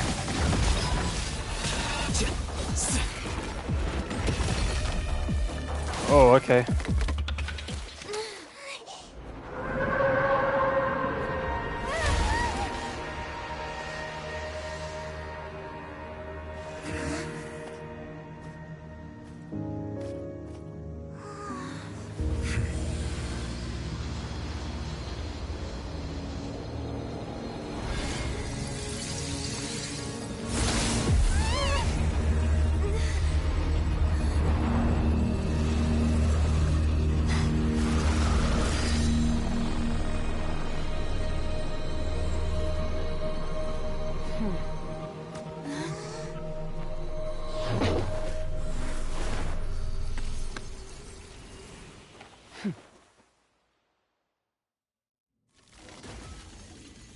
Thanks for helping with the cleanup. It should have been my job, but... oh well. It was just supposed to be a short private training session for me. I didn't think that my disciple and my master's pet would start brawling in the meantime. Well, actually, I had a feeling that it would happen at some point, but they bumped into one another earlier than I thought. What a blunder. I suppose I'll have to swing my sword 3 million times as penance. Disciple? Your master's pet? Also, hi Skirk. That power. Who are you exactly? Paimon has an idea. From what she said earlier, she must be Child's master. Skirk, right? It's just that he gave us the impression that she was the less talkative person. I simply did not have anything to say to the weak. But you, on the other hand, managed to defeat the all-devouring narwhal without using power from beyond this world. So you may speak to me as equals. What sort of person? Would you take the all-devouring narwhal as a pet? I have to agree. It's a strange use of a planet's primordial waters just to raise an all-devouring narwhal. That kind of power is wasted on it. It's not cooperative. It eats too much. And I have more important things to do with my time than pet sitting. The only thing that creature has going for it is its looks. All in all, it fails as a pet. Miss Skirk? I think you might have missed the point. The point being? Well, being that this pet almost destroyed an entire nation. So what sort of person is your master? Well, Child's master's master. Wait, is that right? Oh, right. So you don't know him. Sorry, I assumed you did. His name is Sir Tologi. Sir Tologi? Who? I am unfamiliar with that name. Obviously. Huh. So Master isn't sufficiently famous. How should I describe him then? Have you heard of the name The Fowl? The Fowl? Still nothing? Well, how about the Visionary? Vetterfulnir then? Or Gold Rhine-daughter? Ooh, that one we've heard! Rhine-daughter's part of the Hexen Circle. She's Albedo's mom, right? Oh, so you do know that name. To be honest, I also heard all of those names and titles from my master. I don't actually know them either. But I suppose you understand now, yes? My master is likely a similar sort to Rhine-daughter. They are both pursuing some form of perfection. That angle. Didn't you also mention a visionary person? Paimon didn't quite catch their name. Actually, never mind that. I believe it expedient to inform you that the all-devouring narwhal used up nearly all its strength fighting you. Such roiling hydro energies will prove difficult for the planet's deep seas to digest. As such, the Fontaine back on the surface has most likely been thrown into chaos. In other words, the prophecy that you've been fretting over should now be in full swing. What? No. There's a little to be surprised about, Paimon.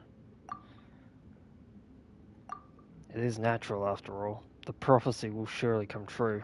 We knew this and accepted it. You can tell I'm not used to reading. This is why I want to read it. However, Not to worry. Focalor has already managed to deceive the heavenly principles.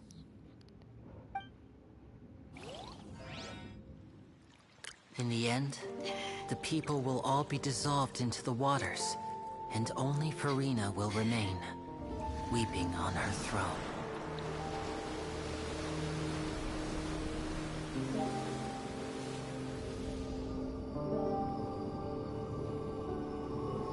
Only then will the sins of the people of Fontaine be washed away.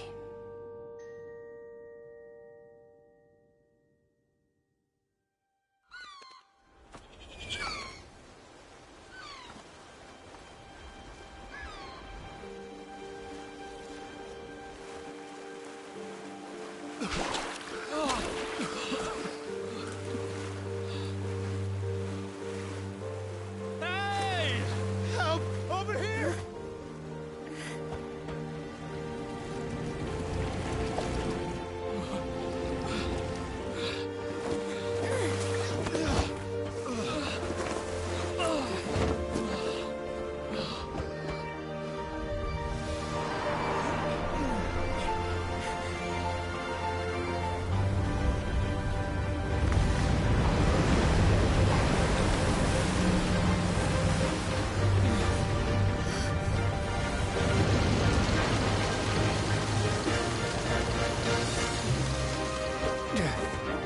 All hands, initiate emergency rescue!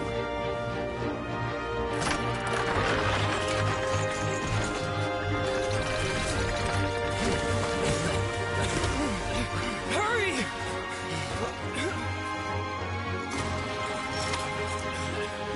Hey, lend a hand!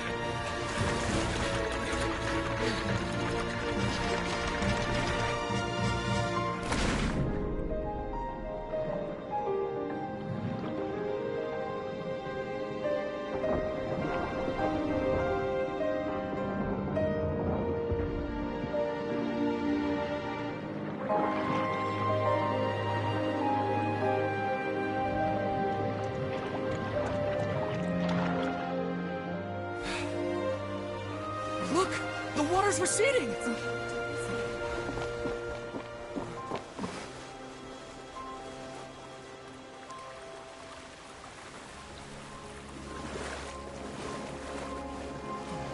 It's a miracle! Water's receding. We didn't dissolve. The prophecy was wrong. The prophecy was wrong.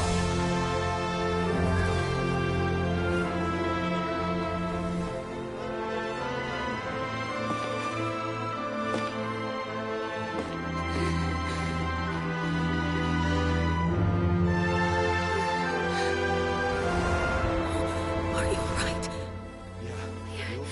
We're saved. The prophecy was wrong.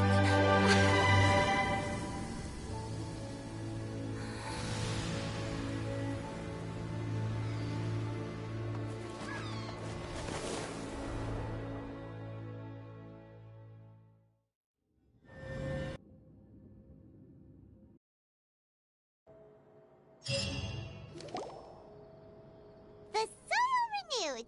The Spina di Rosula attacks post-disaster rebuilding.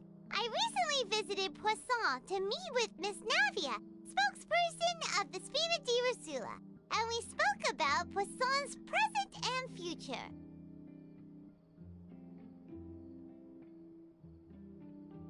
Old soil can still give birth to new bloom, Miss Navia stated. Hope is like seeing a small cookie when you're starving late at night. You just need a little of it.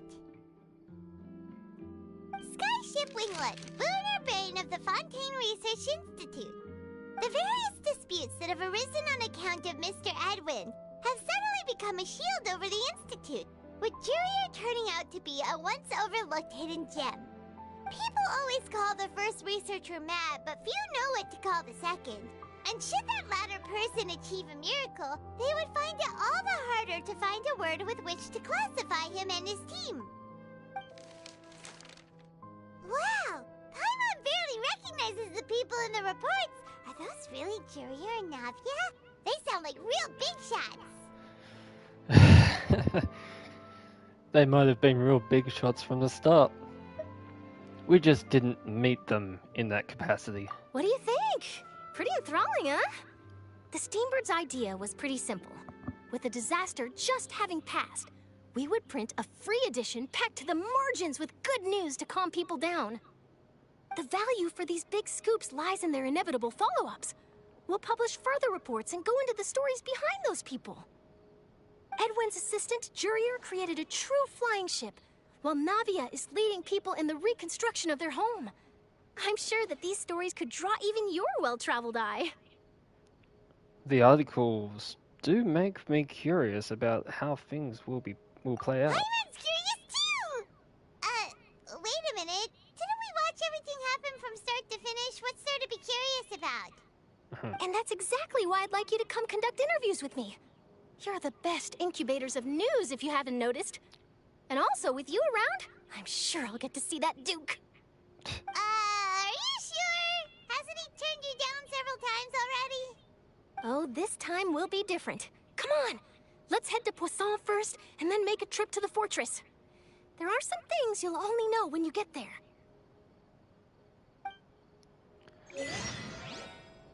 We're not done yet. Oh, what the... I don't know what that was. Just want to say that the way that Skirk just threw Tartag, jeez.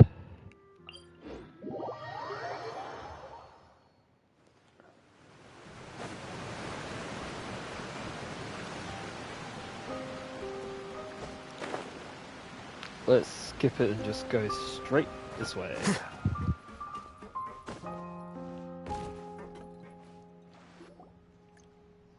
Navia! Oh, it's you. What brings you all here? Wait, what about the people that dissolved? Hey, we're just having a look around. I'm here to update myself on how things are going here. Oh, the Fatui are here too! Let me introduce you. This is Mr. Garunt Snezhevich. He represented the Knave in sending us a large amount of supplies, and is helping with our work. Our residents are hard at work as well. Thanks to everyone, work is progressing nicely. We've lost a lot of people, but we're moving forward.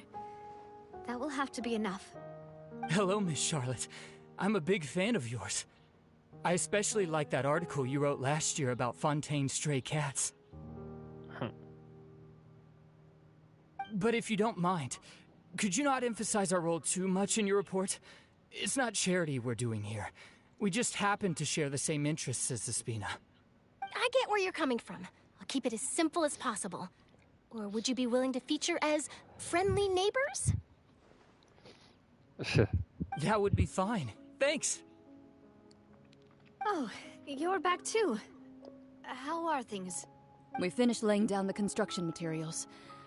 It'll be another hour before the workers are able to go over there. Huh? You're here too, Clorian? Well, her reputation's greatly risen after that whole duel business with Miss Furina. So she's here in Poisson to wait out the heat. All right. She really came here to help me out. There's too much to consider in the reconstruction of Poisson. The Spina has need of more decision-makers. And, well, I do already happen to be connected to Mr. Callis. Oh, wait just a moment. Do you mind me asking a few questions? You know, about how you felt before the duel, about what it was like facing down a god. There's lots of exciting material there, I bet. Forget it. I'm sure you can find a better theme than that, Miss Charlotte. I see you're the same as always. Couldn't you do me a favor, for Navia's sake? Well, if we're talking about doing things for my sake, you might as well just take a few more photos of me. Or of the Traveler. It's better than wasting time persuading Chlorand, at any rate. Of course I will. I'm not gonna let her off that easy. All right, then everyone who wants to be in the photo, gather up. And smile.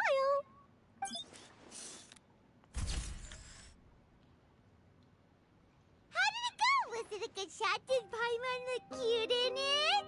You blinked. Not bad. Your addition really helped the composition of the picture. All right, hang on a moment. Let me snap a few more shots.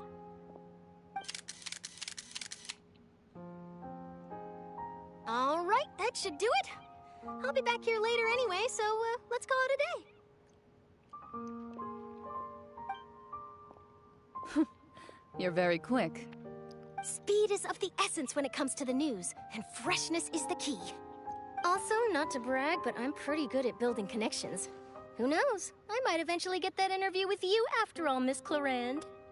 Wow, you really do have that never say die spirit. I'm impressed. I'll hazard a guess that this is how you got that interview at the Fortress of Meripede. You already knew she was going? Whoa, you're well informed. Let me make a guess too. I asked Sijuin, who told Monsieur Nervillette, and he told you, right?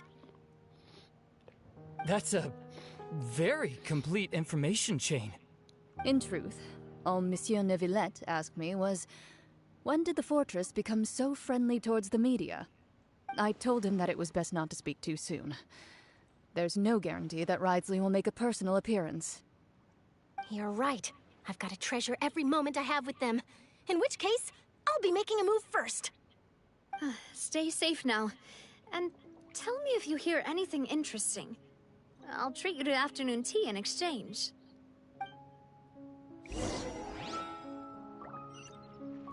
Go to the Fortress of Meripede. Don't mind if I do.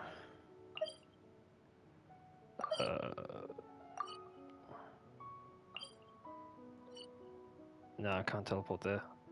Shoot. Oh, whatever. Oh, it's down there anyway, so I could just jump down. Jump.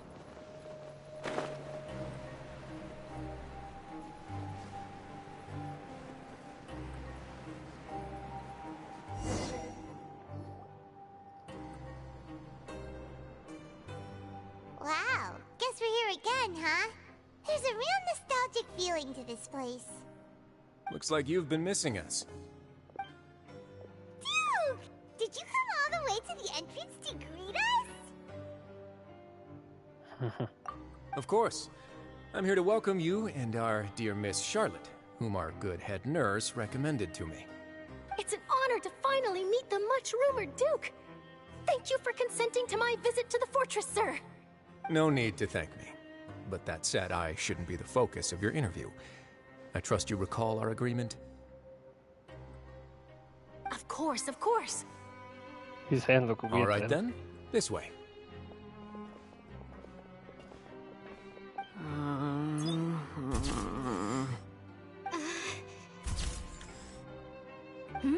Hey, no need to be so nervous. I've already taken all the photos we need. Miss Charlotte, do these pictures really need to be published on the cover of the Steambird? It would seem that Miss Lorvine doesn't want her face to appear beside that of Mr. Jurier, Sir, please don't say things like that. But it looks like dear Mr. Jurier denies it. Might this interview be very important to you, then? No, I just... This is my first time being interviewed, and I'm very thankful to the Steambird for...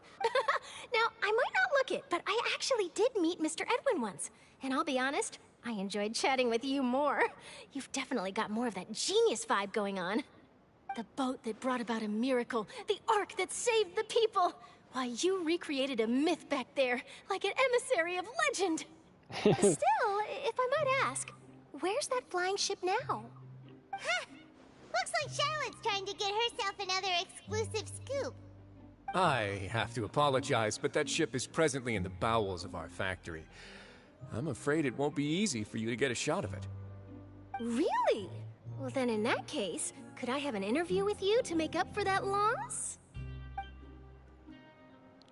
She really does know how to squeeze opportunities for all these, all they're worth. I keep laughing at Lumine's face sometimes. You already know my answer, I'm afraid. Best you interview our head nurse instead. Or perhaps you'd like to take another photo of this couple of researchers? Did you really have to use the word couple? Well, then, 2 solo photos will do. Is my hair messed up? Please, someone help me have a look. Things sure are getting pretty lively here. We've seen this kind of thing before. Seems like everyone's here. Would any of you like to try this new drink I came up with? Ah, Siegeween. Hey, Miss Charlotte. Why don't you, take some pretty photos of our head nurse? Sure. Come on, Miss Siegeween. Over this way. Let's find a brighter spot. Huh? Sure. Do I have to smile? So, how have things been at the fortress? Same old, as you can see. Fontaine's undergone some changes, but this place is still more or less the same. Other than that flying ship, it got a tad too much attention, I think. That's why I decided to let the interview go through. We should direct more public opinions toward the behind-the-scenes heroes. Am I right, Mr. Jurrier? Miss Lurvine? You're too kind, sir. I believe that you too should have your day in the sun. Not that you would want that, which is a pity.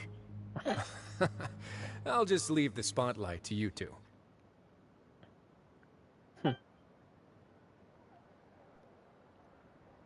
I see. Lots of things happened that day, huh? Anyway, regarding that Harbinger, I'm not sure you remember, but his 3 young followers are still waiting for his return. He sure did win them over, huh? I'll tell them that there's good news and bad news. The good being that their boss seems fine, and the bad being that they must face extended sentences for abetting his escape. Oh, actually, what about you? Are things gonna change for you too? What change can there be? The fortress will keep chugging along, and so will my duties. As to what Miss Furina's departure will mean for the nation, and if our laws and governance will be transformed, we'll leave those to the folks in the overworld. Hey everyone, the photo shoot's done. Good. In that case, let's call it a day here. Thanks for your cooperation. Come on, Traveler, let's go. Till next time, everyone. There'll be a next time? Maybe? Who knows? I might write a story about the underwater factory next time. Until then. All right, last stop, the docks. Okay. Oh, come on.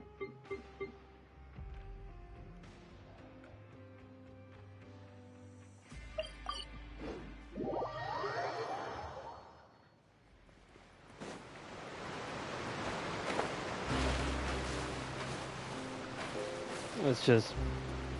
Oh wait, yeah, right down there, down there. There we go.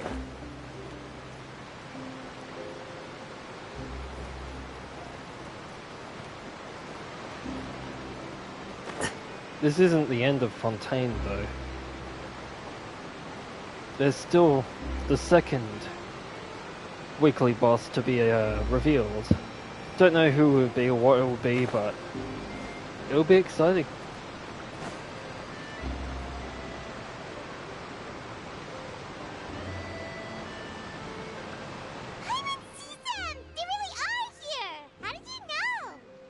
Mentioned that she stayed in touch with Linny and the others after working together. Apparently, they've been at the docks distributing these strange pockets the whole time since. Traveler, Paimon. Ah, and Miss Charlotte, too. Would you like a magic pocket? What sort of gadget is it? It's a wondrous bag that can be used to carry many things. The water level has returned to normal, but if you see any of your things floating around, you can use this to carry them.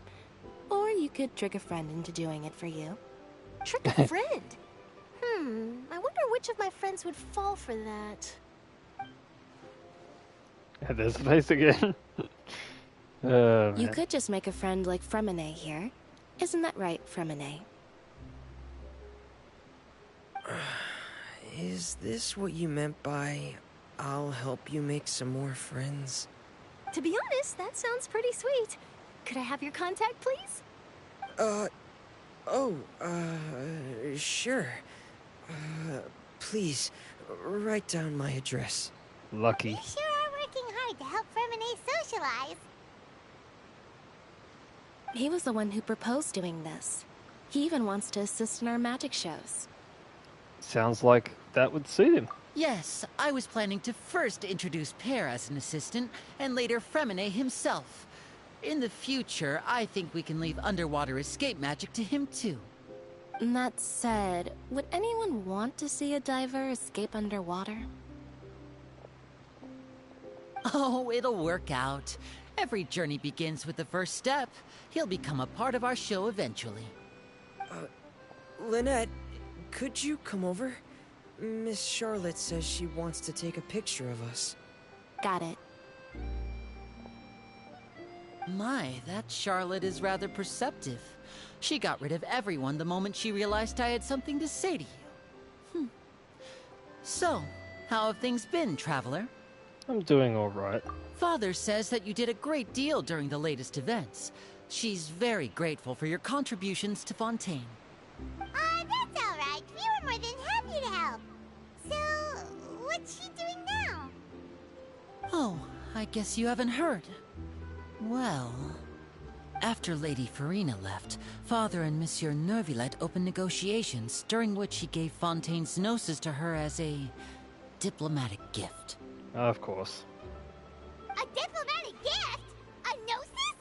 Yes, I was quite surprised at first myself. But when I thought it over, there were actually a number of things going for it. It could have been done as an apology for the incident with Lord Child, or as thanks for his help in tying the all-devouring narwhal down.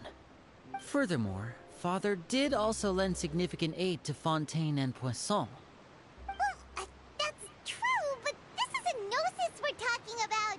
Doesn't this seem a bit irresponsible? I would agree, but I've also heard that it seems that Monsieur Neuvillette has had a significant change of heart regarding the matter. So there's some reason for this that only Neuvillette knows about? I suspect you'll have to ask him about that yourself.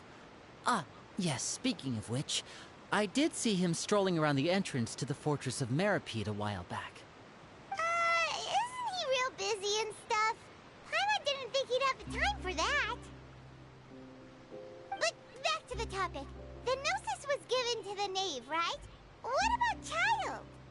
They say that he's returned to Snezhnaya to recover from his wounds. I hear that the recent disaster really did a number on his health. Well, I guess I can now call him one of my war buddies. Also, he was in that other state for a long time, I'm betting. That really isn't a good idea. That's true. When you think about it, we've had loads of run-ins with the Fatui. To think we'd be allied with them this time. So shocked by such a simple switching of sides? Oh, there she is.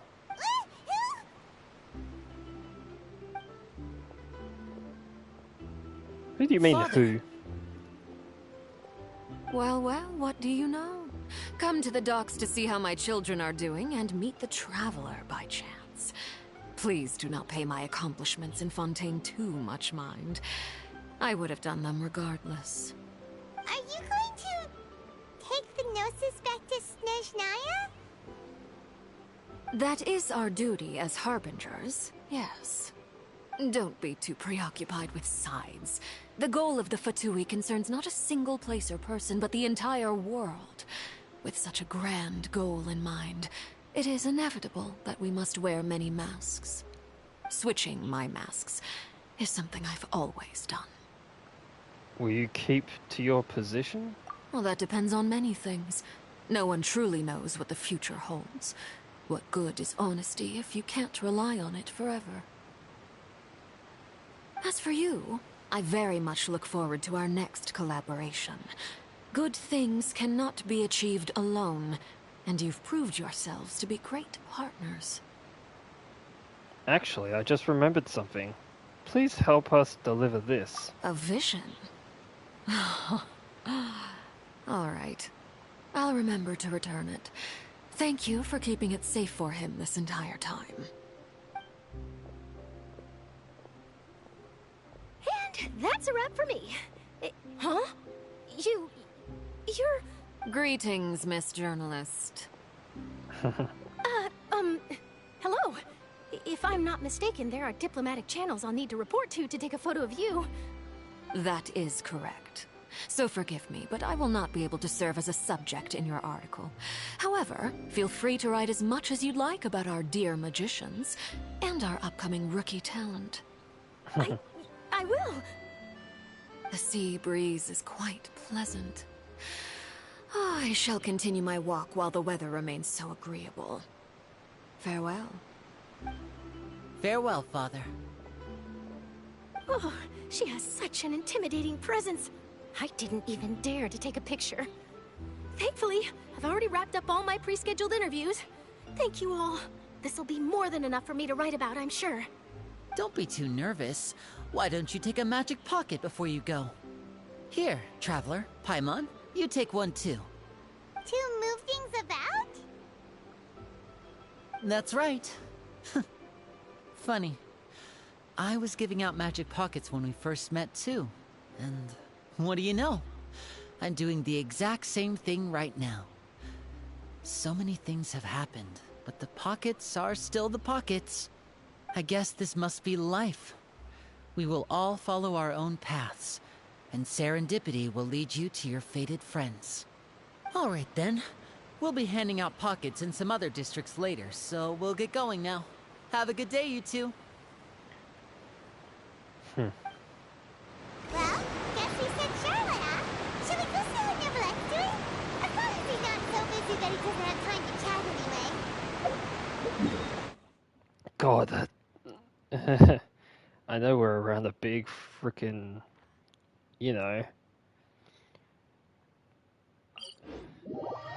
waterfall. But damn, it's really loud.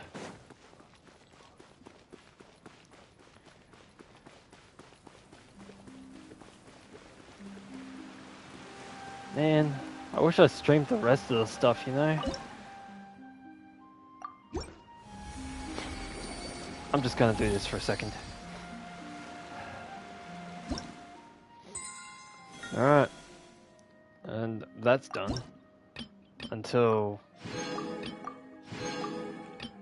the next update for all this. I don't know if I can get all this stuff yet. We'll see.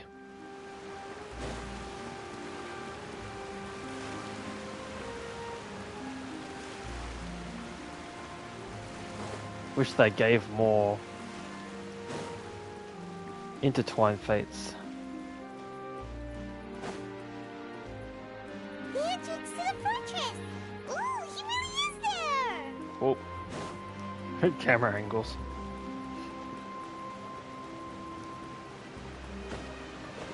Hello, Neverlet.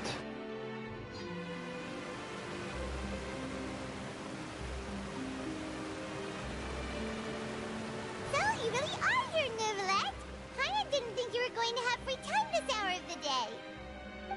Really? Oh, I suppose you must have met Mr. Linney.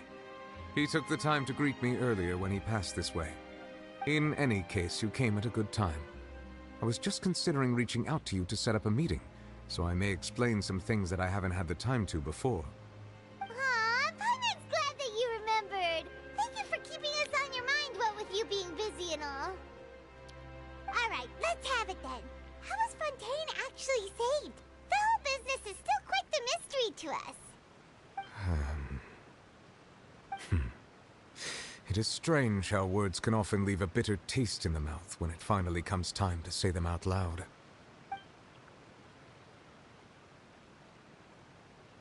Ah yes, just skipping everything. Whoa.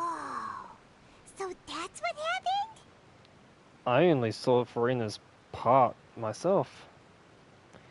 Fossilor's outfit. I wonder if they'll put that on Furina in the future.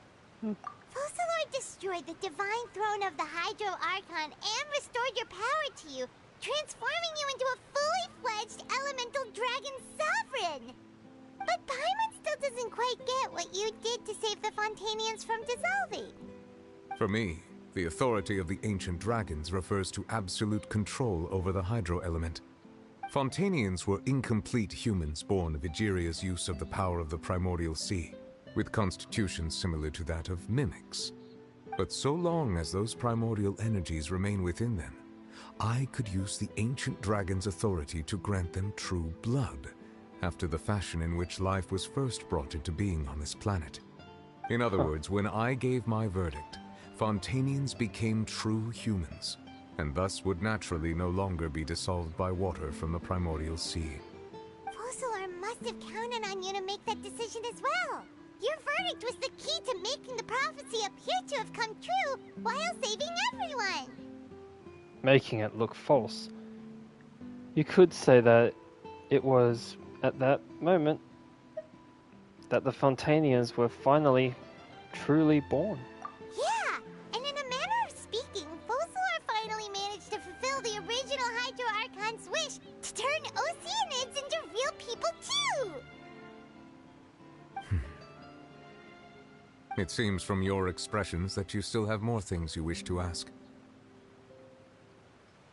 Ask away. I will tell you the truth as I know it. About the initial verdict that was passed on child? I have investigated his case along many avenues, and I have learned that he once fell into an unknown chasm when he was young. There, by chance, he awakened the all-devouring narwhal. Oopsies. But whether it be by sentiment or reason, that should not have been enough to consider him the root cause of the disaster. At most, he would have had tangential liability. As for the judgment passed by the Oratrice during the trial, whether it was due to that liability by association, or Focalor deliberately using him to buy time for us on the assumption that he would be able to hold the creature off, I cannot say. Guess Focalor had Fontanians in mind the whole time. In the end, it was thanks to her that they finally became real humans. Hang on a second. Paimon suddenly got another question. Back when Fontanians hadn't yet become real humans, were the children they had also transformed Oceanids? Life has always flowed like water. Do you recall how Fontanians would often come to the Fountain of Lucine to pray for children? Yeah, Lynette said the fountain is where all the waters in Fontaine converge. In truth, even those couples did not know that such prayers were no mere custom, but instead a form of ritual. Those Oceanids who were blessed within the spring water would later descend as new humans in the coming months. Paimon sorta gets it now. Either way, seems like this ritual won't be of any further use, but it'll probably live on as a local custom. Ask away. I will tell you the truth as I know it. About Fontaine's future. Yeah, about that.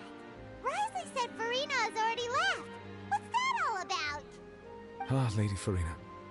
The people are only aware that her death sentence has not been carried out.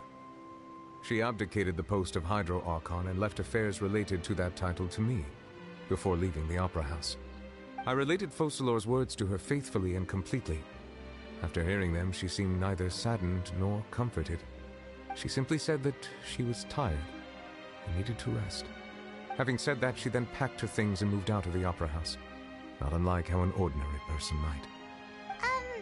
But she's still got a place to stay, right? You need not worry. I will make arrangements to ensure that she will not want for food, clothing, board, or travel. In truth, I am somewhat happy for her. The wear and tear on her spirit will, of course, take time to heal. But now that she no longer has to play the role of Focalor the Hydro Archon, she can finally lay down her burdens and lead a normal life. What about you then? What are your plans now that you've regained your full powers as the Hydro Dragon? After Focalor passed on, the Oratrice also ceased to function. This matter will directly affect our trials. After much careful consideration, I've decided to take over its role in our courts. From now on, I shall hear cases and pass verdicts by myself. Looks like you're still considering stuff from the perspective of the Udex, huh? As an elemental dragon, there are indeed many things that I must do. But this power and this duty, in a manner of speaking, you could say that both were granted to me. As such, before I attend to my other responsibilities, I must first and foremost continue to serve Fontaine as its highest judge. The duty of the Hydro Sovereign and the duty of the Udex shall coexist within my person. Additionally, the Hydro Archon's departure has brought about another problem, which is that the Opera House shall no longer produce indemnitium. That's true. That power was derived from the people's faith in the Hydro Archon, wasn't it? Wait, but the various mechs and machines in the city are all still okay. where are they getting their energy from? As I am now, I have full command over New Musia, and it can serve as a complete substitute. Another reason why I cannot quite leave Fontaine immediately. Wow. This ancient dragon's authority stuff is really quite useful, huh? Ask away. I will tell you the truth as I know it. He's going to keep saying that when we get back to this. Fontaine's Gnosis. Oh, that's right! They say you've given it to the knave as a diplomatic gift or something! Leaving aside their intentionality, the two Fatui Harbingers have indeed done much for us during this crisis. Their sole remaining goal in Fontaine, at least at this point, would seem to be the Gnosis. The Oratrice has ceased to function. The Hydro Archon's divine throne is now no more, and I do not need the Gnosis's power. As such, it has lost all meaning for Fontaine. If the Fatui have impure designs, then we might as well accede to their request now, and avoid unnecessary conflict. What complicated considerations? Paimon thought you were just giving it to them out of gratitude to the knave and as an apology to Child. Ask away. I will tell you the truth as I know it. You will soon be heading to Natlan, I presume? Yes. I'm afraid that I have little talent as a travel guide, so all I can do is tell you what I know about that land. As far as I'm aware, Natlan can be said to be a nation of dragons. Obviously. A nation of dragons? You mean like you? No, I suspect that I would not find myself welcome there. Unlike ancient dragons such as myself, the dragons of Natlan have undergone long years of development and evolution. Large numbers of them have entered a form of coexistence with humanity. Natlan is also the nation of war. War ravages those lands like an undying flame. There is one other piece of information I got incidentally from my negotiations with the knave that I believe may be useful to you. The harbinger known as the Captain has thrown his hat into the endless ring of war. The Captain. Sounds like a real tough customer.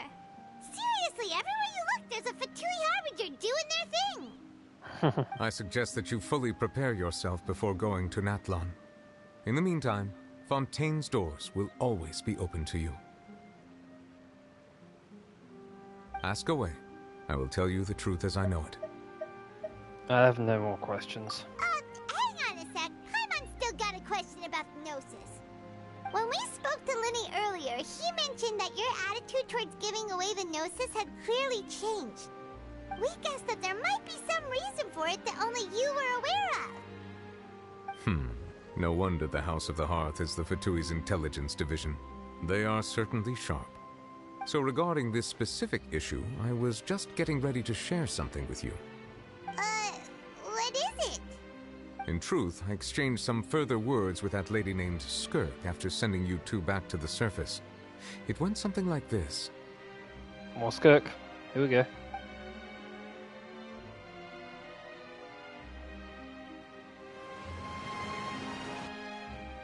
Loading. Well, we're going to head topside to see what's going on. You hurry over soon as well, all right, Nervalet? What next? The all-devouring narwhal isn't here, so I'm no longer getting any interference. I can finally catch the scent of your power, what it's made of. It is the authority of the planet's primordial dragons, but with something very similar to a god's curse mixed in. It's quite a novel blend. I'm sure I've encountered something like this before. What was it again? I do not know what you speak of. Of course. How could I forget? You should have the remains of the third descender on your person, yes? Remains? I've never heard of any such thing. According to your parlance, I believe it may be called a gnosis. Well, that much is true. After Focalor's divinity faded, she handed her gnosis to me. But I fear I have never heard of it described in the manner that you just did. I've been training with my master, the Foul, ever since I was young, and I have never returned to the surface since. So most of the information I possess, I got from him. It is only natural for those who are greater than humanity to possess a different sort of common sense. which is why there are so many problems in our attempts to communicate with humans.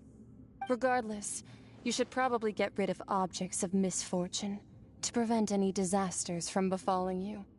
To live in itself is a blessing. But once a person dies, the bonds he once had with this world shall all turn to curses. What do you mean by that? No need to fret. These are just my personal thoughts, and my reason for no longer wishing to return to the surface. This third descender you refer to, who are they? And when did they die? Master never mentioned them to me. Perhaps it just wasn't that important for me to know. If you're interested, though, I could ask him. I'll be sure to pass the answer on to you next time. Next time? You believe we will meet again? I do. Wait. I have a disciple of my own, don't I? He can be the messenger then.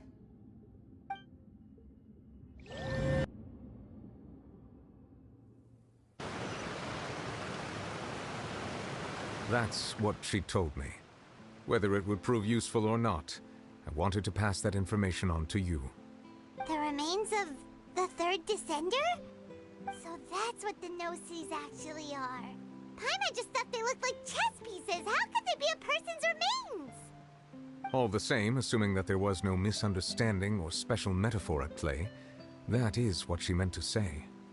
And she said that it would bring misfortune and that you should check it, which is why you gave it to the Fatui. If she speaks the truth, then I would simply be putting Fontaine at unnecessary risk by keeping it here.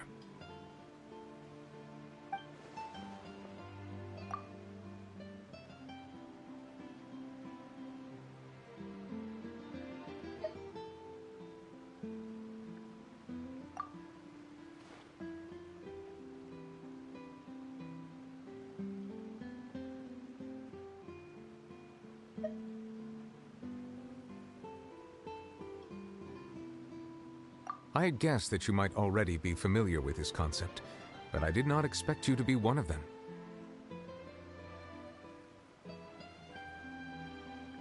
That means that the Gnosis, which are exceedingly element-compatible and can even enhance elemental abilities, do indeed come from the third descender.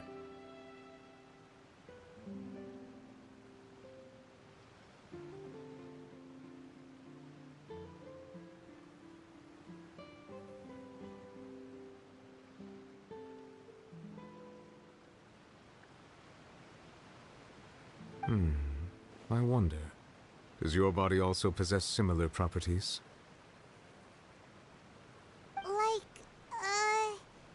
Like being able to use elemental powers without a vision. That does sort of count as special compatibility, right? No, let's not think about this stuff right now. It just feels creepy. Comparing the Traveler to the dead third descender and all. That's what you say, but this topic still feels like bad luck. Once Child recovers, let's get some more answers out of him. Or go look for his master and get the answers that way.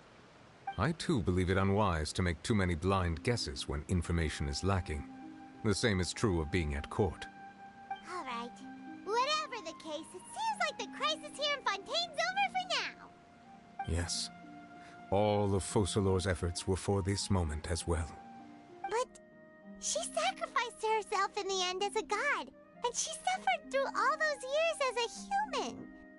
Was that really what she wanted? I suppose that would be the mystery of a god's will. I suspect not. But once in a while, I too would guess that if wishes were like the clouds in the sky, they will one day return to the earth as raindrops. Life flows like water, and rain is the final answer. The water levels may sometimes tilt one way or another, but the rain falls fairly upon all. And what, ultimately, is the difference between the rains that fall upon all of us?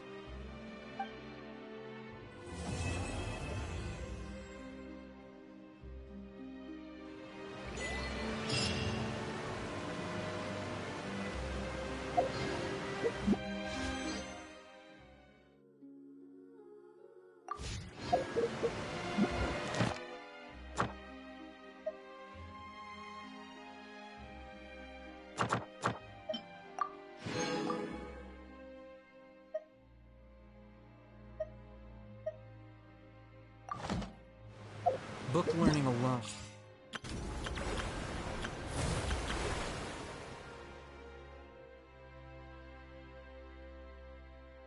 It's not enough to cultivate intelligence.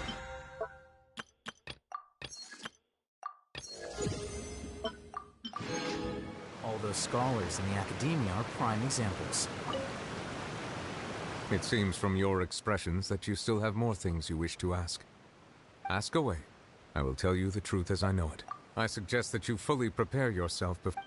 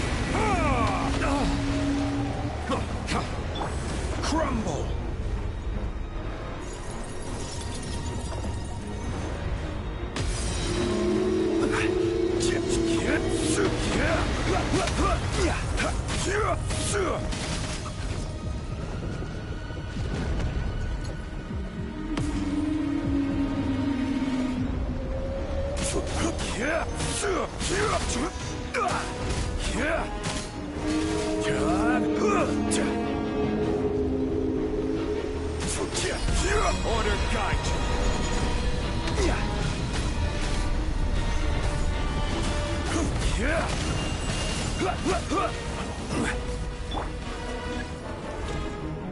Silence!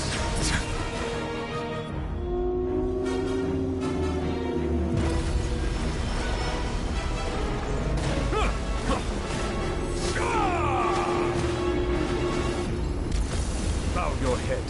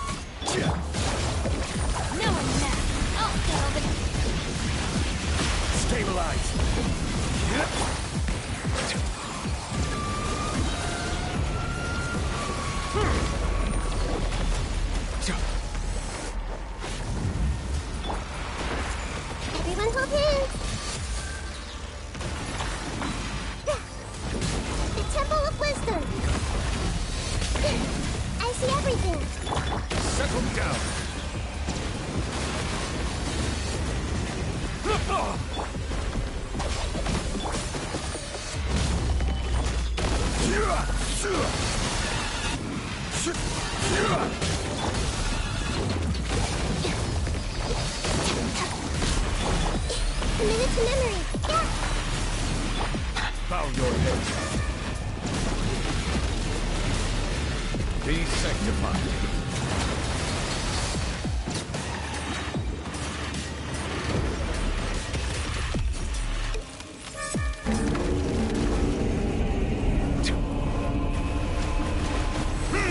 I will have order. Gather. Make yourselves at home. Dissipate. Settle down.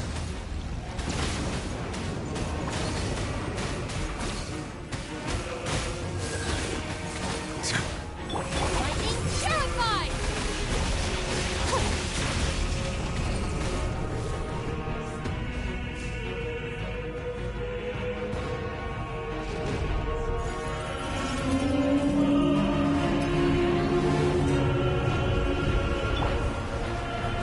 Silence.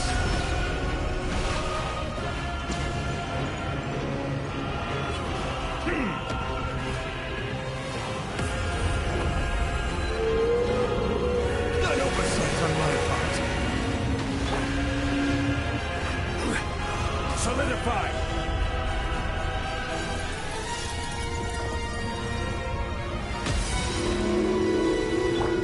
Settle down.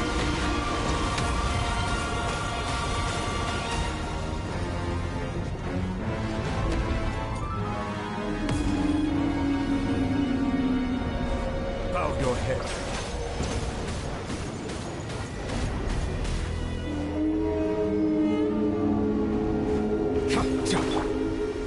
Stabilize. This may hurt a little. Stand with me. Silence.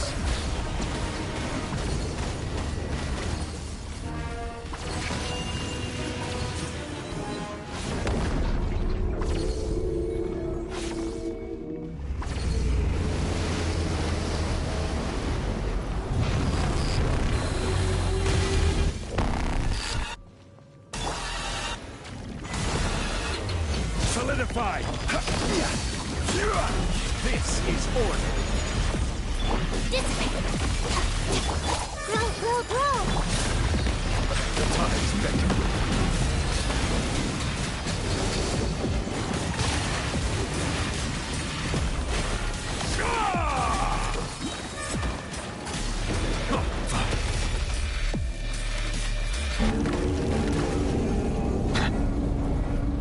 Settle down.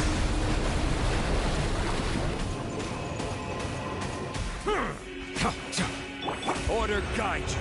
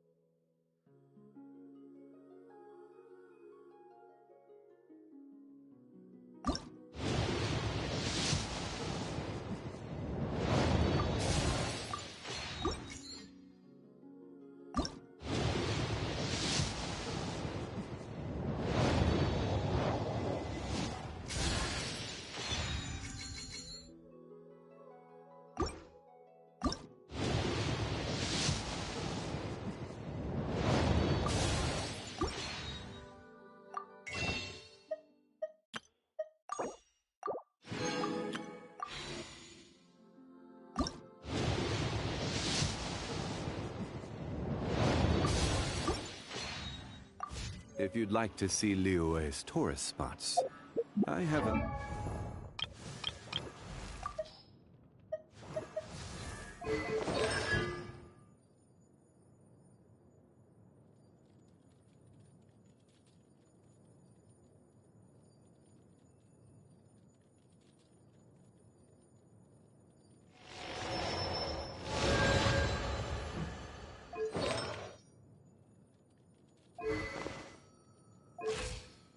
few references.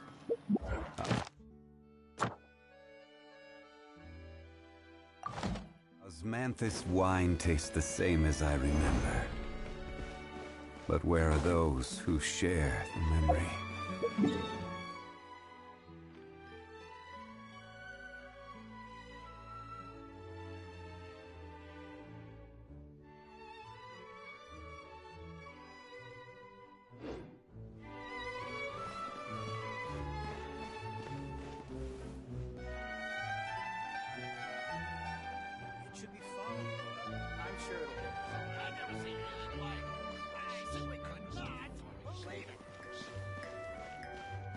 Okay. Got Charlotte C1. I'm at 30 pity. Yay. Alright, I'll come back to this. I'm glad there was no difficulties with a certain blue screen. And you were able to see the whole 4.2 story quest. Or Archon Quest. I will be doing Furina's story quest in the future, if you want that. And in the meantime, I'm just gonna, farm this thing, maybe. And try and gain Where do you some want to gems. go next? If you'd like to see Liyue. Let's see, I should end off with Child. My very first limited 5-star character. Who,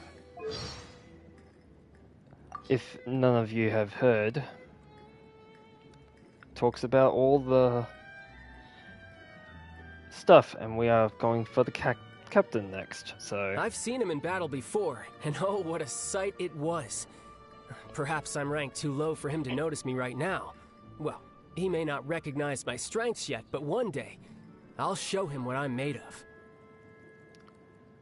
The Captain, which appears to be the faceless Fatui Harbinger from the trailer. I wouldn't call it trailer, more like a video.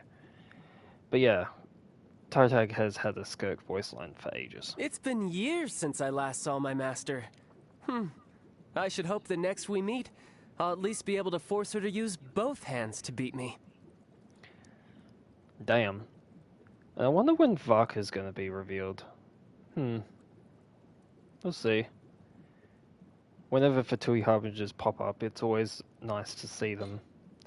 And Arlanchino / the Knave will have spots. I have a few references. a pretty cool looking moveset. Maybe. Anyway. Thanks for watching. I'll see everyone in the next video. It should be fine. I'm sure it'll 5 hours, damn. Osmanthus